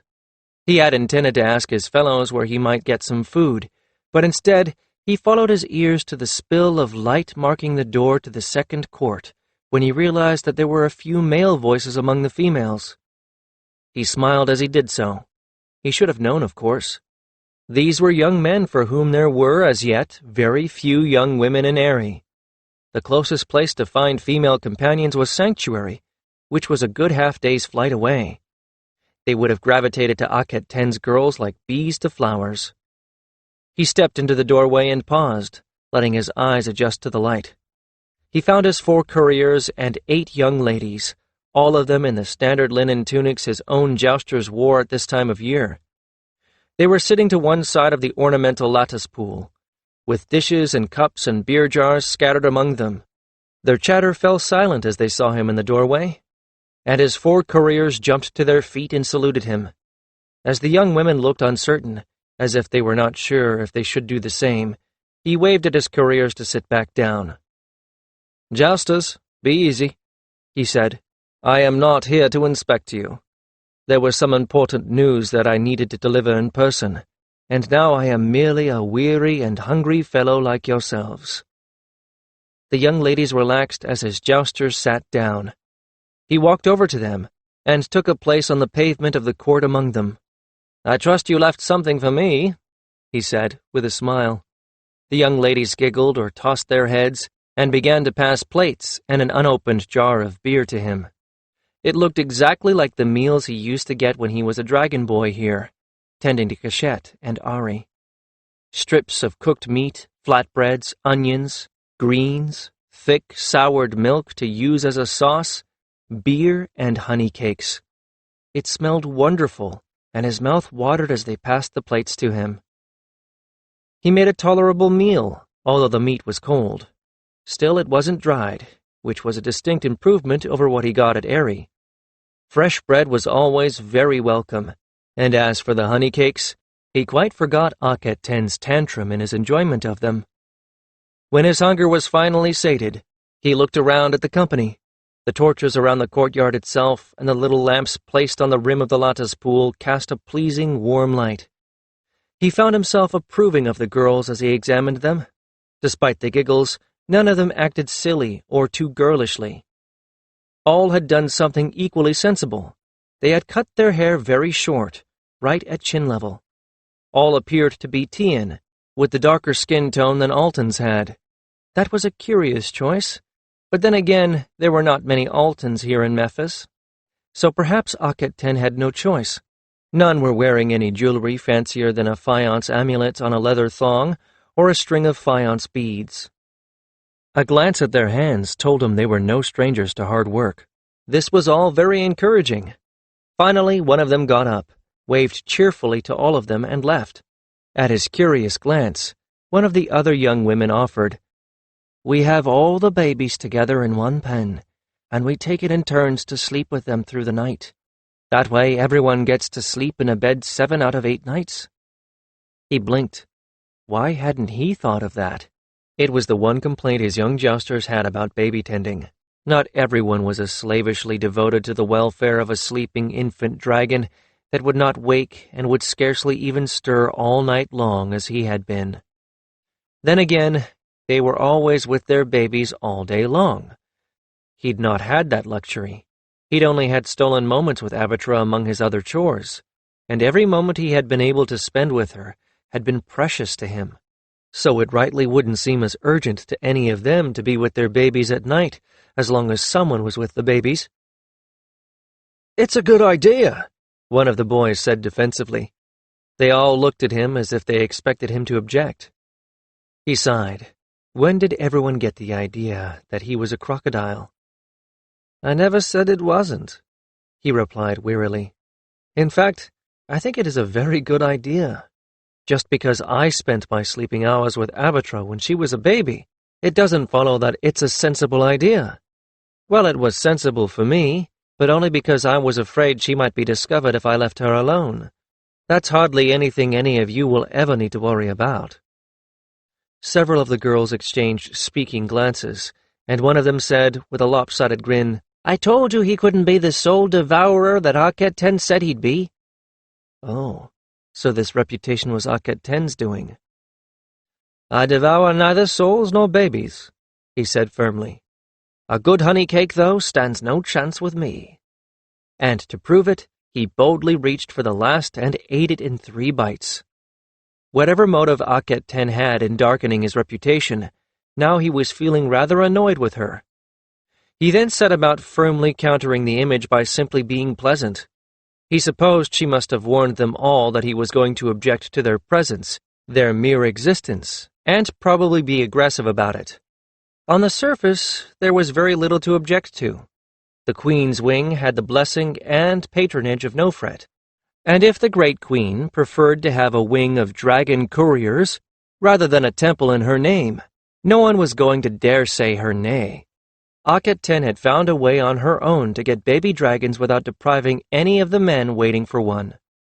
Come to think of it, he was very curious about that, though, wondering just where and how she had gotten them. And the Great Queen's patronage ensured that the wing got support without taking anything from the existing Jousters. Akhet 10 had found sensible young women who were not only capable of taking care of their dragons, but were actually better suited to the task than the young men, by virtue of their ability to understand animals and make themselves understood by them. I must find young men who can do that. Surely that particular ability was not confined to females. As to whether or not they would actually work out as couriers, there was no saying. They probably wouldn't have difficulty with the hard work, but the flying itself, not everyone took to it. It looked as if she was finding them something they could do that would actually free the male jousters to counter the bandit threat. That could only be good for Aerie and the jouster wings there. So really, there was overtly nothing to object to, and he wasn't about to bring up. Other than that, he was not stupid. It was fairly clear that the duties of training both dragons and girls were going to keep Akhet 10 here, which meant that the chances of his getting her to move back to Aerie were non-existent. Maybe part of the reason she was angry was because she knew that. Curses. Where and how did Akhet 10 get 9 dragons? He asked into a lull in the conversation, going to great pains to sound interested and approving rather than accusatory. She scouted the nests, said one, who had been very quiet until now, and had sat a little apart from the others. When eggs were abandoned, she had them brought back here to hatch. That was where my dragon came from. And as for the rest, she continued to watch the nests, and had some old dragon hunters come and take the babies that had been abandoned, or the weakest of the nestlings, when it was clear that one or more was not getting enough food to thrive. Clever, and he hadn't thought of that. He had just taken it for granted that out of a hatch it was likely that there would be failures, and let it go at that. This made sense, especially if he could find young men among his jouster candidates who shared Akhet 10's power. He could do the same. He continued to ask the girls questions, not just about their dragons and how they were taking to life as young jousters, but about their former lives as priestesses. He didn't have to feign interest. He was interested, and he got the impression that his 4 young couriers were no little annoyed with him for taking all of the girls' attention. Well, let them be annoyed. He would be gone tomorrow, and they would have the young women all to themselves again. In fact, it was rather amusing to see which one of them got annoyed over which young lady, and which young lady cast a glance at which young man when he spoke to her.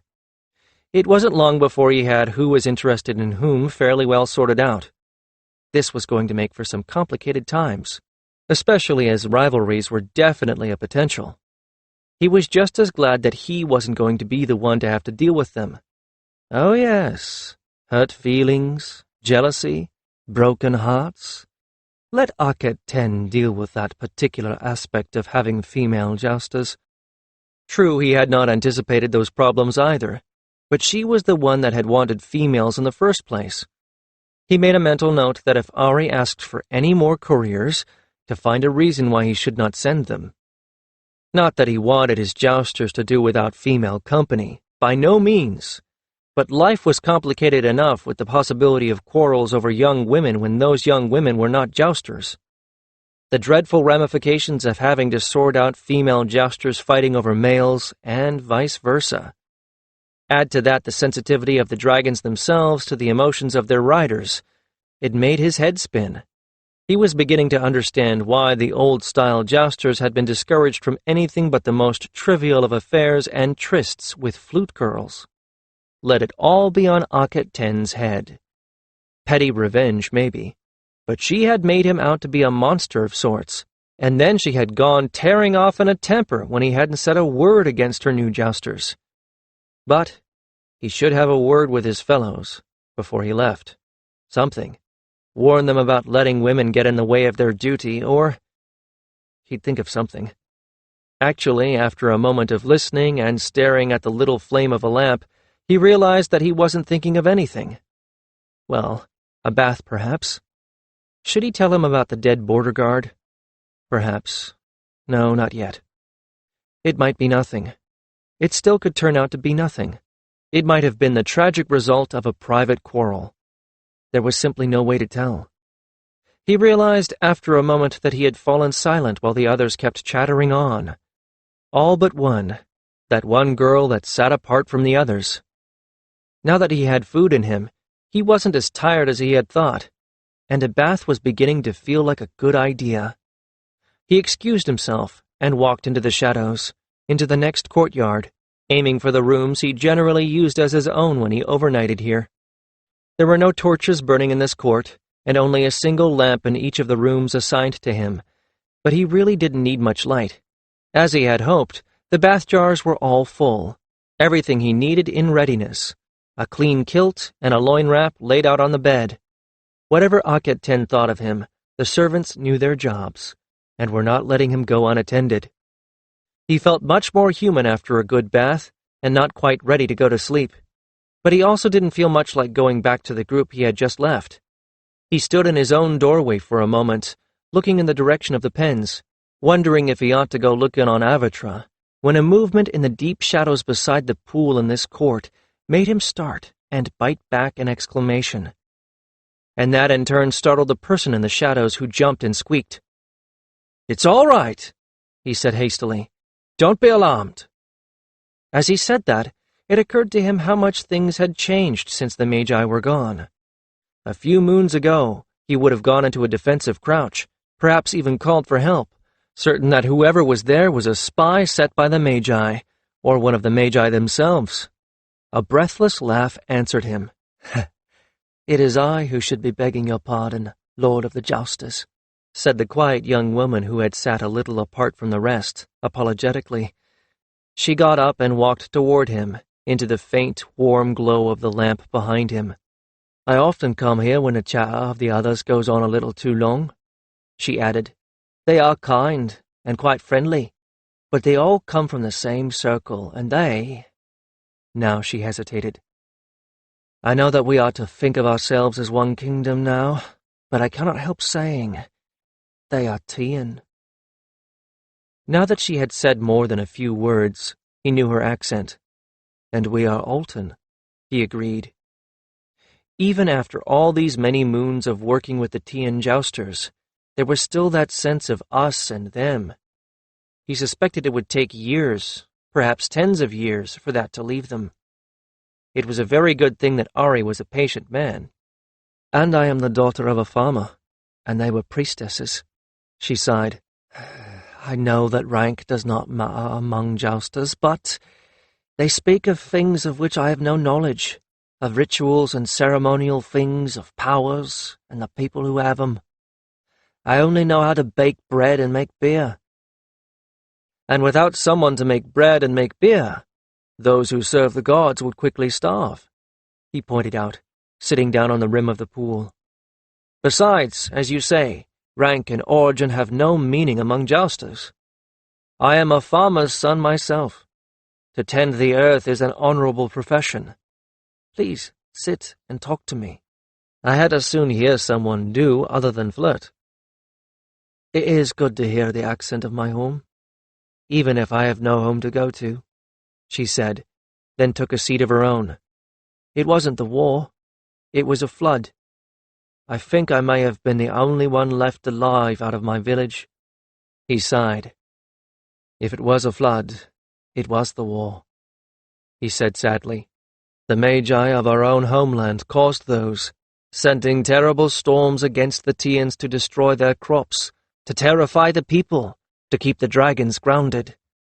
The only problem was that the water all had to go somewhere, and it flooded Alton lands once it had done with the Tians." "But," she protested, "did the Magi not realize this would happen?" "The Magi did not care, so long as it served their purposes," Kiron said wearily. "They aimed to rule both Alta and Tia, even if to do so meant leaving no more than half the people in either land alive. And I beg of you, ask someone else of this. Ask the other ladies. They are priestesses, and no doubt know a great deal more than I. I only know that this was a war that could have ended long ago, which the Magi of Alta fostered, and they battened on it as a hyena feeds on corpses. Let us speak of other things. Let us speak of your dragon." Kiron learned quite a bit about this new female jouster, as both spoke until they were tired enough to go to bed. He learned that her name was Peri Anwestet, that her young female dragon was the only one hatched here, and that Peri had helped the egg to hatch just as he had helped Avatra. Peri described her golden and green beauty to him in such loving detail that he had to smile, hearing in her voice the same adoration he heard in every jouster that ever raised an infant. She told him that she had named her dragon Sutema, which meant reed, because she was so slender and graceful. He very much doubted that any baby dragon could be described as graceful, but he was not going to tell her that. He also learned something of her history, which proved to him that at least not all Tians were as vile to their serfs as his masters had been. In fact, they seemed to have been even moderately kind. Certainly Peri had not been made to starve as Kiron had decent housing, and had even made some friends.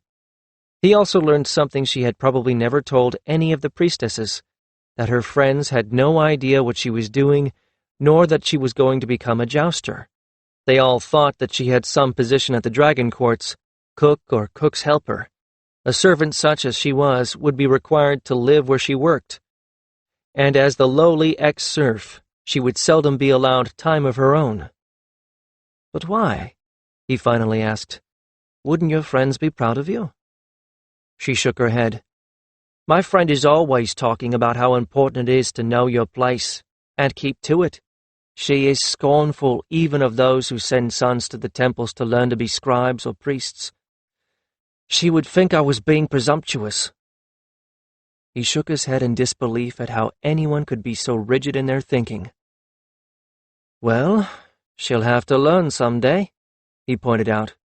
"Once the Queen's wing starts flying, there will be no way of hiding who the riders are." "I'll find a way," she replied. He heard the stubbornness in her voice and had to smile. "I expect you will," he said then. "I expect you will always find a way to do something you truly want, Peri." He stood up and stretched. "And with that, it is time for me to sleep. Avatra and I have a long flight ahead of us tomorrow. I hope that the wind will be at our backs for it." "I hope so too," she replied softly as he returned to his rooms. 8. The body told us nothing, and the ghost had fled. "We will have words with you soon." That was the ominous message from the priests at Sanctuary, a cryptic statement that was waiting for Kiron when he and Avatra landed at Aerie. Avatra landed in the golden light of early sunset, with the wind at her back, a fortuitous bit of weather that meant she was a great deal less tired than she had been after the flight to Memphis. Herricote was waiting there for them, and handed him the note as soon as he slid down from Avatra's saddle. It took less than a glance to know that all it meant was that the priests did not like the look of this either. He looked to Herricote, who had delivered the information. Unspoken questions in his eyes as they both unsaddled Avatra, then fed her with the meat Herricote had brought. The older man rubbed his shaved head and shrugged. "Do not ask me what it means," he said, "other than the obvious. They can't tell what happened. They don't like it either, and I think you can expect the summons to Sanctuary within the next few days." Well, that drove all thoughts of Aket 10 and his irritation with her out of his mind entirely. The flight had been long, and he'd had plenty of time to brood over her unreasonable behavior during the course of it. What had happened to the good-tempered, sensible girl he'd known in Alta and Sanctuary? Had she become jealous that he was the leader of the Jousters now? If that was her problem, he would have been happy to let her have this so-called honor. It was one he could well do without. Well, that was what he told himself in frustration. But there were layers and layers of truth there. Part of the truth was that none of the Jousters, not even his original wing, would have accepted her as Lord of the Jousters, when they only grudgingly accepted him. Part of it was that he thought he just might be doing a reasonable job with this, although he dreaded to think what it could be like when and if there were more Jousters than just the few they had. And part of it was that he did like it that people were no longer treating him as a non-entity, nor as a boy who couldn't possibly cope with the responsibility. The idea that she begrudged him this made him angry. He'd managed to stew himself up into such a state of irritation that when he'd found a kill for Avatra on the way back, she attacked it with the savagery of a dragon that was starving. In helping her make the kill, he'd managed to work off most of his anger, and got rid of the rest in butchering the remains for Avatra to eat at her second pause on the way back. Now, though, it was clear he was going to have other concerns. "I wish they would be less cryptic," he groaned. "They're priests. I think it is an unwritten law that they must be cryptic at all times," Herricote replied with a half-grin. "Let me help you get your girl fed and bedded down," he said, with a glance at the setting sun. "Then we'll get you fed. I envy you those meals in Memphis." And that reminded him of Aket 10 and her half-thought-out scheme, and he groaned again. "Oh," he said bitterly, "you would not envy me if you knew what I found when I got there." He unburdened himself freely to Herricote, who, he reckoned, would be the best person to advise him on whatever troubles love affairs might bring his Jousters. "In the name of Rehaket," Herricote swore, when he heard what Aket 10 had been up to. "Now I know why I never took a wife. Women! If it's not one thing, it is another with them. They are more trouble than a cage full of apes, and not nearly as entertaining." He looked so disgusted that Kiron smothered an involuntary laugh, and he glared at Kiron. "It is not amusing," he growled. "You have not yet needed to separate two men gone so wool-headed over a stupid wench that they went at each other with knives. And that was a mere flute girl. Some doe-eyed bit that would have found herself a richer patron within the moon. This queen's wing," he made of the name a curse, "will be full of creatures that cannot be turned out when the sun disk rises. Bah! The Queen's wing is in the old Jousters' quarters in Memphis," he pointed out mildly. "And we are here." "And we will stay here," Herricote snorted. "I will not complain again about the lack of bathing rooms or the food or the heat if these things all keep those confounded women out of Aerie." He found himself wishing that Aket 10 could be here to hear all this herself. It would do her a world of good. He had no doubt that Herricote had 100 tales of the horror that conflict over a woman could bring into the lives of the Jousters, and he found himself nursing a feeling of grim satisfaction that Aket 10 had failed to investigate this side of her plan. The cat woke him before dawn. It had been sleeping on his stomach when he went to sleep himself, but it must have left for a while because suddenly he woke all at once as his shoulder was hit from behind. He snapped out of dreams, flailing for a moment, before the sound of clawed feet scampering off made him curse and sit up. And just as well, too. Mere moments after the cat had made him a landing platform, some youngster he didn't recognize came stumbling up the stairs, oil lamp in hand, to wake him. Warm light splashed across the stone wall before him, while behind him the shadow danced, elongated and distorted. "Jouster Kiron!" the boy called, peering into the darkness toward Kiron's sleeping place. "Jouster Kiron! There's a priest of Harras here to see you. The blue people brought him." That was more than enough to bring him fully awake. "I am coming," he called, fumbling for his clothing. "Go back and tell him I will be with him in a moment."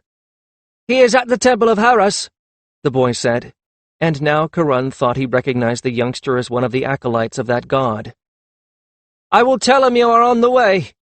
He turned and fumbled his way down the stairs, taking the light with him and leaving Kiron kneeling on his bed, putting on his loin wrap by touch.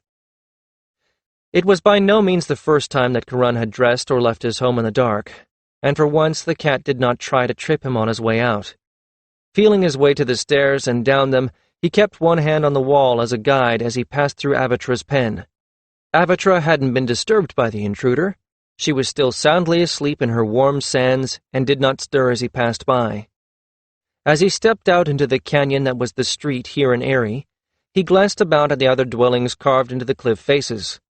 None showed any light, and a cold wind off the desert made him shiver. Hard to believe in just half a day it would be so hot that anyone sensible would be inside, where the rock walls kept the heat at bay. Evidently what the priest had to say was for his ears alone, at least for now.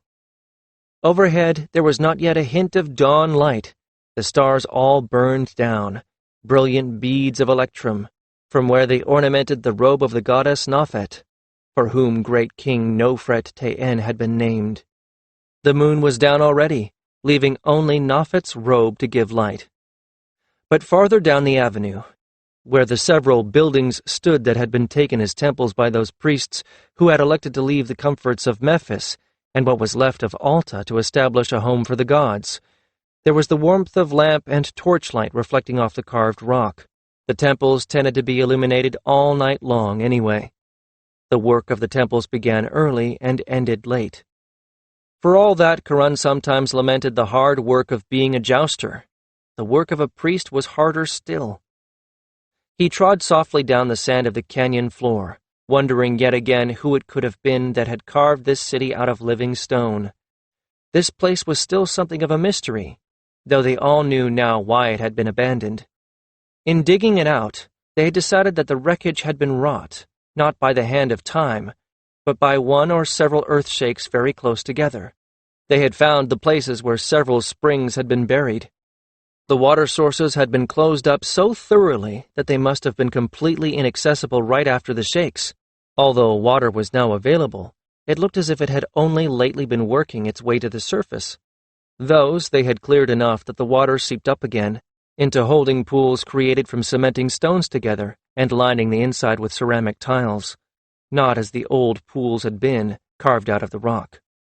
In a place like Aerie or Sanctuary, in the heart of the desert, every drop of water was precious. One of the very first things anyone had done here, in fact, was to start securing all the possible sources of water. All the cisterns and cache basins at the tops of the cliffs had been repaired and made ready for any rain. Provisions had been made to keep and use every drop of water. If it was not suitable for drinking, it was saved and went for irrigation. And last of all, they had found something they had not yet cleared. What they thought was an entrance to a great underground cavern, like that in Sanctuary, a place where one of the daughters of Great Mother River snaked her way through the cool shadows beneath the rock and sand. That was a discovery without price. If it did prove to be a water cavern, it would mean a very great difference in people's lives. The springs they had found were sufficient for the population they had now, but not for one of the herds and flocks and carefully irrigated plots of garden that a city like this must have to sustain all the people that had once lived here. Only access to a water source like that in Sanctuary could have permitted that many people to live and thrive. When that source had been cut off, In less than a moon, the city must have begun to die. Certainly in less than a year it had been abandoned by all but the most stubborn, and probably within 10 years, even they had given up. Certainly not much had been left behind, not even things that would survive, such as stone tools or metal objects. The discoveries had been a stark warning to all of them, he thought as he passed one of the dwellings that had still not been cleaned out, restored, and taken over. They had the example before them. This could happen again. What they would do if it happened, he did not know. So far, all anyone had done was to make sure that no place that people had claimed to live in had any fractures running through the rock. Perhaps that was all anyone could do. Or perhaps someone might have ideas of how things could be reinforced, how they could find ways to make sure the water sources were never cut off again.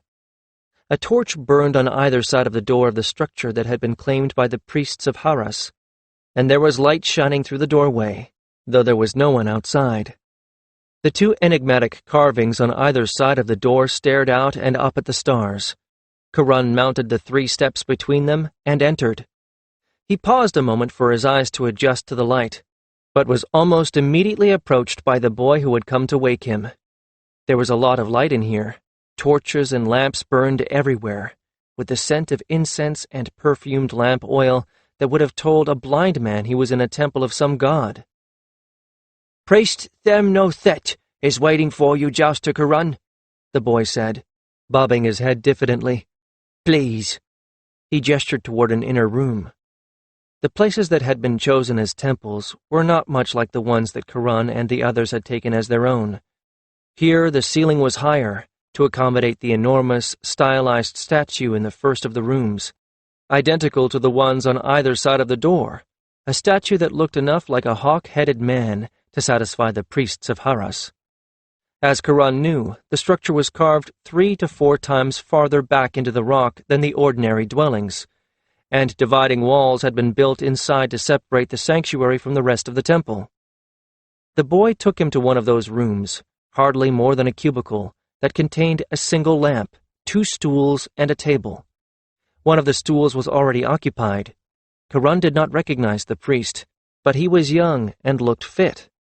He'd have had to be fit to make the rigorous crossing of the ground between Aerie and Sanctuary in the short time since the body had been discovered, reported, and investigated at Sanctuary.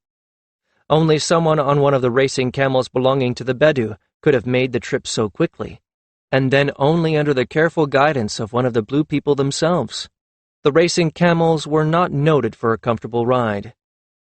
"Jouster," said the priest, nodding at the other chair, "I have come on behalf of Sanctuary to beg a favor of you."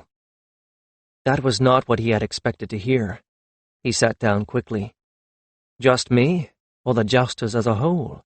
he asked. "Though of course we are all at the service of the temples." "The Jousters as a whole, at least a few of them, but you specifically," said the priest, both hands clasped together on the table in front of him.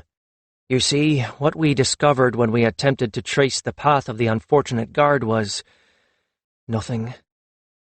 Kiron blinked. That didn't make a lot of sense. He was vaguely aware of a chant beginning out in the main room. The first rituals of mourning must have just begun. This must be grave indeed for the priest to be here, and not out there, among his fellows. "Nothing? I'm not sure that I grasp what you are saying." "We found no trace of his passage, nor of any links to any border stations. It is as if he had never existed. When we made the assumption that he had come from the nearest border outpost, and we had the far-sighted examine the place, we also found nothing." The priest paused significantly. "It is empty. There are no guards, no animals, no one, and nothing in the settlement that supports it. There is no trace that anyone ever lived there, not so much as a single sacred cat." Kiron's mouth went dry. How was this possible? "Now, we are not entirely certain that the far-sighted are seeing this correctly," the priest went on. "It could be that someone with magic is interfering with them. The mouth of the gods has no guidance on the subject, and is as baffled as the rest of us. We would like you to take however many Jousters you think necessary and fly there to investigate. He nodded quickly. It seemed the only possible plan. Whatever was going on, this death could not be the result of a simple quarrel. We can do that. We cannot get there in a single day, however. Them no Thet waved away Kiron's cautionary words. No one expects you to, but by dragon you can go there much faster than anyone else, and you and your senior riders have had some experience with magi. I am to come with you if you have any dragons that can carry two. I am... Kiron saw his jaw tense. Highly conversant with dark magics. I can protect you from them, and if there has been any such thing employed there, I may be able to detect the traces. We'll find a way to take you, Kiron told him immediately. There was no question in his mind about that. It will take a little time to organize matters so that things run smoothly here in our absence. We will leave as soon as possible. Them no Thet nodded. Then I will hold myself in readiness. This did not seem the time for an exchange of pleasantries. I will start now, Kiron replied, standing up. I will be seeing you very shortly, I think. The priest gave him the little bow of equals, and Kiron took himself out. He felt his own jaw tensing as he made his way out of the sanctuary, pausing only long enough for the deep bow of respect to the image of the god. This was not good at all. What could have happened to make an entire settlement vanish? Wait, not an entire settlement, he reminded himself. One had escaped. Now, more than ever before, he berated himself for not having had the foresight to send out riders on a regular basis to scan the desert for lone riders. It would have been an excellent exercise for young Jousters. If he had... Never mind.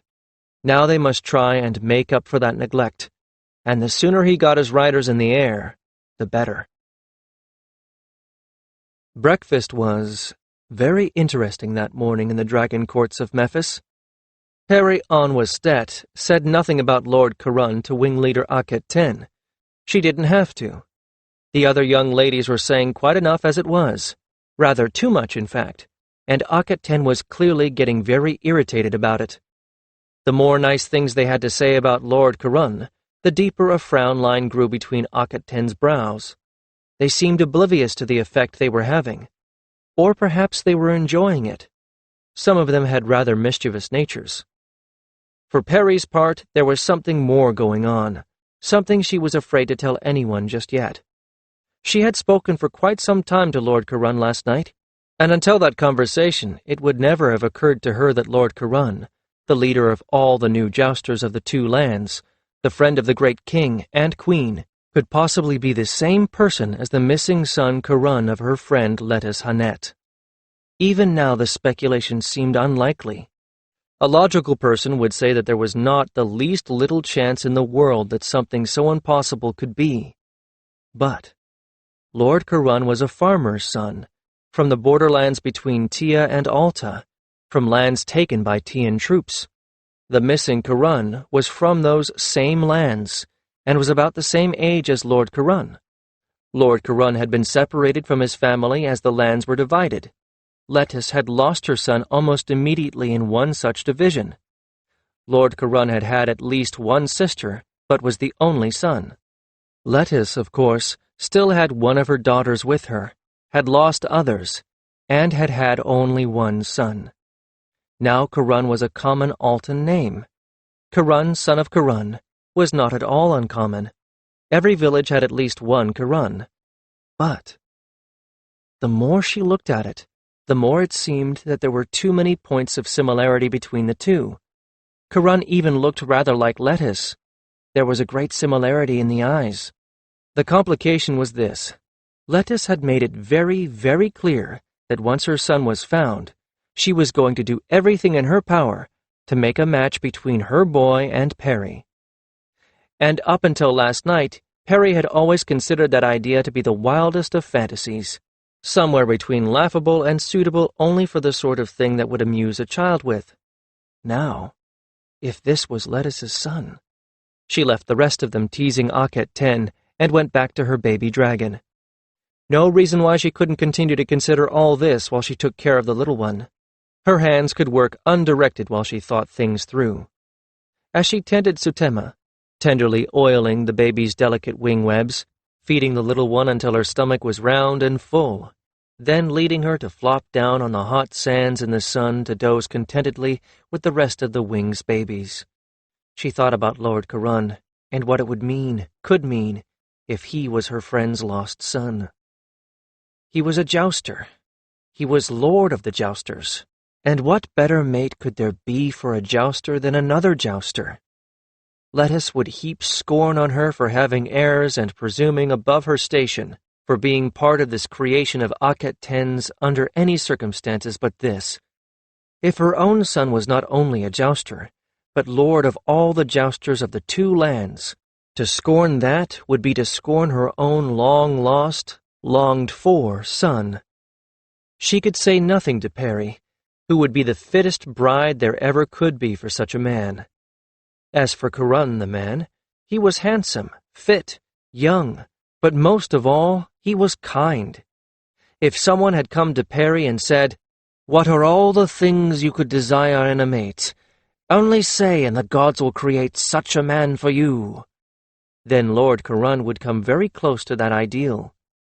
She'd had moments, and many of them, when she had thought it likely she would never marry, and back when she was a serf, she had wondered if a mate would be forced on her, an old man, or someone cruel. Lord Kiron was like something out of the sort of story that a market storyteller would recite to charm the coins from pretty unmarried girls. Well, it was worth thinking about this as at least a decent possibility. Why not? Even if Lord Kiron was not Lettuce's son, now that Perry was herself a jouster, was there any reason why she would not look on Lord Kiron as someone she might attract? Not really. He was not of aristocratic blood. He was, in fact, as common as herself. The only other possible rival, Akhet Ten. As for the other young ladies, Perry thought she was on fairly safe ground there. Judging by the way that Kiron had spoken of the Tians in general last night, she thought he would never consider anything but another Alton. So her fellows of the new Queen's Wing were easily dismissed, and they were priestesses, people with whom he had very little in common. It was one thing to pursue a pretty priestess or noble for light love, but Lettuce was right about one thing. When a man chose a woman for something permanent, he liked to have someone about who wouldn't make him feel inferior, nor make him feel as if she was doing him a great favor by being with him. Now Akhet Ten was, of course, the very first female jouster. She and Kiron must have shared many adventures together, and Perry thought she might have heard some vague tale of how Kiron had rescued her from the earth-shake that destroyed the capital city. Or maybe the story was that he had rescued her from the Magi. She, too, was Alton, and what with all that previous acquaintance, she was ahead of the game. But Perry had two advantages that Akhet Ten did not have. She was out of the same background, and the same rank as Kiron. Akhet Ten was nobly born, with all the unconscious arrogance of someone who never needed to think about whether or not her orders would be obeyed. This didn't matter to someone who was already an underling, but at some point that had to grate on a man. And there was a third advantage, if Kiron really was who Perry thought he was. Perry already had Lettuce's approval. Approval? Lettuce had essentially handpicked her as the mate for her son. Akhet Ten could never get that, try as she might. Lettuce did not at all approve of looking above one's self for a mate. She did not at all approve of what she called the presumption of the jumped up. She had many things to say, none of them complimentary about such liaisons. She would say them to her son's face if he went, as she put it, chasing the hem of the skirts of a noble. When Lettuce chose to use the weapon, she had a very, very sharp tongue. Mind, with the excitement of being reunited, it was likely that Kiron would be willing to agree to just about anything his mother asked of him, and Lettuce would never have to use that particular weapon. But from the way that Akhet Ten herself was acting, well, it did not look as if there was any interest there at all. Look at how she had portrayed Kiron to the others. And when he had been among them, she had given him very short shrift indeed. It was more as if Akhet 10 considered Kiron a rival, and not a potential mate. Perhaps that was precisely the case. She had been a priestess herself, after all.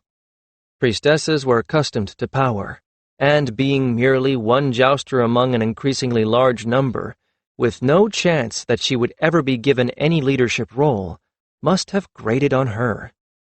But now she had the chance to make not only a single wing of lady jousters, but perhaps a force to equal or rival the males, if enough work could be found for them.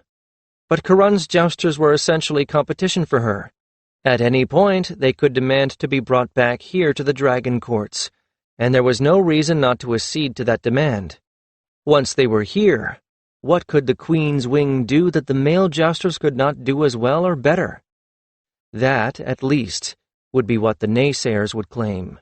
Surely that was the only explanation for the way that Akhet 10 had made Lord Kiron out to be the worst possible sort of authoritarian, and some sort of monster to boot. Why she had insisted that he would immediately disapprove of each of them individually and the Queen's wing as a whole.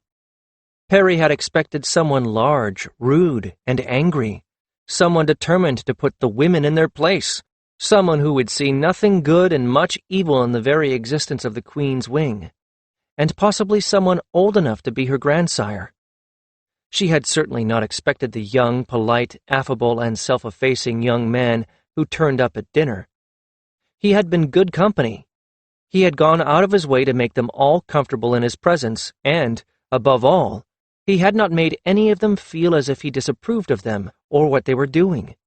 Possibly that was all a deception, but if it was, he was a better fraud than Perry was able to detect. But if Akhet 10 saw him as a rival, as competition, it would certainly go a very long way toward explaining her attitude. The one possible complication was this. In Perry's admittedly limited experience, young men did not, as a rule, appreciate discovering that their mothers had picked out wives for them with no regard for what they wanted. Yes, in the first flush of the joy of finding each other, Kiron would probably do just about anything his mother asked. But once that wore out, he might very well decide he could pick his own wife, thank you. If, however, Perry could manage to become friends with Lord Kiron, if she could even gain more interest from him than that, then when Lettuce discovered the identity of her lost son and presented him with a putative bride, a bride who was already someone he liked, and who was a jouster herself, Perry smiled to herself. That would be very good indeed. So now, all she needed to do was to find a way to get herself and Sutema moved to Aerie. 9. 4 jousters, Huras, Aset-Ra, Peatep, and Kiron himself, set off from Aerie at the best possible time for flying, when the sun was at zenith and the thermals were at their strongest. Huras's big female, Tathulan, who had begun from the moment of hatching by being the largest of the lot of hand-raised Altan dragons, and had remained in that position, carried the priest Them-no-Thet as well as Huras. The priest had clearly been impressed by her when he had seen her, and rightly so. Not only was she the largest, she was the most striking, with her coloring being an indigo blue shading into purple, which in turn shaded into red at all of her extremities. She was a quiet and dignified dragon, and even as a baby had not been given to much in the way of absurd antics. Steady and unflappable, she was the best possible choice to carry a second rider, although they would all take it in turns to carry the priest once Tathulan started to show signs of fatigue. The dragons were fully fed and would be carrying their midday meal. They would hunt this evening before they stopped for the night. It was very likely that nothing would trouble them in the night. It would take a foolish predator to attempt to kill a single adult dragon, much less 4. But even if something did attack them, these dragons, who had trained to fly at night, would hardly be daunted by darkness. They should be able to make short work of attackers. Them-no-Thet said that he could find water. Kiron hoped that was true. That was the one concern he had for this journey. He knew that if they found an oasis or a well, it would probably be in the hands of the Bedou, and that was all right. He had tokens of friendship and rite of passage and water right with him. Any of the Bedou would honor those, particularly after the way he and his Jousters had cleared out that lot of bandits for them. The real question was if they would be able to find the water in the first place. This was a part of the desert that Kiron knew nothing about, nor did the Bedou with which he normally dealt. They knew that there were tribes here, yes, but not exactly where their water sources were, nor if they would be on the line of flight. The dragons could probably get by on one day without water, but not two. The desert grew harsher the farther east they flew, until at last they were passing above stark sand dunes with no sign whatsoever of plant life or, indeed, any life whatsoever. The heat blasted up at them from this inhospitable zone, as the sun blazed down on them from above. Only the dragons seemed to thrive here, actually flying better than Kiron had ever seen them before. The Jousters all bent their heads beneath the scant shelter of their headcloths, and did their best to endure the uncomfortable journey. It was a good thing that they were carrying the dragon's midday meal, because there was nothing larger than a beetle down there to hunt. It wasn't a large meal. They didn't want the dragons to be ready to drowse. It was furnace hot down there on the sand, and while that might be perfect for the dragons, the humans would bake like flatbreads in a hot oven. Even up in the relatively cooler air, with the effective wind on them from the dragon's flight, it was difficult. The sun felt like a hot pressing iron on them, flattening them against their saddles, and every place their flesh touched anything else, sweat oozed. This was the part of the desert called the Anvil of the Sun, and well named it was, too. The Bedou crossed it, but few others. Most, if they had any sense at all, went north or south to the places of easier passage, but this was the shortest possible way, the fastest, if you could fly. If you could endure the furnace heat. Kiron tried not to think about it. He concentrated on the air moving over his skin, on shifting himself so that parts of him remained in shadow, on watching Avatra's behavior. He had never yet heard of a dragon being overcome with heat. They reveled in it, soaked it up. But he'd never yet heard of anyone flying a jousting dragon over the Anvil of the Sun. There'd been no reason, really. Jousting dragons had always gone north, to the border with Alta, not east. There was, after all, no reason to go east. The east was quiet. There had been no trouble on that front for ages. From time to time in the distance, tall pillars the color of smoke slowly drifted across the landscape. Sand demons, some called them, whirlwinds that were easily avoided, but which could strip the skin from anything that was unfortunate enough to be caught in their path. Those weren't bad, but it was the midnight camisine, the huge sandstorms that could go on for a day and swallowed up the landscape. Those storms buried entire cities, and, as in the case of Sanctuary, unburied them. Kiron thought that the dragons could probably fly above such a storm, but he didn't really want to put that idea to the test. What would he do if they saw such a storm on the horizon? Turn back, maybe? Hope that they could outrun it to shelter? Or try and see where the edge was and get there? So he watched Avatra for signs that she sensed anything of the sort, and watched the horizon for that thin, dark line, the sky above it for the hazing of flying sand in the distance. Slowly, the sun disk traveled to the horizon so that it was at their backs. Slowly, the fierce heat eased a little. On the horizon, Kiron spotted a haze of color that was not sand, did not have dust in the sky above it, and was hard and unmoving. He looked over at Tathulan and waved his hand until he got the attention of the priest, then pointed. The priest peered at the horizon for a long time, then finally looked back over at Kiron. "Water," he signed, using the signals they had all agreed on. "Hunting." Kiron sighed with relief and bent over Avatra's shoulder. They had crossed the Anvil of the Sun without incident. The worst of the journey was behind them now, he hoped. At least it was the worst he could plan for. The dragons approached the area of the eastern border of the two lands in the last light of the fourth day of their journey. It would have taken a rider on a fast camel nearly a moon to make the same trip. The trek across the Anvil of the Sun, if it could be made at all, usually took days all by itself, traveling by day and night, knowing that getting across that hideous stretch of desert was more important than rest. This was still desert land, but it was the sort with which they were all familiar. There was water here, there was wildlife, plenty for the dragons to hunt. The eastern border could even be termed grazing land, as there was enough there for goats and camels at least. But as they neared the outpost where they reckoned the dead man had come from, and the one that the priests most definitely wanted investigated, it rapidly became evident that there was something very wrong. There were goats, donkeys, and camels everywhere. Everywhere, being relative, of course. What he actually was seeing was the occasional little herd of goats drifting in the distance, a lone camel or so, a couple of donkeys. But there should not be goats roaming loose in little herds of 3 to a dozen so near a settled place. If they were wild, someone would have made a point of catching them and adding them to his herd. And if they were not wild, then what were they doing roaming loose, away from the watchful eye of their shepherd? As for the camels and donkeys, they were more expensive and therefore 100 times more likely to have been caught and penned. The price of a good camel could easily feed a man and his family for several moons.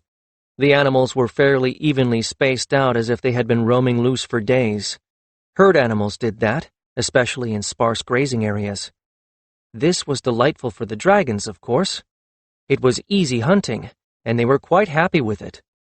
But Kiron had a queasy feeling in his stomach, and he knew he was not the only one wondering with dread what they would find. Behind them, the sun disk drew near enough to the horizon that the light began to change, growing more golden, less white. Their own shadows stretched long on the ground beneath and ahead of them, as did the shadows of the scrubby trees and the occasional animal. Heat now radiated up at them from the ground, rather than burning down on them from above, and those passing shadows the dragons cast, they made the animals below them startle and flee, suggesting that other dragons had been coming here of late for the easy hunting. There was a bump, a group of irregularities on the horizon, the wrong shape for a natural formation. The town. Kiron gave the others the signal to drop down closer to the ground. He needed to be able to see what, if anything, was moving down there. The shapes disappeared for a while into the general landscape, then sharpened out again, now close enough to make out that they were buildings. And there was just nothing there besides those buildings. No sign of humans. No one on the road. There should have been people on the road, people coming into town from gathering deadfall, herdsmen bringing in the herds. There should have been smoke from cooking fires. Nothing. As they approached their goal, more than just the absence of people going toward it struck Kiron. It was silent. A border town should be a noisy place. After all, it had sprung up purely to serve a garrison of men far from home. 2 taverns for every temple, was the saying about such places. At this time of day, there should be men carousing in the beer shops. There should be people calling in families for dinner. Flute girls and storytellers should be setting up near the beer shops. Children should be crying, goats bawling, donkeys braying, but the only sounds were the barking and growling of dogs in the street. Cautiously they circled the dragons overhead, but the only things moving anywhere were animals, all running wild, mostly dogs and cats, with a donkey drowsing at the side of one of the town wells, and a goat incongruously on a rooftop. And a pack of jackals slinking down the street that dropped their ears and ran at the sight of the dragons overhead. As they circled, Kiron glanced over at the priest, who was frowning in concentration as he gripped the straps that held him in the double saddle. But the priest finally shook his head and gave the hand sign for land. Kiron had to hope that the man hadn't sensed anything hostile. He picked what seemed to be a logical spot, just at the outskirts of town and near one of the taverns, open and with plenty of room for the dragons to take off again if they had to. He was glad now they had all come armed. 5 men and 4 dragons. That was formidable if they were up against humans. But if they weren't, he'd never seen a demon nor any other supernatural creature, and he really didn't want to. He couldn't doubt their existence, given that he had seen the Magi at work, and had heard Caliph speaking as the mouth of the gods, but that was all. He didn't know anyone who had, much less anyone who had fought one. There were legends, of course. The trouble was, unlike Aerie, he was no scribe to remember them all. The dragons landed one at a time, Avatra first, as he gave her the signal to be wary. Armed with spears, bows, and slings, and in the case of the priest, presumably magic, they moved cautiously into the town. The streets were as deserted from ground level as they had appeared from above. They approached the first building cautiously. It was a tavern, with 2 small tables and 6 overturned stools outside, and a bundle of barley painted crudely on the wall next to the door. Huras motioned them to stop, moved forward a few paces, and sniffed. "Don't smell anything rotting," he said. "Jackals," Peyatep pointed out reluctantly. "Wild dogs." Kiron shivered. That wasn't anything he wanted to think about. If everyone was dead, that was almost unthinkable.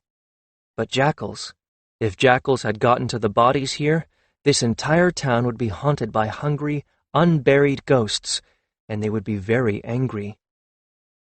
"I don't think we should stay here after dark," Asatra said nervously. Huras squared his shoulders and eyed the open door. The canvas door flap was down, so they couldn't see inside. "I'm going into the tavern." "We're all going into the tavern," Kiron said firmly. "And for right now, we're all sticking together. No one is going to wander off by himself no matter what. I don't care what we see or hear. We all stay in a group. Let's go." They advanced on the building with no idea of what they were going to find when they pushed aside the door flap. Kiron felt sweat prickling all along his spine, and he gripped his spear tightly with both hands. The 4 dragons stirred and flipped the tips of their wings nervously, their eyes fixed on their riders.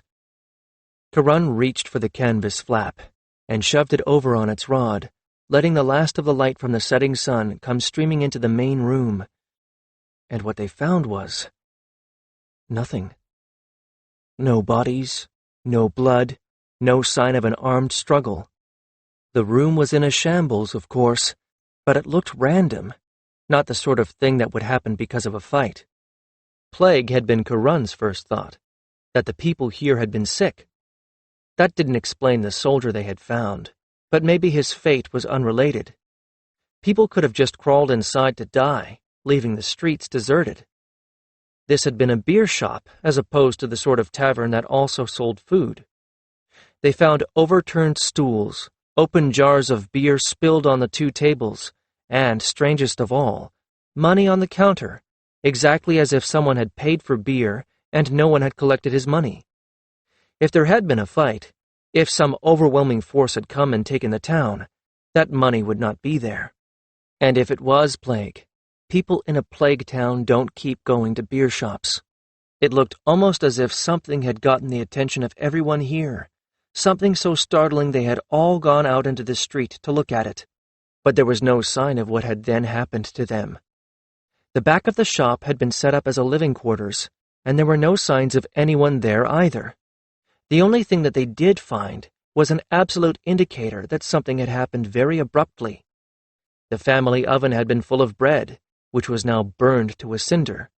So whatever had happened here, it had happened sometime between when the shop opened and when the bread would have been taken out of the oven, late morning or early afternoon. It was clear that scavengers had been in the kitchen, but also in the beer shop. Any foodstuffs had long since been run off with. Some enterprising creature had determined that he could break the beer jars by shoving them off the shelves. Presumably he and his friends had lapped up what they could before it ran away, dried up, or sank into the dirt floor. The floor under the shelves was littered with broken pots, but that must have happened after the people had gone. And where did they go? Kiron's stomach turned over. Surely the entire town wasn't like this. All right, finding bodies would have been horrid, but this, in a way, was even worse. They made their way, with less and less caution, up the street, checking every building and finding nothing. No people. Shops and houses in disarray.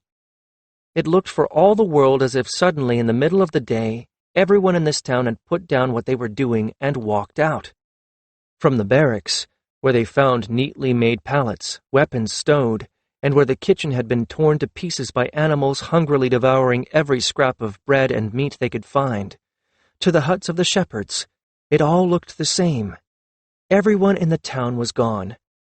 They found piles of soft swaddling where infants had been picked up out of their corners. They found withered flowers and sticks and little clay dolls where toddlers had been taken away from their play in the dirt. The half-dozen student scribes in one of the temples had put down their pens and their potsherds and walked out, along with their teacher. Everyone in this town had vanished without a trace. Well, everyone but one. The lone soldier who had almost made it to safety, and not even his body had been able to tell them anything. Akhet 10 was more than irritated with Kiron now. She was just about ready to remove his skin and salt him. Bad enough that he had only turned up when he had some bad news to deliver to an official. Worse that he just vanished in the morning as soon as he could get Avatra in the air without even trying to see her. For that alone she had every right to feel slighted. But then to have gone out of his way to be charming to every jouster here except her. The girls, in particular, were very annoying the next few days after he had left. They had been rather disgustingly impressed with his charm. And yes, he could be charming when he felt like it. It was rather too bad that he felt sure enough of her feelings that he didn't bother to be charming to her anymore. But the girls certainly could have done without being so... Ugh. It was, "Lord Kiron said this," and "Lord Kiron thinks that," until she was ready to scream, throw something, or both. The only one that was sensible was Perry, who, as usual, was quiet and spoke only about her dragon, and didn't go on about Lord Kiron, as if he was the god Horus come down to the earth. Let them have to deal with him when he's being excessively dense sometime and see how they feel about him then. Maybe it was that the other girls had all been priestesses. Akhet 10 remembered what it was like back when she had been a nestling and a fledgling. The other girls never seemed to tire of talking about young men. Young priestesses all seemed to have more time on their hands than they should. Though why that should be, she couldn't imagine. She had always managed to find plenty of things to do with herself. Studying, for one. There were always new things to learn. Just because you didn't have to learn them, that hardly meant you shouldn't. She was pondering just that when she passed by the pens and saw all the babies in the middle one, piled in a drowsy heap with Perry and two of the others watching them.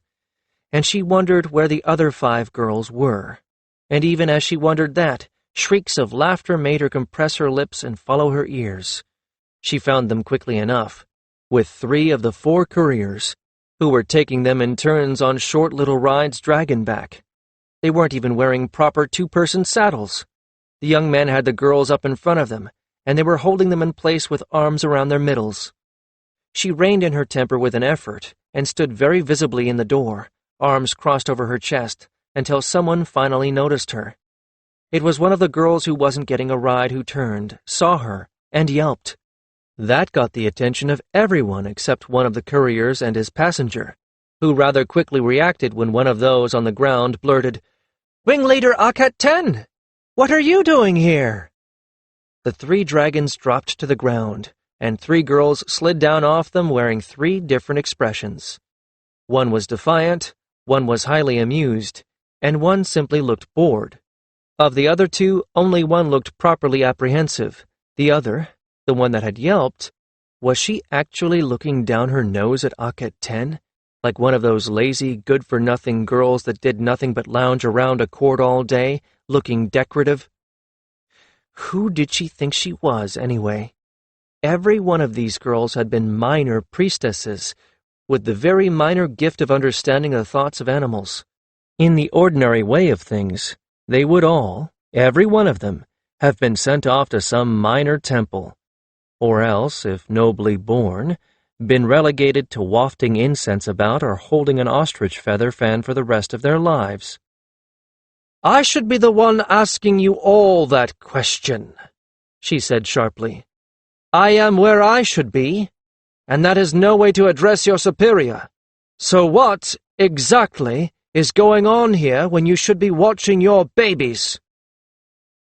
The one looking down at her nose smirked. "Lord Kiron thought it was a good idea for us to learn how to fly, so we would be ready when the babies were." Kiron again. Akhet 10 opened her mouth to lash out at the girl, when suddenly something occurred to her, and instead she smiled. Nastily. Apparently that smile got through to them. The identical expression of apprehension crept over all 5 faces. She narrowed her eyes. "Lord Kiron suggested that, did he? Well, although I rather well doubt this was what he had in mind for his couriers to be doing, he just might have been right." She turned her attention to the 3 boys. "I'm sure, couriers, that you have far more important things to do with your time and your dragons than give pleasure hops. Training, after all, never really stops, does it?" They took the hint. One of them even saluted her as all 3 flew off. She turned to her girls and crooked a finger. "Come along," she said in silken tones. "I want to introduce you to some new equipment. Since you all want to learn to fly so quickly, you are going to truly enjoy this. It is widely considered to be the highlight of training." She had, with an eye to the training, been looking for the same sorts of apparatus that she and the rest of the original Alton Wing had used to learn how to stay in the saddle when combat flying. It had taken her some time to track down where it had all been stored.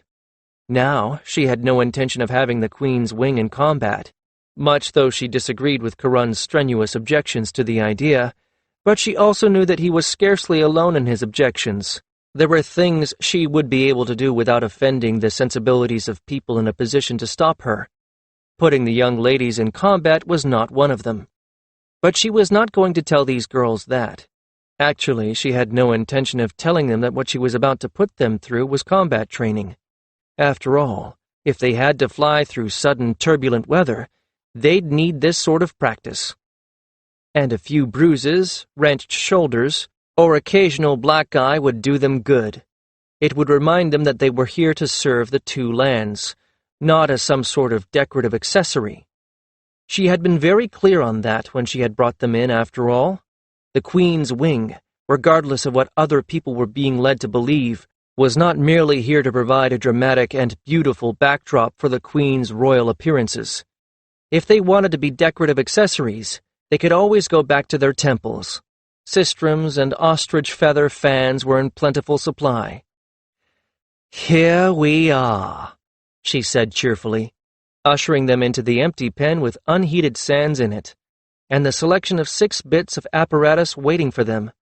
They stopped just inside and eyed the things with misgiving. "You wait right here, while I get some servants. Since you're all so eager, there is no time like the present, right?" It didn't take her long.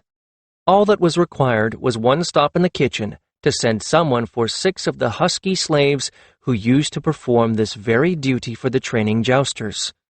By the time she herself got back to the pen, the slaves were already there.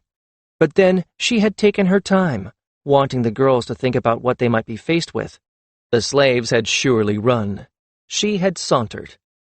The 6 men stationed themselves at each of the sets of apparatus. She walked over to the first of them.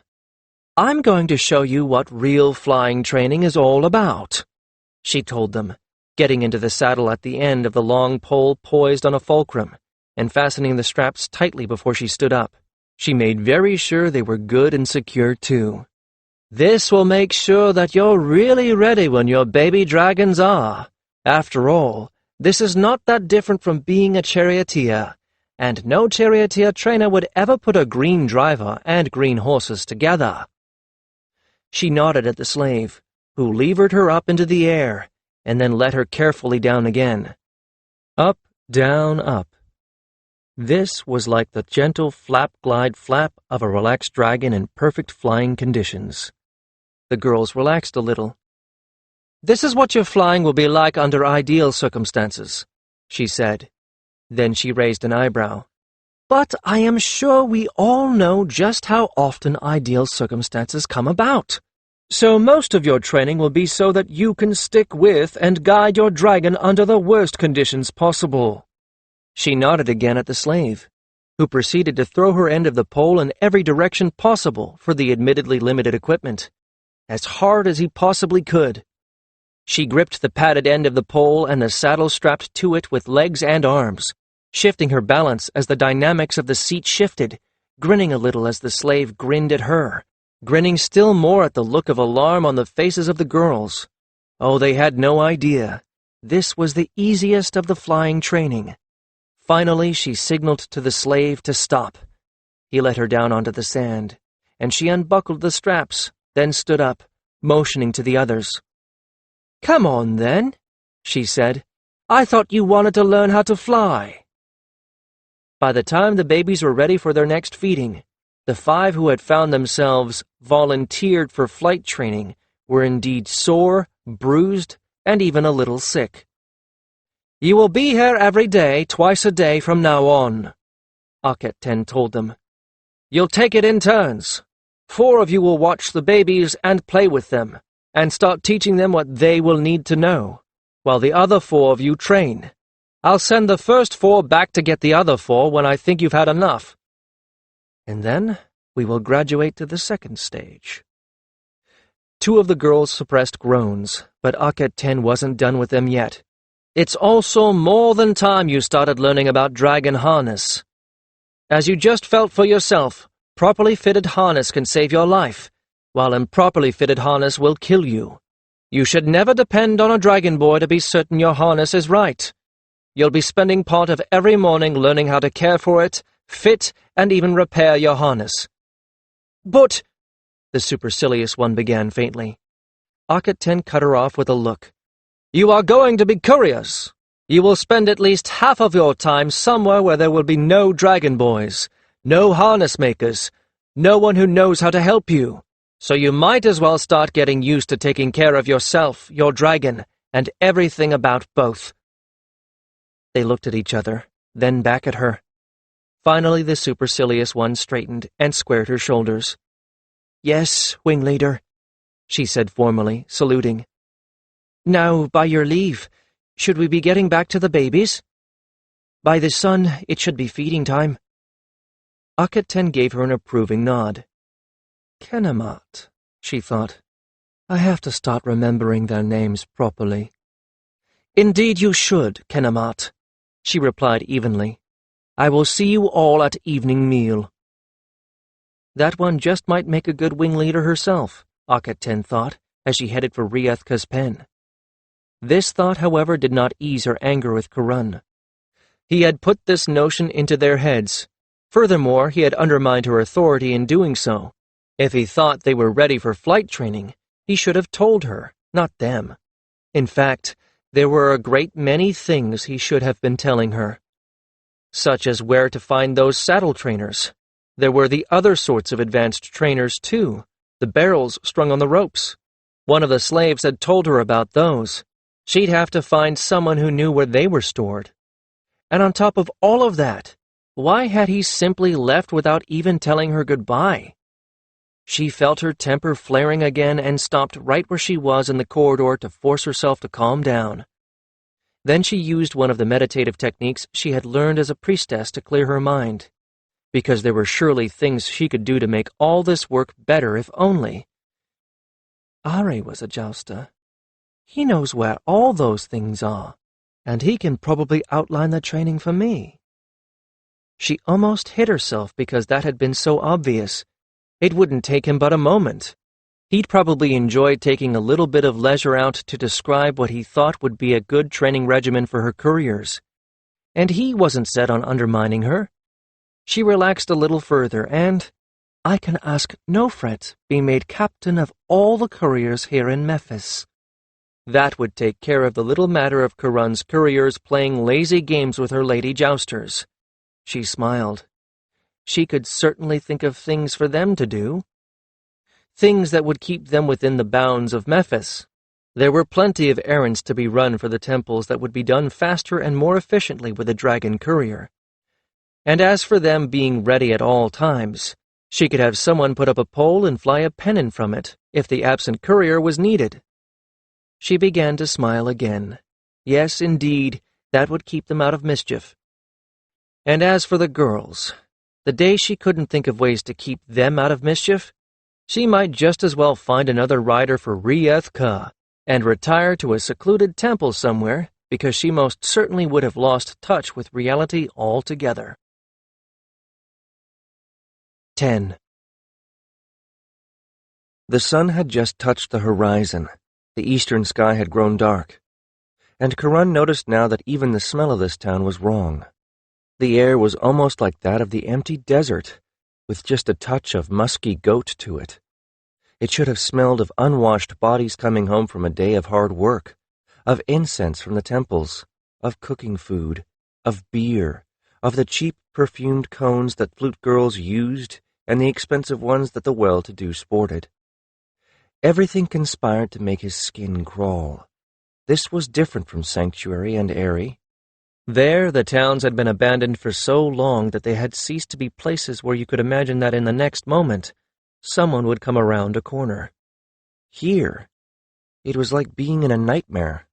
You just knew that at any moment you would wake up and the streets would be full again, except that didn't happen. Avatra whined unhappily behind him. The dragons had been trailing them all through the town as if they, too, were uneasy about this place. Now Avatra came up behind him and bumped his shoulder with her nose, wanting comfort. Absently, he cupped her snout against his face.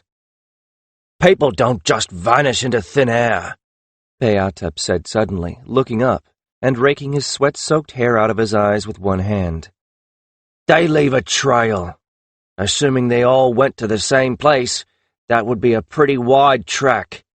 I'm going to find where they went before it gets too dark to see their traces." With that, he stalked off, leaving the rest of them to scramble to catch up. Kiron was the first to move, motioning to the others to follow, and the dragons straggled along behind. Once, they startled a little herd of goats, which tried to run toward the desert. As if they were coordinating their attack, each of the dragons pounced on a different victim. All that hunting practice made it absurdly easy for them. They caught and gulped down their prey in nothing flat, and were shortly following close on the Jousters' heels again. They'd made a circuit of about a third of the ragged periphery of the town in the gray twilight when they discovered that Peatep was right in all of his assumptions. The people that were gone had gone somewhere, with some appearance of purpose. They had all gone in the same direction. It looked as if they had all gone at the same time, and they had left a trail. Under normal circumstances, the hard-baked desert ground would never have retained enough impression of feet for any of them to read. They were not, after all, skilled hunters or trackers. Peatep was the closest in that regard. He had trained the great hunting cats for the nobles of Alta, and thus had some minimal hunting skills himself. But the rest of them, Kiron had been a farmer's son and then a serf for most of his life. Beghuras was the child of bakers, and Asit Ra the protected child of nobles. What they knew of tracking could have been written on a fingernail with room left over. But this was not a few people. Clearly the entire town had passed this way, funneling through the streets and between the houses until they were channeled here to this spot. The scuffs and kicked-up dirt of an entire town's worth of people, all condensing into a kind of army, and all heading in the same direction, left a path as wide as an avenue in Memphis and as easy to see. The only reason they hadn't spotted it before, from the air, was because they had approached low and from the opposite side of town. By the time they were near enough to see it, they had been concentrating on the empty streets and thinking more of possible ambush or horrors to come than of what might lie on the eastern outskirts of town. For this trail was headed east without a shadow of a doubt. Men, women, children too small to walk on their own, all had come this way and gone off with no known reason.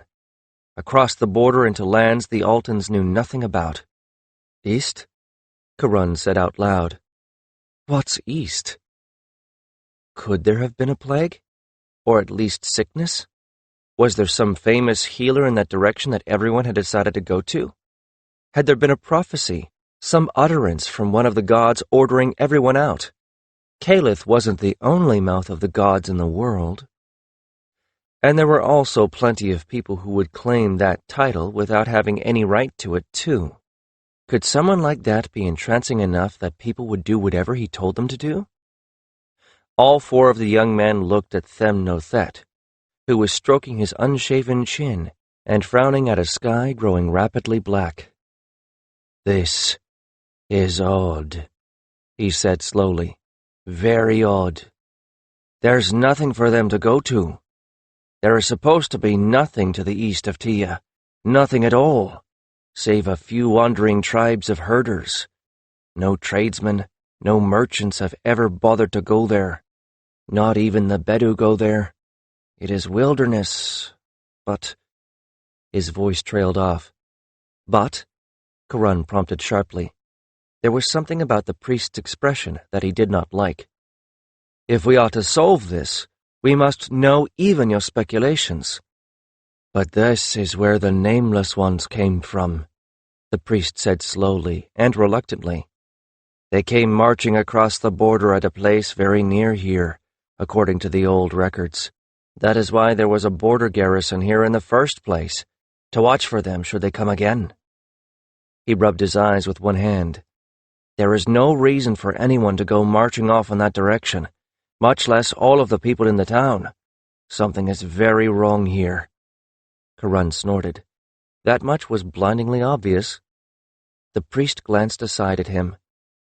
"I mean, something more than the obvious is wrong.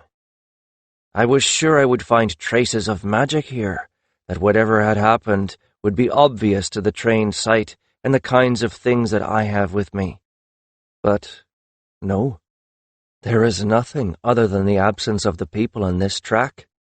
None of my talismans are telling me of the presence of the kind of dark powers that the Altan Magi used." The priest continued, peering uneasily down at the ground as the darkness of full night quickly descended. "In fact, I sense nothing even if what I can see with my eyes. No more than did the sighted among us from Sanctuary. I can see the buildings. I can see the signs of ordinary life everywhere. But what I see does not correspond to what I see. It is as if there never was a town here, that nothing has ever lived here but wild things. People leave echoes of themselves anywhere they have lived, and those echoes take years, not days, to fade. Yet those echoes are not here." Silence answered his words, and Kiron shivered. He knew nothing of magic except that it did follow rules, and the priest was talking as if those rules had been completely violated. "He sounds like I would, if Avatra suddenly turned on me with no warning." "I'm going to hunt while there is still a little light left," Peatep said abruptly into that silence. "The dragons have fed, but we have not. We were counting on people to be here, on the garrison to take care of our needs when we got here." Kiron nodded slowly. "Yes, we were. But who could have thought?" "No one," Peatep said immediately. "This is not something you could have anticipated, Kiron. But it isn't going to stop our hunger from making us weak if we don't take care of ourselves. I will kill one of those wandering goats. That will be meat enough for us all, if nothing else." "I will see if there are stores of flour or the like," Uras said slowly. "The scavengers can't have gotten into everything. There plainly is nothing in this town to fear, not even ghosts." He faltered to a halt. Kiron could empathize. When a place was this deserted, even a ghost would have been welcome, in a way. And at least this was something constructive they could all do. Kiron took command of the situation. "Peatep, that is a good plan. We must sleep and we must eat. Going to bed with our stomachs aching will not let us sleep. We cannot do much even to return to Sanctuary without food and rest. So let us divide ourselves, but carefully." He pondered for a moment. "Peatep and I will take the dragons to the courtyard of the Temple of Haras, then hunt. Them-no-Thet, go you to the Temple of Haras with us, and light the fires and the torches, and see what you may find there. We will make that place our refuge. The wings of the god will surely shelter us." A pious statement that the priest nodded at, but which Kiron himself was not entirely sure he believed. After all, the priests were all gone too. The wings of the god hadn't done them much good. But right now he preferred they didn't think about that. They all needed some place that would at least feel a little safe. "Huras and Aset-Ra, see what you can find of foodstuffs that animals haven't pillaged. Get us water, and we will all meet back at the temple." The priest nodded. It was clear he was not loath to take himself back to familiar confines. Kiron couldn't blame him. A temple must feel to him as a fortress felt to a soldier. And perhaps, since he was sighted and gifted, he might be able to turn the temple into a truly protected spot. A border garrison town was hardly going to attract priests of any kind of power. In fact, it would have been surprising if even the healer here could do more than pray and offer herbs and the knife. "I think that the homes of the wealthier here might yield something we can eat," Huras said. "Once we find torches, I will make a fire and kindle them, and then we will be on better footing." The big man led Aset-Ra confidently off back into the town. They looked almost like a father and child. Huras towered so much over Aset-Ra. "Let us seek the temple, then, while we can still unharness the dragons without stumbling over straps," Kiron said, catching up the reins of Westet and Tathulan before they could follow their masters. There was a moment of resistance, a little tugging, and then the two yielded to Kiron's insistence. They had been well trained, but more than that, they accepted Kiron and the other riders of Kiron's wing as substitutes for their true masters. "And while I can find the stores of torches and lamp oil," the priest said and sighed, "at least I need not concern myself with being frugal. Clearly no one is going to object if I burn a senite's worth in a single night." "Hardly," Kiron said dryly. "Rather, we are more apt to ask you to make more lights, not fewer." Treading carefully, the priest walking alongside them, Kiron and Peatep took all 4 of the dragons, which were beginning to make anxious sounds again, off to that courtyard. As were many temples, this one was set up to play host to dragons if need be. It would catch and hold the sun all day, and at night the stone would radiate back that stored heat. There were stone basins that could be filled with fuel bricks made of straw and dung to provide more warmth if the dragons got too cold. There was ample room for the 4, and they all stopped whining and began to relax as they realized they were soon going to be allowed to sleep. Peatep and Kiron set about getting them out of their gear and stowing it off to the side, each set going to a different corner and stacked neatly. The priest greatly aided their efforts by bringing 4 torches as soon as he could find them and get them lit. The moment that saddles and harnesses were off, the 4 curled up together to share warmth and immediately went to sleep. By this time it was fully dark, but the moon was already rising, and this turned out to be all to the good.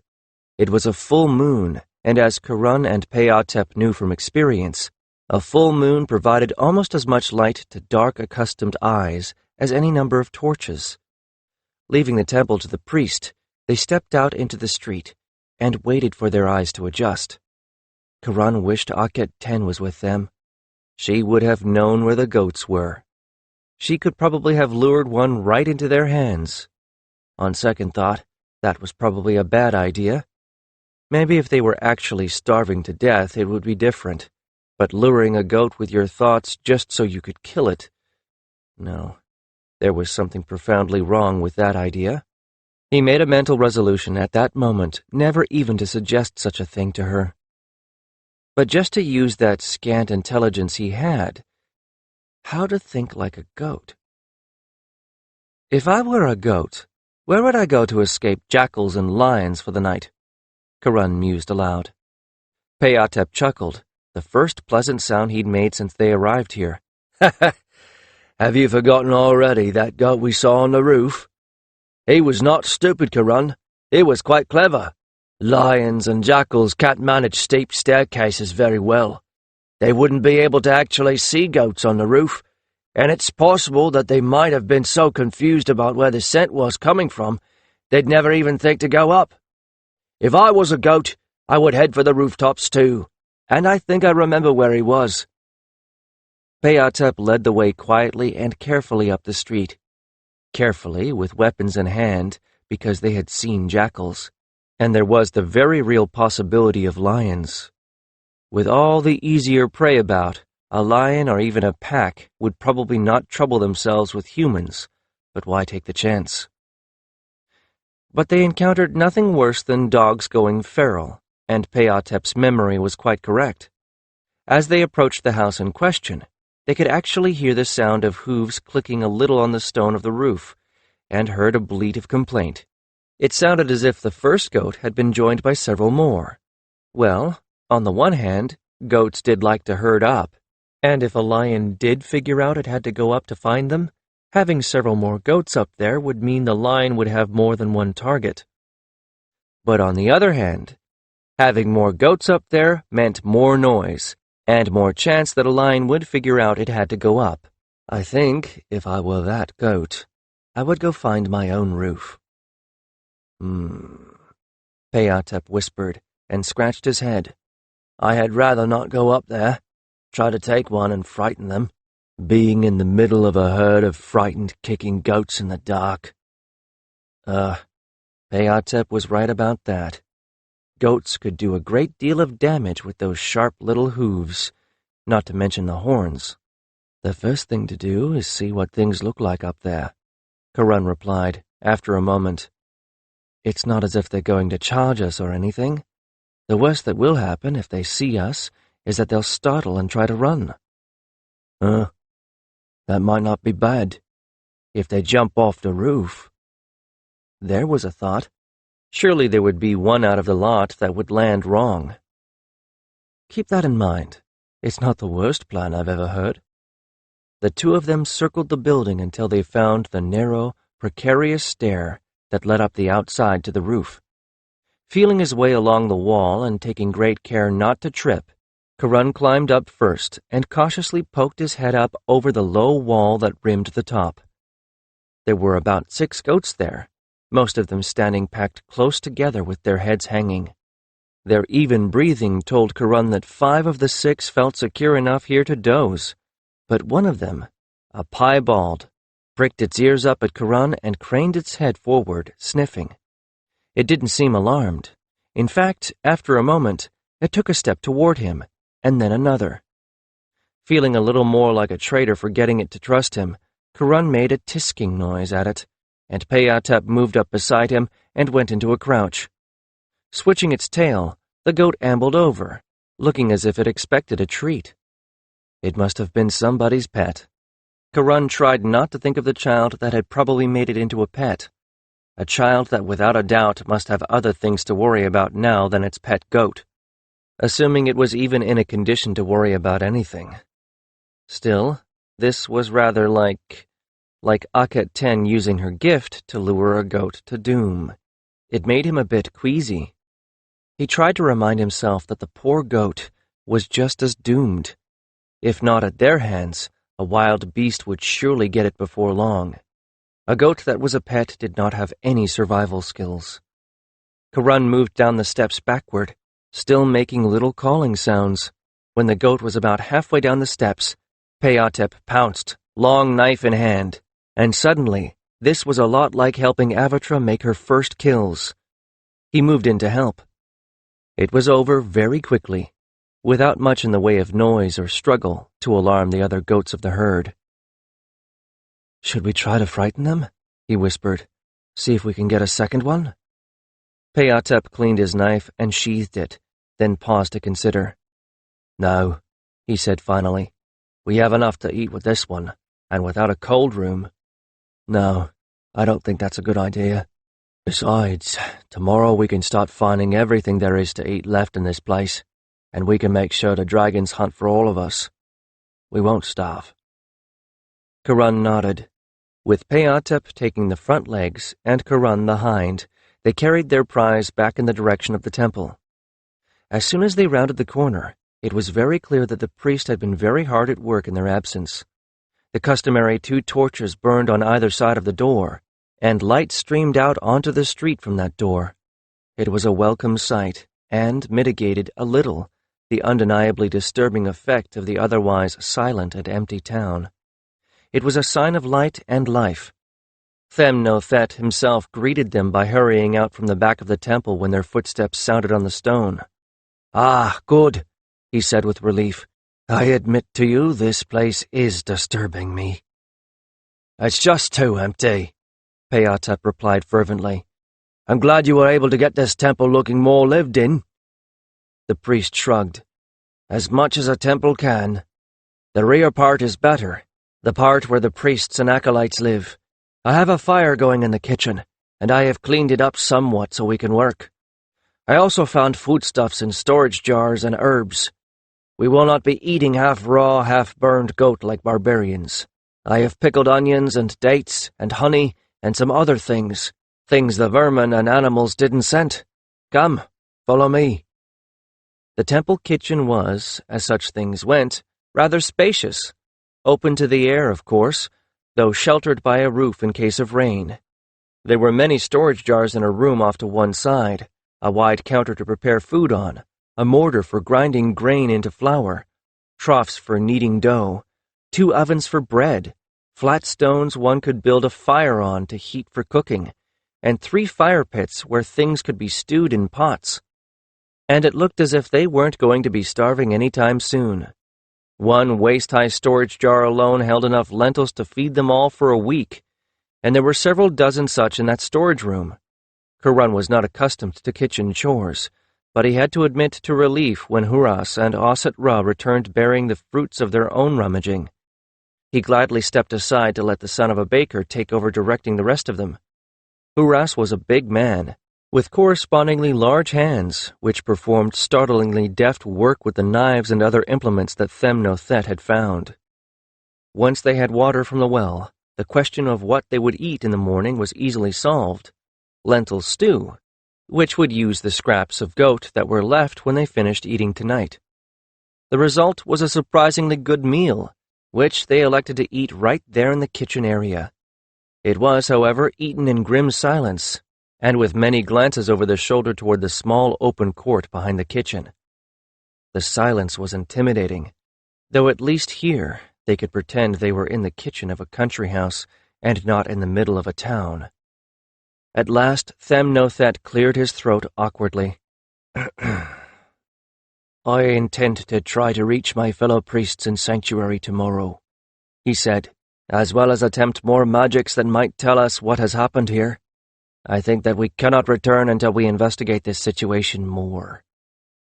He looked at Kiron as if he expected Kiron to object, but the jouster only nodded. "As long as we have hunting for the dragons and food and water for ourselves, I don't see any other course," he agreed. "An entire town just walked off into the wilderness. We don't know where they are, why they left, and who did this to them. We have to find out whatever we can here." The other 3 nodded in agreement, and the priest looked relieved. "I don't think we should sleep without a watch being set, though," Kiron continued. "And I think we really ought to sleep with the dragons. It offers that much more safety." He thought for a moment. "In fact, all right, this may sound strange, but I think we ought to sleep tethered to a dragon's leg. That way, if something comes along and makes us want to go wandering in the desert, hopefully our dragons will wake us out of it." Huras scratched his head, looking relieved. "That's a good idea. And I don't think it sounds strange at all. Tethulan is very good about telling me when there's something wrong with me." "I think they're all good at that," Kiron agreed. The priest looked from one to another of them, and finally asked, very quietly, "Would you mind if I joined you?" It was not a restful night, but then no one really expected it to be. Only the dragons slept soundly, and didn't really seem to notice when their riders took heavy cords and tied themselves to a front foot. Then again, they'd had a hard several days getting here, and they were probably exhausted. The Jousters should have been exhausted too, but Kiron could tell that the others were sleeping fitfully, if at all. Even Huras, who normally slept through everything, was tossing and turning. He took his turn at night watch, then settled down with Avatra again, and finally, some time before dawn, did drop off into an uneasy slumber. It was a relief to do something normal and take the dragons out to hunt. They let all 4 of them kill and eat as much as they could. It would be no bad thing for them to doze most of the day and recover their strength. They left the priest stripped down to his kilt, busily laying out all manner of things in the sanctuary of the temple. He looked up as Kiron passed. "It is a very good thing," he said in measured tones, "both that all temples of Haras are required to keep everything needed for the greater magical rituals, and that no one, so far as I can tell, has ever used these things here. I have pristine tools and materials." "Will you be needing anything from us?" Kiron asked, hoping that the answer would be no. The priest shook his head. "I could do with a trained acolyte, but in matters this complicated, an untrained helper is worse than none at all." Kiron nodded. "In that case, during the morning we intend to consolidate everything useful here, and in the afternoon we are going to follow the trail of the missing townsfolk for as long as we can." The priest's mouth thinned. "I do not know what to hope for. It could be that nothing is the best thing you can find." Kiron tried very hard not to think about that as he went out with Huras to scour the northern half of the town, including the garrison, for foodstuffs and water jars. After 2 trips with the latter, which were heavy, awkward, and bulky, he was feeling distinctly out of sorts.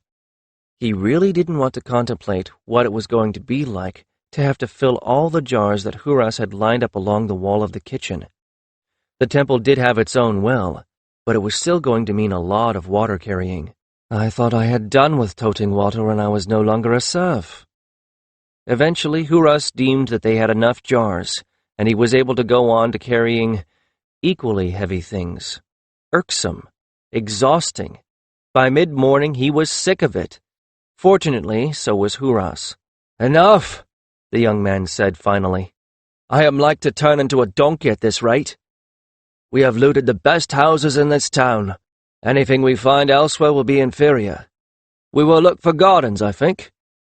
Kiron groaned, but agreed. But the gardens had long since been eaten up by the goats, which understandably preferred tender, well-nurtured plants to what they could find in the desert. The best that Huras could manage was to dig up some half-grown onions whose green parts had been eaten down to the ground. Atep and Ossetra fared no better, and the rest of the morning was spent filling water jars until their arms ached. Huras rewarded them, though, with a decent meal, and Kiron mentally congratulated himself that the big man was along, even though Huras had been picked for the size and strength of his dragon and not his culinary skills. The priest came in as they were finishing their meal, looking so bleak that Kiron put down, untasted, the honey-smeared flatbread he had been about to bite into. "What?" he asked apprehensively. "Your face is as long as Great Mother River." "I cannot speak with sanctuary," the priest replied. "Even though my powers find nothing in the way of dark magic here, or even any magic at all, I cannot sense them, nor I suppose they can sense me." All the dire things that Kiron could think of were quickly dismissed. The priest was an expert in his magic. He would surely have thought of everything Kiron could think of as the reason why he could not reach his fellows. Still, if magic was like water, could it be drained away? "No magic?" he said instead. "None? Isn't there always some magic about? Amulets, charms? Even if only half of those are genuine, shouldn't you be able to sense them?" Themnothet gave him a sharp look. "What are you thinking?" Kiron had to shrug. "I don't really know. Is there something that drinks magic?" The priest stroked his chin, which was now shaven again. "Huh. It is possible. I have never heard of such a thing." He stared past Kiron for a moment, then abruptly turned and stalked back into the sanctuary. Kiron and the others shared a look. "Priests," Ossetra said dismissively. "Akhet 10 is like that." "So she is," Kiron replied, feeling both a touch of irritation and a touch of smugness, both overlaid by a profound wish that she was here.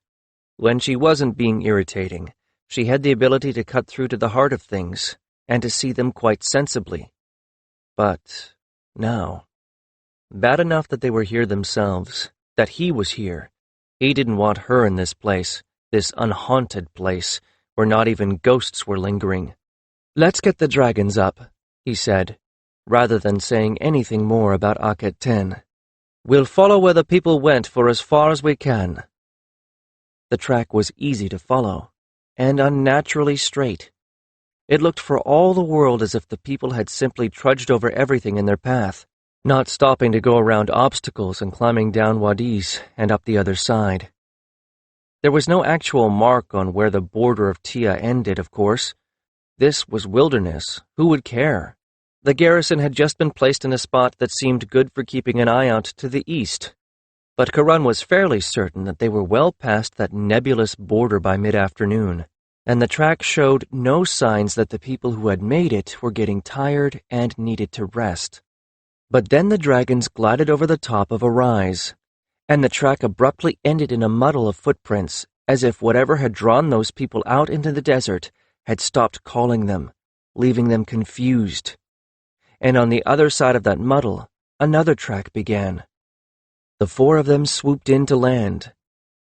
"Camel droppings," said Peatep at once, pointing to the pile of dung. "And camel tracks." He slid off his dragon's back and began walking about, bent over, frowning. "Whoever was here, they weren't here by accident. They camped here 2, maybe 3 days. There's a fire." Now he pointed at a blackened smudge half covered with loose earth. "And look how the brush is browsed up. Whoever was here came here expecting to intercept these people. They knew the townsfolk were coming." "They weren't here to invite them to a feast either," said Ossetra suddenly. He rose up from behind a bit of scrub with something in his hands, his face grim. They all clustered around him. What he held in his hand was a bit of leather with a ring on it. It had broken where the ring was riveted to the leather, rendering it useless. It was a slave's neck collar, and the ring was meant to run a rope through, so that the slaves could be strung along like a string of pack animals. Well, now they knew why no one had come back. "The dead god," Ossetra said slowly. "He was probably riding patrol along the border, and whatever happened back there, he didn't get caught in it. Then when he got back to town, he followed this track just as we did." Kiron nodded grimly. "Now we know who killed him. But where did these slave traders take our people?" Peatep was already walking the site in widening circles and suddenly stopped. He looked at the other 3 and spread his hands in frustration. "I was thinking, a town full of people. That's a lot of slaves. And there were a lot of slave traders here. A lot of slave traders." Kiron went to join him, and saw what Peatep meant. Camel and human tracks radiated out from the spot where Peatep stood. This must have been like a feast for those traders, because there were no signs of any struggle. Whatever held the townsfolk in thrall continued to keep them docile. And as for where the townsfolk were, they were scattered to the 4 winds. The 4 jousters looked at each other in dismay. By now there was no telling where those people were. There were only 4 of them, and a dozen slave traders or more, and that was assuming that the traders had moved so slowly that the dragons could catch up with them, with more than a sennight of head start. The townsfolk were gone, beyond recall. With heavy hearts, they mounted back up and turned back to the deserted city. There was still a mystery to solve. Who did this? Why? And how could it be avenged? 11. Desert wind flowed through the ventilation openings just under the temple's roof, carrying away most of the thick incense smoke, which was just as well, since the priest of Haras had been undertaking so many rituals that it would otherwise have been impossible to breathe here. "I can find nothing," Themnothet said with frustration. He looked worn to a rag. He had not slept except when he had to. and Huras had been bringing him meals because otherwise he would not have troubled to eat. Except that, yes, something is drinking the magic. I cannot tell where it is, because it drinks the magic as fast as I bring it up. Kiron rubbed his head. They had been here 3 days now, and were no closer to solving the mystery, nor were they in any position to do anything about bringing the stolen people back, and the longer they remained here without being able to speak to Sanctuary, the longer it would take for anyone else to know what had happened. Finally, he shook his head. We must go back. We can do nothing more here. The others looked as if they were about to protest, then thought better of it.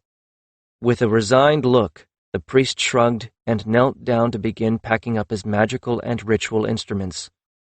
Kiron nodded with sympathy. I understand. We have accomplished nothing other than to find a deserted town, and to discover that the people and garrison are almost certainly now slaves. If any of you can think of anything we have not yet tried, I should like to hear it. Nothing. No one had any clever answers. They were all too tired to even try to think of some, as he had known was the case, since he wasn't in any better condition than the rest. He wanted a real meal, and he wanted a bath, but he would do without if only they were getting answers here. Since they weren't, it was piling misery atop futility to stay here. Very well then, we fly back. Perhaps the priests at Sanctuary will have better ideas. He glanced at Them-no-Thet, who shrugged wearily. The priest looked as if he had come to the last of his ability to think, and that was not a good state to be in. They were relying on him for defense against magic, but if he could not think clearly, that was a potential disaster. He could tell them not to feel guilty, but it would be useless. He rubbed the back of his hand across his cheek and felt the grit under it. Enough. The wise commander knew when to order a retreat. The sun was going down. There was a beam of light pouring in through the ventilation slit in the western wall, to fall 3/4 of the way up the eastern wall. That only happened as the sun disk approached the horizon, and was a good cue to tell them all that nothing more could be done this day. Get a good night's sleep, he advised. If you cannot do it any other way, broach that last jar of date wine. We'll hunt before we leave, and take as much as the dragons can carry. At least now he knew the locations of the watering places on the way back. The locations were engraved, not in his memory, but in the far better memory of the dragons. That would make things much easier for everyone. The dragons would make a straight flight from one to another, without the need to hunt for it this time. A dragon never forgot a place where there was something it needed, as he had discovered with Avatra, who would return time after time, without prompting, to the same little wadi where she had cornered a gazelle, presumably hoping that another one would find the place to its liking. And more often than not, she did find some sort of prey there, though once it had been a very disappointing fennec fox that had slipped right between two of her talons and scampered away. They all resorted to the date wine, even the priest. Huras put together a truly excellent, if very limited, dinner for all of them, but it seemed rather like a funeral feast. In a way, perhaps it was. The people they could not help might just as well be dead now. It was more than enough to make one think very hard about taking refuge in the wine. No one indulged too much, however. No one wanted to awake in the morning feeling as if his head had been put in the olive press, and his gut was a colony of scorpions. And when the jar had been split 5 ways, Kiron noted as he went to bed that at least half of each portion had been poured out frequently for the god. He hoped that Horus got good use of it. In the morning, it did not take long at all to hunt enough to take care of everything the dragons would need for a day. The goats that had taken shelter in the town made easy prey. The dragons ate well, and they all lumbered into the air burdened not only with their midday meal, but with their evening as well. Kiron pressed them all hard, and no one objected, not even the dragons. But once they were a day out of the border town, the priest had been able to tell his fellows what had been discovered, sketchy details at least. Once they were down for the night, He had performed a very simple ritual that allowed him to scribe characters on a specially prepared piece of papyrus paper, which somehow would end up on another like it in Sanctuary, and he, in his turn, could read characters that appeared on his piece of paper. Return to Sanctuary quickly was all that he got, which was what they were doing anyway, after all. The return trip was the mirror image of the trek out, with one exception, and that was when they split their party on the last day. Kiron took up the priest behind him and veered off to Sanctuary, where Avatra drifted down to her old pen in the very last glimmer of twilight and sank down onto the heated sands with a sigh. At their midday stop, the priest had sent Sanctuary another message, telling them to expect him and a jouster around sunset. So there were servants waiting with food for Avatra and another to help Kiron unsaddle her. "There is a bath waiting for you, Lord Jouster," said one of them, "and clean clothing. There is drink waiting at the bath, and I will bring a hot meal when you are finished." "That sounds very good," he replied, trying to maintain at least a semblance of dignity. He followed the servant to the bathing room that had been set up in the Temple of Haras, to which the dragon pens were attached, and with a sigh of gratitude for water he did not have to personally haul, upended the first bath jar over himself. The priest, of course, had immediately hustled off with 2 acolytes that had been waiting for him, and when he returned from his bath, the waiting servant told him that Avatra had roused herself long enough to eat, then flopped down and spread out her wings and was asleep in moments. As for Kiron, fed and clean and finally in clean kilt and loin wrap for the first time in days, he thought he would surely be called on to contribute. The pens they had built here in Sanctuary were the type that he himself had pioneered, with the Jousters' Spartan quarters in the pen itself, and this was where another servant brought him food, drink, and a small lamp to see by. But as he ate the meal that was brought to him, no summons came. When he found himself nodding off over the empty bowl, he gave up and stretched out on the pallet. Dawn broke, and still no summons. After getting himself some food from the kitchens of the Temple of Haras, and waiting until Avatra herself woke and began to look restlessly about for food, he finally shrugged, found someone to pass the message to Them no Thet and Caliph that he was leaving, and saddled Avatra up. He was just about ready to mount up when a boy came running up, and with him servants carrying meat that Avatra eyed with great hunger. Sanctuary still operated leanly, despite all the priests and temples here. Last night's meal for Avatra had been a necessity, because they had arrived too late to hunt. The couriers were expected to hunt their dragons to feed them.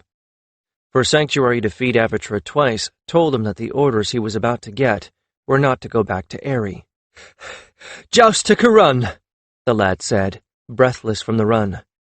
"You are asked by Caliph, and through the priests of Haras by great King Aerie, to say nothing of what you found, not even to your best friends." The servants spread out the meat for Avatra. It had already been cut up so that she could simply gulp chunks down, rather than tearing at larger pieces, and she did so while he blinked at the boy's words. This took him rather aback, but he could certainly see why this edict would be issued. Given that no one knew how the people had been lured from that town, nor who had done it, there might be panic if people thought that even for a moment such a thing could happen again. Might be panic? There most certainly would be, and rightly. It could happen again, and at the moment, they had no means of preventing it. There were no answers to why it had happened, only more questions. He nodded. There was great wisdom in this edict, but there was certainly more to come. "You are further asked to go, not to Aerie but to Memphis, where the great king wishes to speak with you at length," the boy continued. "A courier will be sent to Aerie with your instructions for the Jousters." He thought carefully. A courier. There wasn't a great deal that he needed to actually give in the way of instructions. Perhaps if the others were all untrained, but in fact, there were people at Aerie who were far better schooled in the management of dragons and their jousters than he was. "You can send something from temple to temple, yes? Very nearly as swift as thought?" The boy nodded. Then tell them that they are to continue as I left them. His wing of wing leaders was more than competent enough to continue as they had been, until the bandits changed their strategy, which was not likely for some time.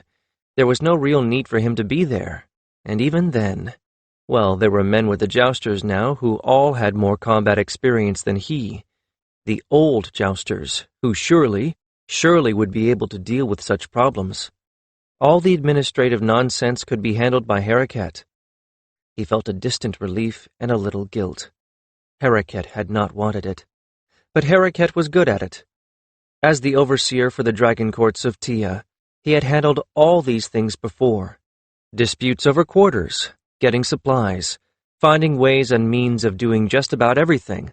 The circumstances had changed, but, well, perhaps Aerie could come up with a way to sweeten the circumstances, and he was certainly now in a position to make such a request. Lord Harriket, with his own villa and land. Not a bad thought. Meanwhile, it seemed he was needed elsewhere, and he had better put all possible speed into it. Avatra finished the last chunk of meat and raised her neck to look at the sky, spreading her wings slightly. She was impatient to be gone, and she turned her head gracefully to look at him as if prompting him. "You are to make all speed, Lord Kiron," the boy said, echoing his thoughts. "We will," he replied, and before he had finished the second word, Avatra, responding to his shift in weight, gave a tremendous leap and upward thrust of her wings and sent them both aloft. They landed to the kind of reception that Kiron remembered from the old days of the dragon courts here. Servants, rather than dragon boys, but otherwise it was a taste of the old days, except he had never been on the receiving end of the attention back then. It was a little disorienting, actually, to see this swarm and have the reaction that he should be down among them. He had scarcely unbuckled his straps and slid out of his saddle when there was a servant there unbuckling the harness, another with a barrow of meat for Avatra, a third filling her water trough. She looked surprised for a moment, then hunger overcame surprise, and she dove into her meal. Kiron, for his part, was taken away by yet a fourth servant, moving at a run toward the palace. And if he had not felt the urgency of his situation so strongly, he would have been stunned at the mere sight of the huge building that crowned the avenue that the servant had led him on to. For all that his duties sometimes brought him here, this was the first time he had been in the palace, and it simply did not compare to anything he had yet seen. The dragon courts and the temple attached to them were large, yes, and indeed the temple was fully large enough for a dragon, even several dragons, to walk about in comfortably. But he had gotten used to the low ceilings, the long, dark rooms of Aerie, the squat, sturdy buildings of Sanctuary. That was what his mind measured things by. He had forgotten, if indeed he had ever truly realized, that the great king's palace in Memphis was intended to impress to the point of intimidation. He found himself approaching a building that was at least as tall as the cliff walls of Aerie were, except that the dwellings of Aerie were carved from something natural, and this was entirely built by man. Fat, carved and painted pillars, made to look like palm trees, rose up 3 tall stories to support the roof, and the front of the palace was so wide that 40 chariots could have lined up in front of it. The front door, of beaten plates of bronze, would have admitted Avatra or even Cachette without requiring them to bend their necks or tuck their wings. Inside, the first room looked like the sanctuary of a temple, with more rows of carved and painted columns upholding the ceiling, which was so far above Kiron's head that Avatra could probably have flown in here, had the columns permitted it. And there must have been 50 torches illuminating the place. From the dais and the 2 thrones at the far end, this must be the audience chamber. But the thrones were empty, and the servant was hurrying on. They passed through another chamber like the first, but smaller. Presumably this one was for smaller gatherings of more important people. There were larger-than-life-sized murals here, of tribute being offered and captive enemies, and on the one wall behind the thrones, there was an almost life-sized dragon, wings spread protectively above the thrones themselves. just as many torches burned here as in the previous room. The servant hurried on, leading him into a chamber of about the same size, but clearly one made for a very different purpose. This was a room full of scribes' desks, with rolls of papyrus paper and baskets beside them, ink and reed pens on them, and one or two works still being written and held down with scroll weights. 4 doors led into this room, and through them he glimpsed servants coming around to light torches and lamps. There were a very few lamps lit here, but not many. Work here was done for the day, unless the great king or queen would call for a scribe. The servant led him through the right-hand door, taking him now toward the south, for the palace itself faced east. The next 2 chambers seemed to be places for officials to do business. The decorations here were paintings of the god Teth, who oversaw such things, and the furnishings were desks, chairs, and baskets of scrolls. A wafting scent of roast duck tickled Kiron's nose as they moved through the second of these rooms, and made his stomach growl. He hadn't had duck or fish or goose, or anything that lived on or in the water since leaving Alta. Well, fish, but they were dried. Nothing like the glorious roast fish he used to enjoy as an Altan jouster. He turned his thoughts resolutely from food. He needed to concentrate on what, if anything, Aerie might be asking him. They passed into and out a huge courtyard with a lattice pool fully big enough for swimming, rimmed with palm trees. There were piles of cushions, palm leaf fans in baskets, and other things that gave him the impression that this was a spot used for lounging. But by whom? He did not know enough about court life to even venture a guess. From there they passed into another part of the palace, where the ceilings were still high, but only a bit above normal height. So far, every area they'd been through had been graced with stunning wall paintings appropriate to the room. In the scribes' and officials' chambers, it had been paintings of the god of writing and of diligent workers. Here, where he supposed these rooms were for entertaining, the murals were of dancers and flute girls, or of hunting scenes, or of the gods giving gifts of life and health to the great king. The pillars were all painted to look like lattice flowers, with the pillar being the green stem and close-furled leaves, the capital the blue-petaled flowers spreading out to press against the ceiling. Here were low couches, more piles of cushions, and small tables holding objects it was too dim to make out. The effect was opulent beyond his dreams.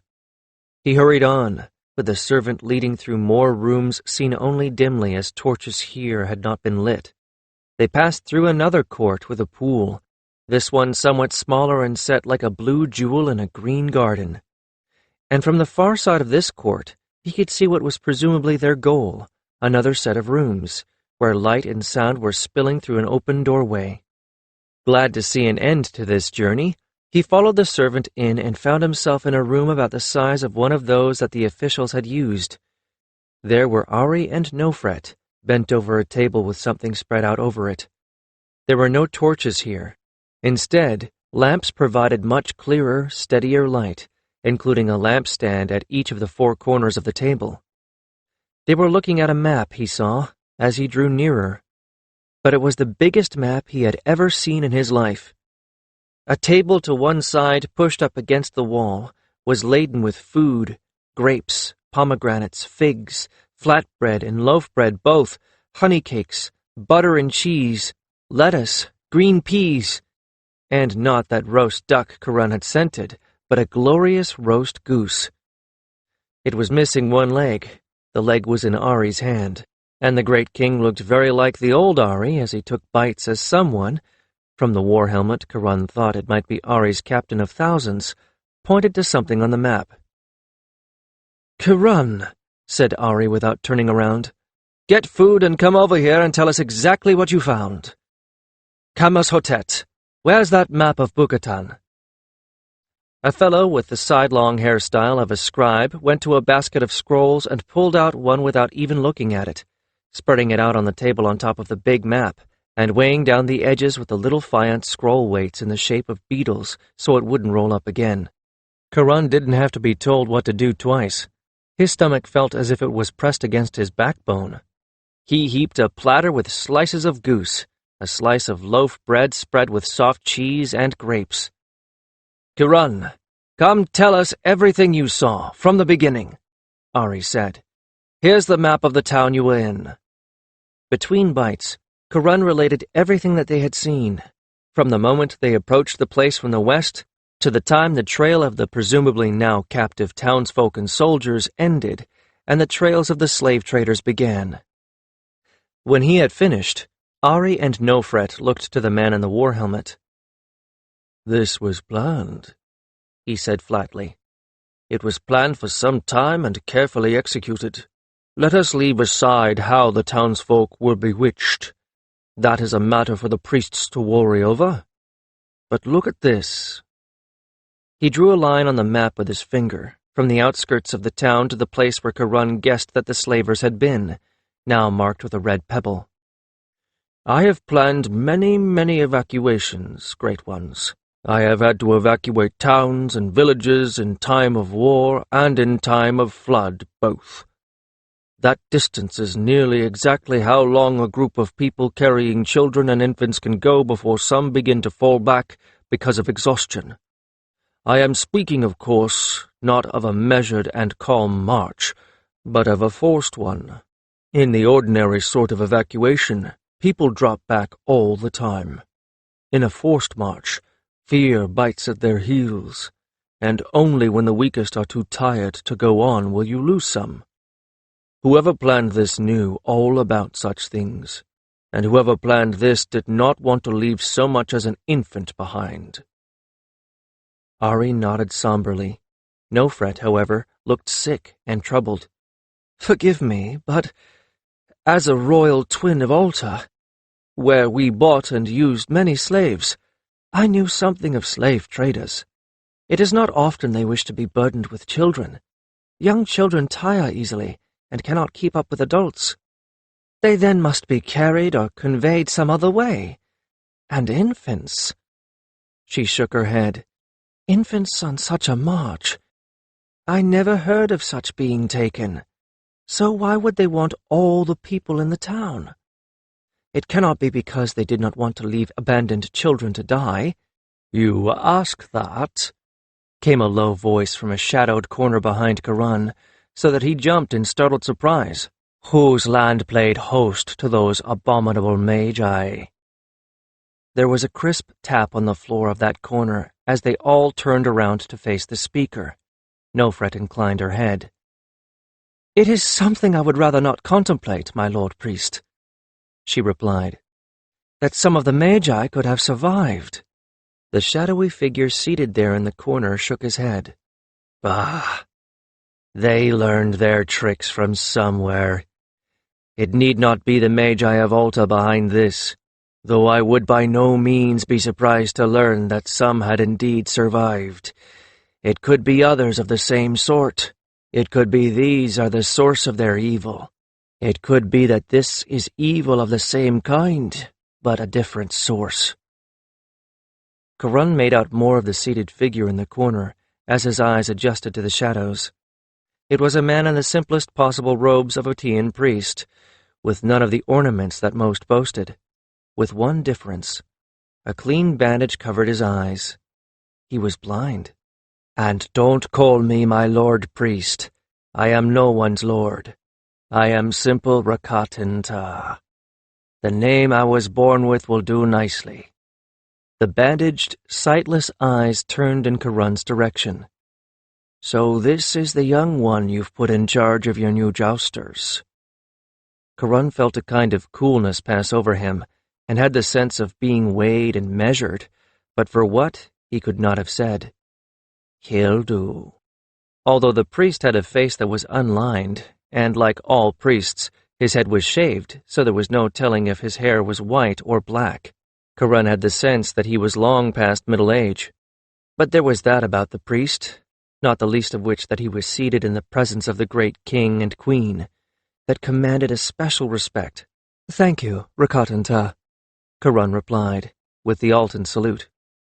"Oh, you would not thank me if you knew what I am, boy," the priest said with a low chuckle. I am the chosen of Seft. Kiron blanched. He had only heard of the chosen of Seft in the hushed whispers reserved for tales of angry ghosts and terrible revenge. Seft was worshipped, it was true, or rather it was more true to say that the dark god, brother to Sirius, was propitiated rather than worshipped. Now all the gods had their dark side. The benevolent Horus was known to go quite mad at times, and forget even who his friends and allies were. Nofet was the gentle goddess of night and women with child, but she also ruled over plague. And of course there was the sun disk of Rehaket, which brought life but also death, both in the most fundamental of ways, light after darkness, but also the hammer on the anvil of the sun, warmth that called seedlings out of the earth, and the fire that burned them where they grew. Still, Seft, he of the underworld through which the sun disk must pass each night, he who murdered his own brother that he might have Iris to wife, the father of curses, the brother of lies. When you wish to catch a thief, young captain of Jousters, said the priest, a little smile playing over his mouth, do you set a virtuous man to find him? Of course not. The youngest child will lisp the old saying, set a thief to catch a thief. There is no one in all of Tia, nor of Alta, that knows more about the dark magics than I. If you wish to hunt for the makers of the darkest of magics, you need someone who works such things himself. I am that person. I hold the rod and whip of Seft. It is why I was blinded when I was chosen. The god himself marked me as his, and made sure I could be nothing else. Kiron gulped. Blinded? They blind their priest? But... The priest chuckled. I was chosen at birth, boy. I have known nothing else. Do not feel sorry for me. I can know more things with my 4 senses than you can with 5. And take my advice. Never wrestle with a blind man. You will always lose. He turned his head back in Nofret's direction. The dark magics are one thing. Blood magic is another. The more potential life is cut short, the more power is generated. I have no doubt that whoever lured these people away demanded the infants and children as compensation. You might find a grave full of them, but more likely the scavengers have dragged them all away.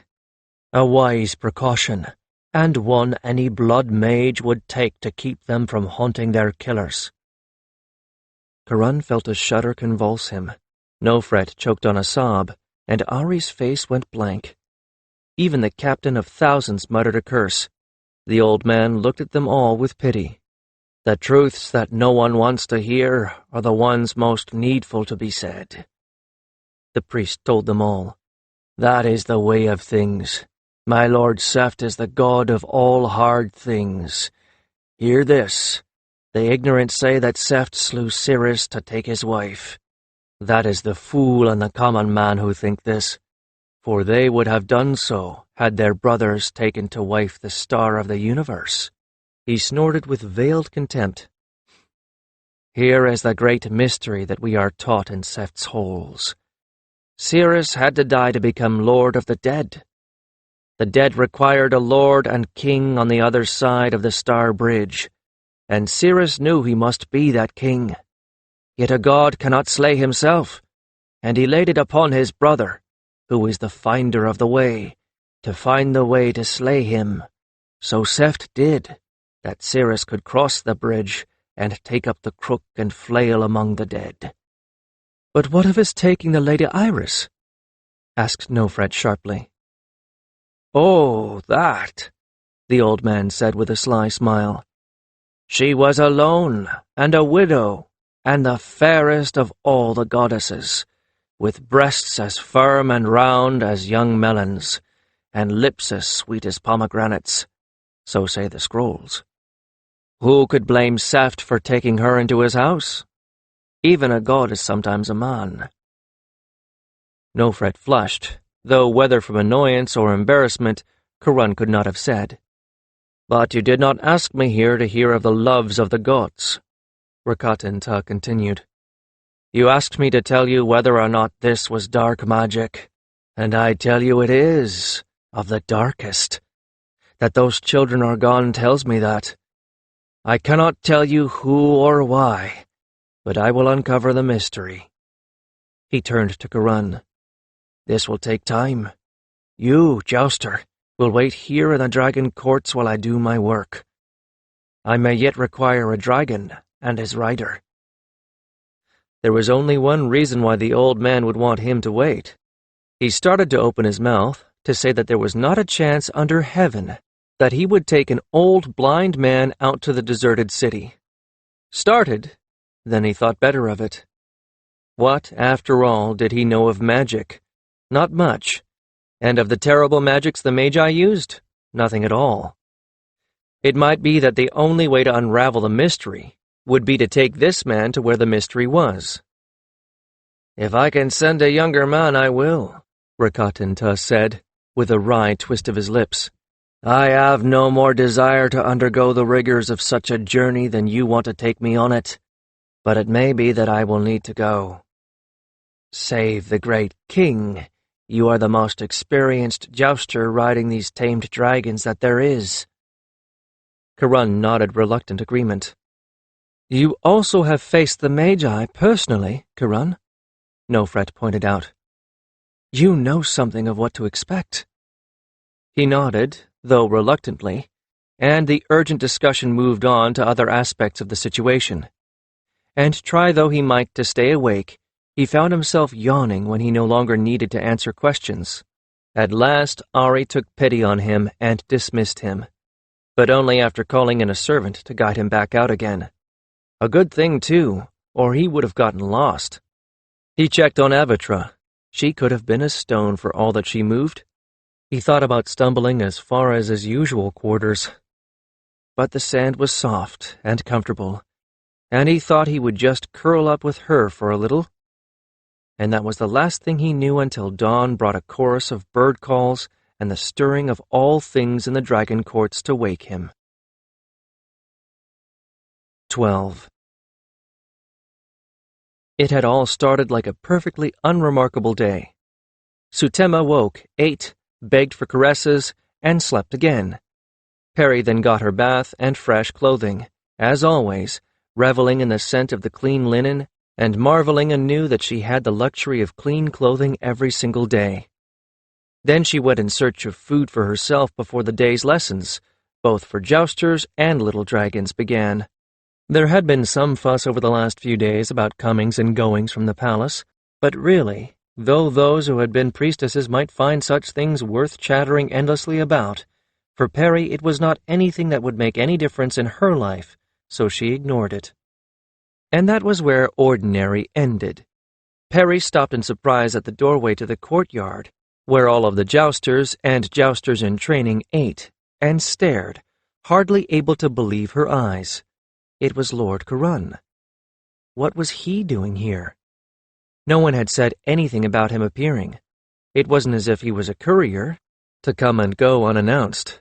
He looked very tired, and he was plainly wearing a borrowed kilt, as it was a little too long on him and extended down over his knees. He must have arrived last night. Perhaps all that business that the other girls had been so excited about had brought him. With so many comings and goings between all of the temples and the palace, perhaps this was something that would make a difference to the jousters. Then something else occurred to her. That last night, it was rumored, the Chosen of Seft himself had made a visit to the palace. The Chosen of Seft! The Altan equivalent was Shefton, and in one of the rare cases of total accord between the two kingdoms, in both the Altan and Tian pantheons, the god had betrayed and murdered his brother, and tried to force his brother's goddess wife into marriage. Seft was the lord of dark doings, of rumors and shadows and hidden knowledge. His chosen almost never left the temple of Seft. For indeed Seft was worshipped, as was Shefton, and openly. Both gods had temples, but that was largely on the basis of the idea that it was better to coax the god into leaving you alone than it was to leave him alone and take the chance that he would turn his attention on you.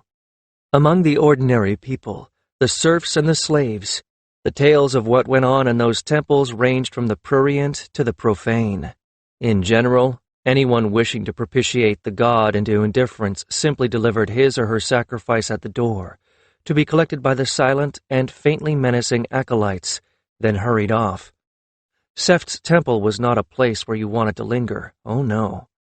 And yet, it was said among the Jouster priestesses that, other than being a place where shadows instead of light ruled, and the most sacred sanctuary was all in darkness, the Temple of Seft was, if anything, more ascetic, more spare, than any other in Memphis. That there were mysteries there too deep for common folk to begin to understand, that Seft's priests never offered their aid with dark magics and cursing, even when one came to them precisely for that purpose, and that no matter what occurred there, it had a profoundly important purpose. Frankly, Perry didn't believe them. First of all, they were all priests together, and priests protected each other, even when there was something bad going on. She remembered a scandal from her own home village in one of the temples there, and not that of Seft either, but of Ged, who was a jolly god, and one of the few for whom there really were no darker or more violent aspects. People reasonably assumed that any house of Ged was a safe one for children. The priest had been taking advantage of the little girls, inviting them to come and decorate the altar with flowers, then filling them full of palm wine, and when they were too dizzy to think, filling them with something else entirely. And what had happened to him when he was found out? Nothing. Other than that he was whisked away and another priest put in his place. He suffered no punishment at all so far as Perry knew. The other priests of other gods would not say nor hear a word against him, in turn saying only that the matter is dealt with. No.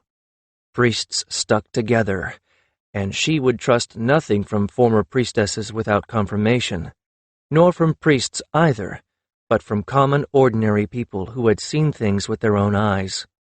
But there was no reason to doubt that the Chosen of Seft had made a long visit to the palace last night, and that was a curious thing indeed. The very servants were talking about it as they brought the meat for the baby dragons this morning, and she had heard murmurs of astonishment coming from over the kitchen wall before she had left last night. Reclusive did not even begin to describe the Chosen of Seft. He had not emerged from his temple even when the royal family itself was in the thrall of the Magi. So why should he come out for the sake of the one who was, to be totally honest, a bastard offshoot of the royal bloodline?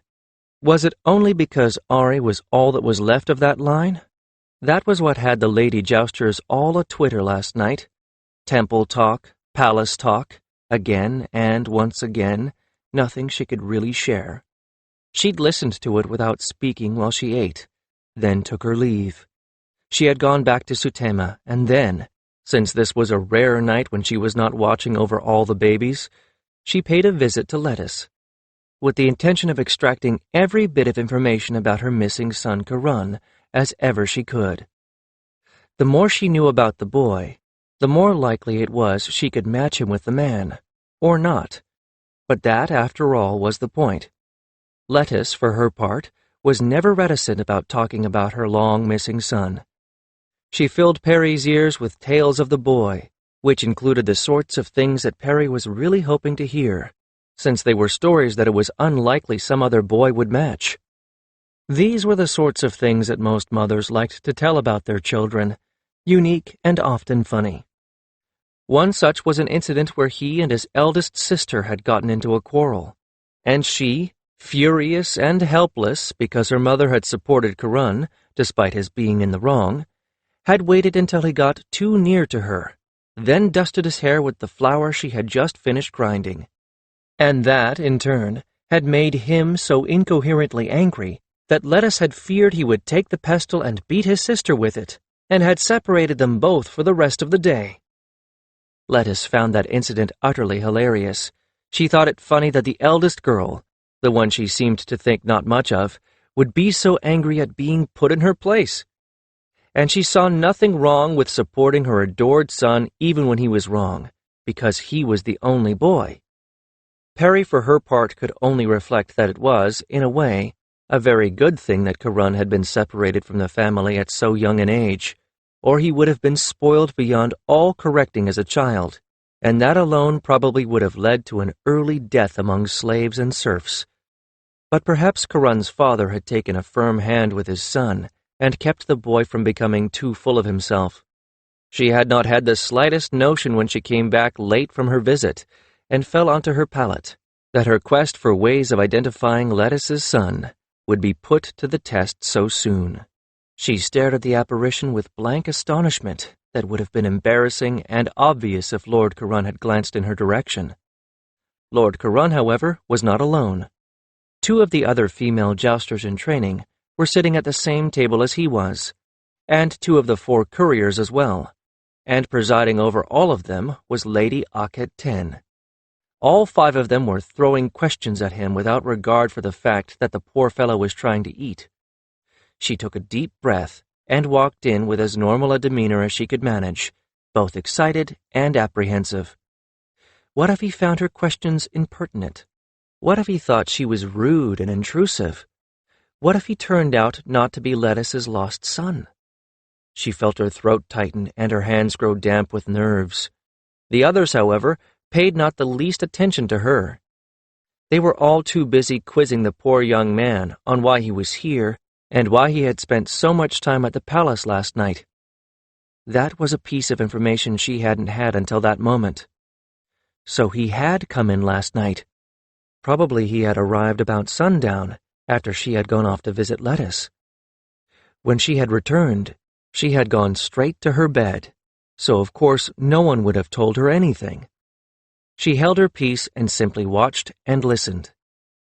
He ate slowly and deliberately, and did not allow them to rush him, nor make him try and talk through a mouthful of food.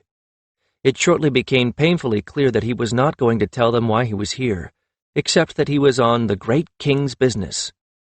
"And what of the great queen?" Auket-Ten asked testily, brows furrowing as if she considered the omission some sort of slight. "Hers too," came the laconic reply. "They are one in this matter, as in most other things. Surpassingly in concord are our rulers. Others could do well to follow their example." Perry winced. Auket-Ten did not seem to notice the veiled allusion to her own behavior. It would be a lot better if Auket-Ten didn't pick at him in front of the others. That can't be good for discipline. "And what is this matter?" she persisted. "We are the great queen's wing. Should we not be told?" "There is nothing to tell," Kiron replied, and took a bite of bread and honey. "I have not leave to discuss any of it." "Let it rest, Auket-Ten," Perry thought, wishing that her wing leader was as good at reading human thought as she was at reading animal. "How long will you stay?" Auket-Ten then said, taking a different approach. "I do not know." Another bite of bread and honey. Kiron chewed and swallowed meditatively. Auket-Ten bristled, as if he had somehow insulted her with the simple answer. "I am the overseer of the dragon courts now," she responded, drumming her fingers on the table with impatience. "I am responsible for provisioning everyone here. There is another dragon, another jouster to feed, to care for. How am I to plan for both of you if I do not know how long you are to stay? What if my allotted provisions run short? As I am on the great king's business, you may apply to the great king's vizier," Kiron replied, and this time, under all his seriousness, Perry was sure she saw a twinkle of amusement in his eye. He was getting a certain amount of pleasure from thwarting her, even tormenting her with his secretiveness. "I am sure he will leap to assist you in any way possible." She heard laughter in his voice then. So he was teasing Auket-Ten. She wondered if Auket-Ten realized this. "You were at the palace for simply ages," said Min Colette, she of the slender ankle and slightly nasal voice. The former which she had displayed whenever she could, and the latter which she seemed unaware of. She leaned over the table, ignoring her own breakfast in her eagerness. "Lord Kiron, Were you with the great king and queen? Was there a feast? What did you do there? The great king and queen were my friends before they ascended the thrones of the two lands, Kiron replied, looking as if he was choosing his words with great care. It is rather surprising, really, that I have not been there before. They had need of me, so they summoned me here. It is a thing of duty, not of pleasure, though it is always a pleasure to see them. There was no feast, but we had roast goose, glazed with honey and stuffed with dates, exclaimed slender West Carie, who had an unbridled passion for food of all sorts. Or basted with butter and stuffed with bread and raisins? Or stuffed with a duck that was stuffed with a chicken, that was stuffed with a quail, that was stuffed with an egg? It was a daily wonder to Perry that West Carie remained so thin. She and her young dragon were a good match. Both always seemed to be hungry. Just plain roast goose, Kiron smiled. Though that was more than good enough. At Aerie, we do not get such things. We are too far from any water for goose or duck, too far into the desert for much that is fresh of anything. He raised an eyebrow at the girl. I do not think you would like it there. It is more like living in a camp in the desert than living in a city. One day, perhaps, it will be a place like any other city, but that is for the future. Then he shrugged. At any rate, this was nothing more than sharing an evening meal. It was not a feast, as I told you. It should have been, one of the couriers chimed in, and Perry smothered a smile when she saw the hero-worshipping look on his face. They should have summoned you to reward you. You should have been given the gold of favor and the gold of honor, Lord Kiron. Kiron laughed aloud. To what purpose? When I was his dragon boy, Aerie had a chest full of the gold, and never even looked at it. I am no courtier to wear that nonsense about. There are no festivals, no feasts at Aerie. We are working far too hard for such things. Serving well is enough of an honor. Akhet-Ten rolled her eyes when Kiron was looking the other way. Then he glanced back and caught her at it, and his eyes glinted. I am going to get no satisfaction from you, am I? She demanded. You said yourself, you serve the great queen and answer only to her. Kiron replied, a little smile playing over his lips, but sounding as innocent as a child. Go and ask her yourself. The exasperated look that Akhet-Ten gave him made Perry hide another smile. Perry's only real rival was doing herself no service with her attitude. Not that Akhet-Ten seemed to care. Finally, she found an opening in the conversation to ask about Kiron's childhood, a moment when he reminded them all that he was from a very simple background and was more at home in the rough surroundings of Aerie than the palace. Unlike you, Akhet-Ten. That was when Perry metaphorically pounced. He seemed very grateful for the change in subject, and as a consequence readily answered questions that under other circumstances would have been considered impertinent, not to mention prying. And the more she asked, the more points of identity she had. He had the right number of siblings and the right ages, and although Lettuce Hannette was a very common name for an Alton woman, it meant flower of the goddess. Still, there was that point of identity as well. Unfortunately, all he remembered of his sisters were the pet names he had for them, which didn't match what Lettuce had called them. But other than that, she soon had almost all the evidence she needed, until she pulled out the final jackal for her game board. Surely your sisters cannot always have been inclined to spoil you at every opportunity, she laughed. Surely there must have been times when you were at each other's throats. I have never in all my life heard of siblings who did not fight, especially eldest with youngest. He smiled a little. Well, he began slowly, there was one time. And he recited the story, with much laughter all around. She knew that she had what she needed and wanted. It was the same incident. Him winning the argument only because his mother said he should. His sister going red in the face with anger. The handful of flour thrown into his hair. Him going red in the face with anger as the insult sent him into a senseless fury.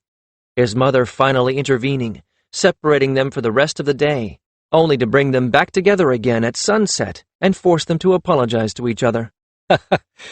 "Oh, now I can admit that I was completely in the wrong," he laughed. "And I know now that the reason I became so angry was precisely because I was in the wrong and would never have admitted it then. But I was an arrogant little toad then, and as sure that I was the ruler of all about me as any great king." "Aren't all boys?" she teased. "And all girls are the princesses of the household, and just as arrogant in their way," he challenged her. "There was many a time when my sister won an argument only because my grandmother supported her with no more reason but that she was a girl, and must therefore know all things." He chuckled. "That was the great rivalry in that house. My father's mother supported the girls because my mother supported and spoiled me. And yet, let a neighbor so much as deign to hint that any of us were less than perfect, and lo, the ranks were closed, the armies assembled, and they faced the enemy as one." Harry laughed, able to see it all so clearly, for exactly the same situation was true in most of the village families she had grown up around. By then, bored with it all, the rest had drifted away, even Aket 10, who looked rather determined to, in fact, go to the great queen and demand to be told what this business was all about. Well, that was her outlook. Harry was only interested now in one thing. This was Lettuce's son. This was the young man that her friend was determined she wed. And she liked him. Oh, how very much she liked him indeed.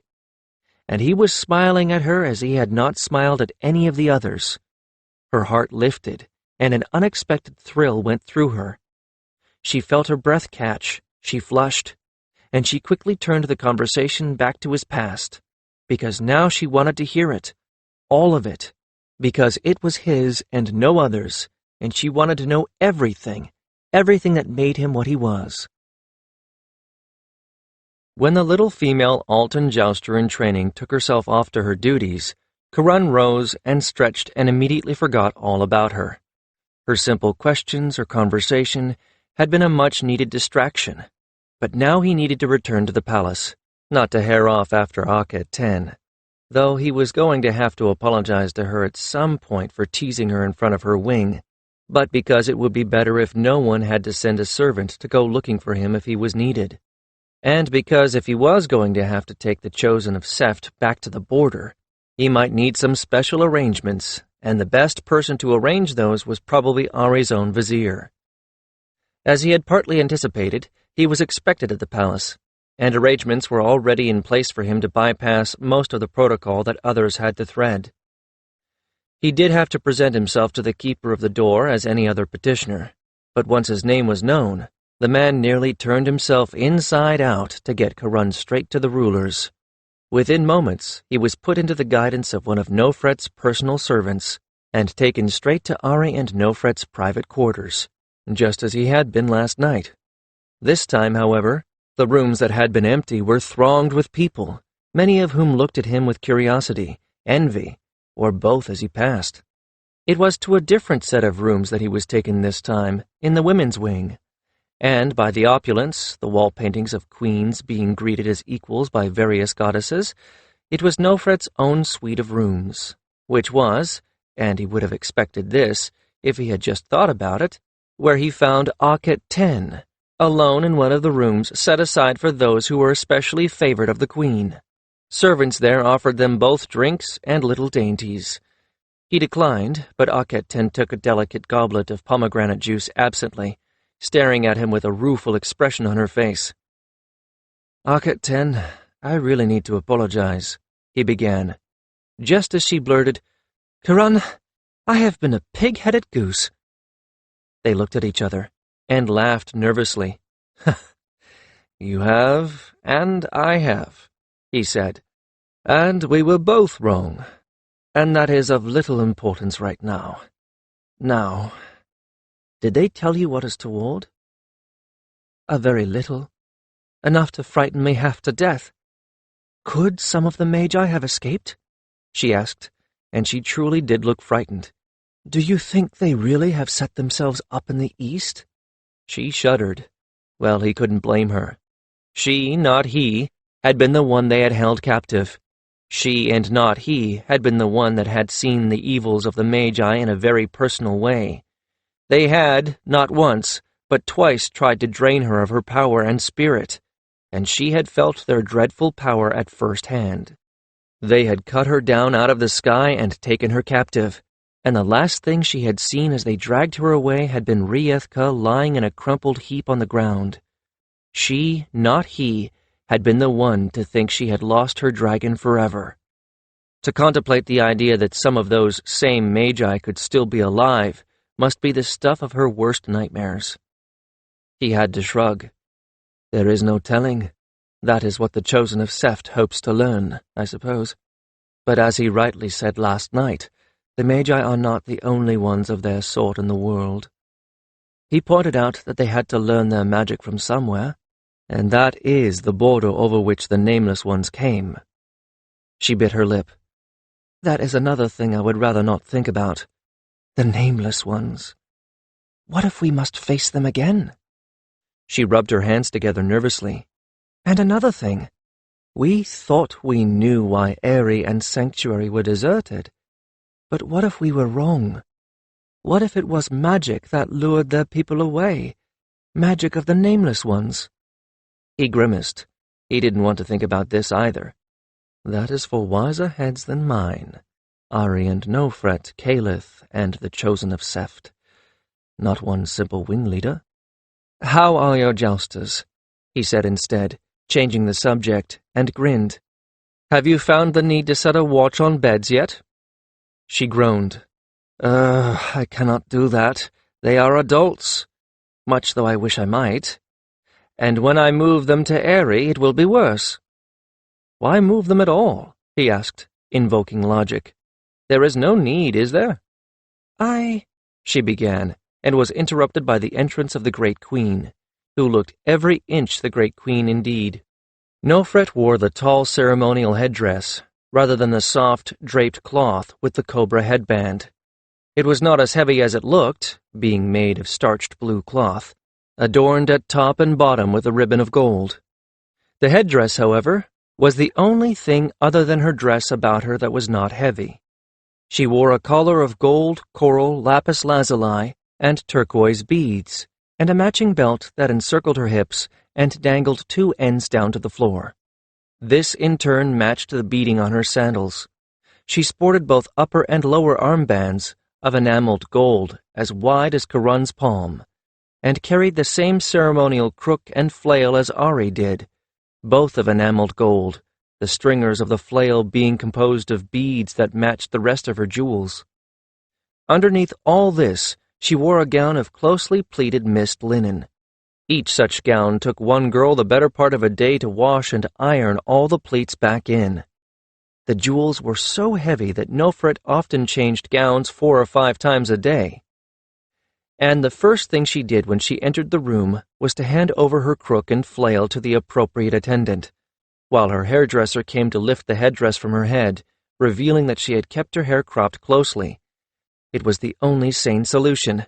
There were so many ceremonial hairstyles for a great queen, and all of them were so complicated that the only way to deal with them was to wear wigs. Another attendant came to lift the collar over her head with both hands, while a fourth removed the belt. Nofret herself kicked off her sandals and sank onto a couch with a sigh. Court would not be nearly so difficult if I didn't wear enough jewels to sink the royal barge, she complained, reaching for the fruit juice a fifth attendant brought her. The gown was now in crumpled ruins, rendered distinctly sorry-looking by the heat and humidity and the press of the jewels. It hung limply from her shoulders, all the fine pleats vanishing.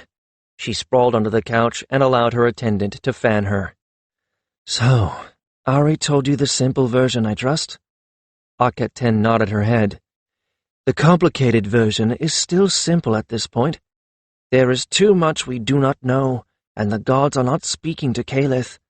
Tedious of them? Life would be so much simpler if they revealed everything to us like sensible beings. She handed the empty goblet to one of the attendants. Kiron is here to transport whatever priest the Chosen of Seft designates to go back to the town. We want Kiron to do this because he is the most trustworthy of an already trustworthy lot, and because of all of his experience, and because the Bedu trust him. That is no small thing. I feel very badly that I can do nothing, Akhet said plaintively. It seems as if there should be something I can do. Train your couriers, Nofret replied instantly. No, do more than train them. Your young women will be carrying messages of a sensitive nature, and it is imperative that they learn discretion. Make them see that they cannot conduct themselves like the little temple gossips they once were. Akhet rolled her eyes. Ask for a miracle? She muttered, though Nofret probably couldn't hear it. Seriously, Akhet, if they become the nexuses of gossip, they will ruin the reputation of female jousters for all time, Kiron put in. He had not wanted these women, but now that they existed, he had no intention of permitting them to fail. For all of their faults, he had seen them with their baby dragons, watched them grit their teeth and throw themselves into training. They were jousters. Just tell them that. Precisely. Nofret passed her hand through her cropped tresses. They are not stupid, Akhet, or you would never have chosen them. She nodded, chin firming. Enough of that, Nofret continued. It is of little importance. She leaned forward and fixed them both with a steady gaze. Kiron, the Chosen of Seft wants you here. So, Akhet, I am promoting both of you. Kiron, you are, as of this moment, confirmed as Lord of the Jousters. Akhet, you are his winged second, and speak with his authority. Aerie agrees.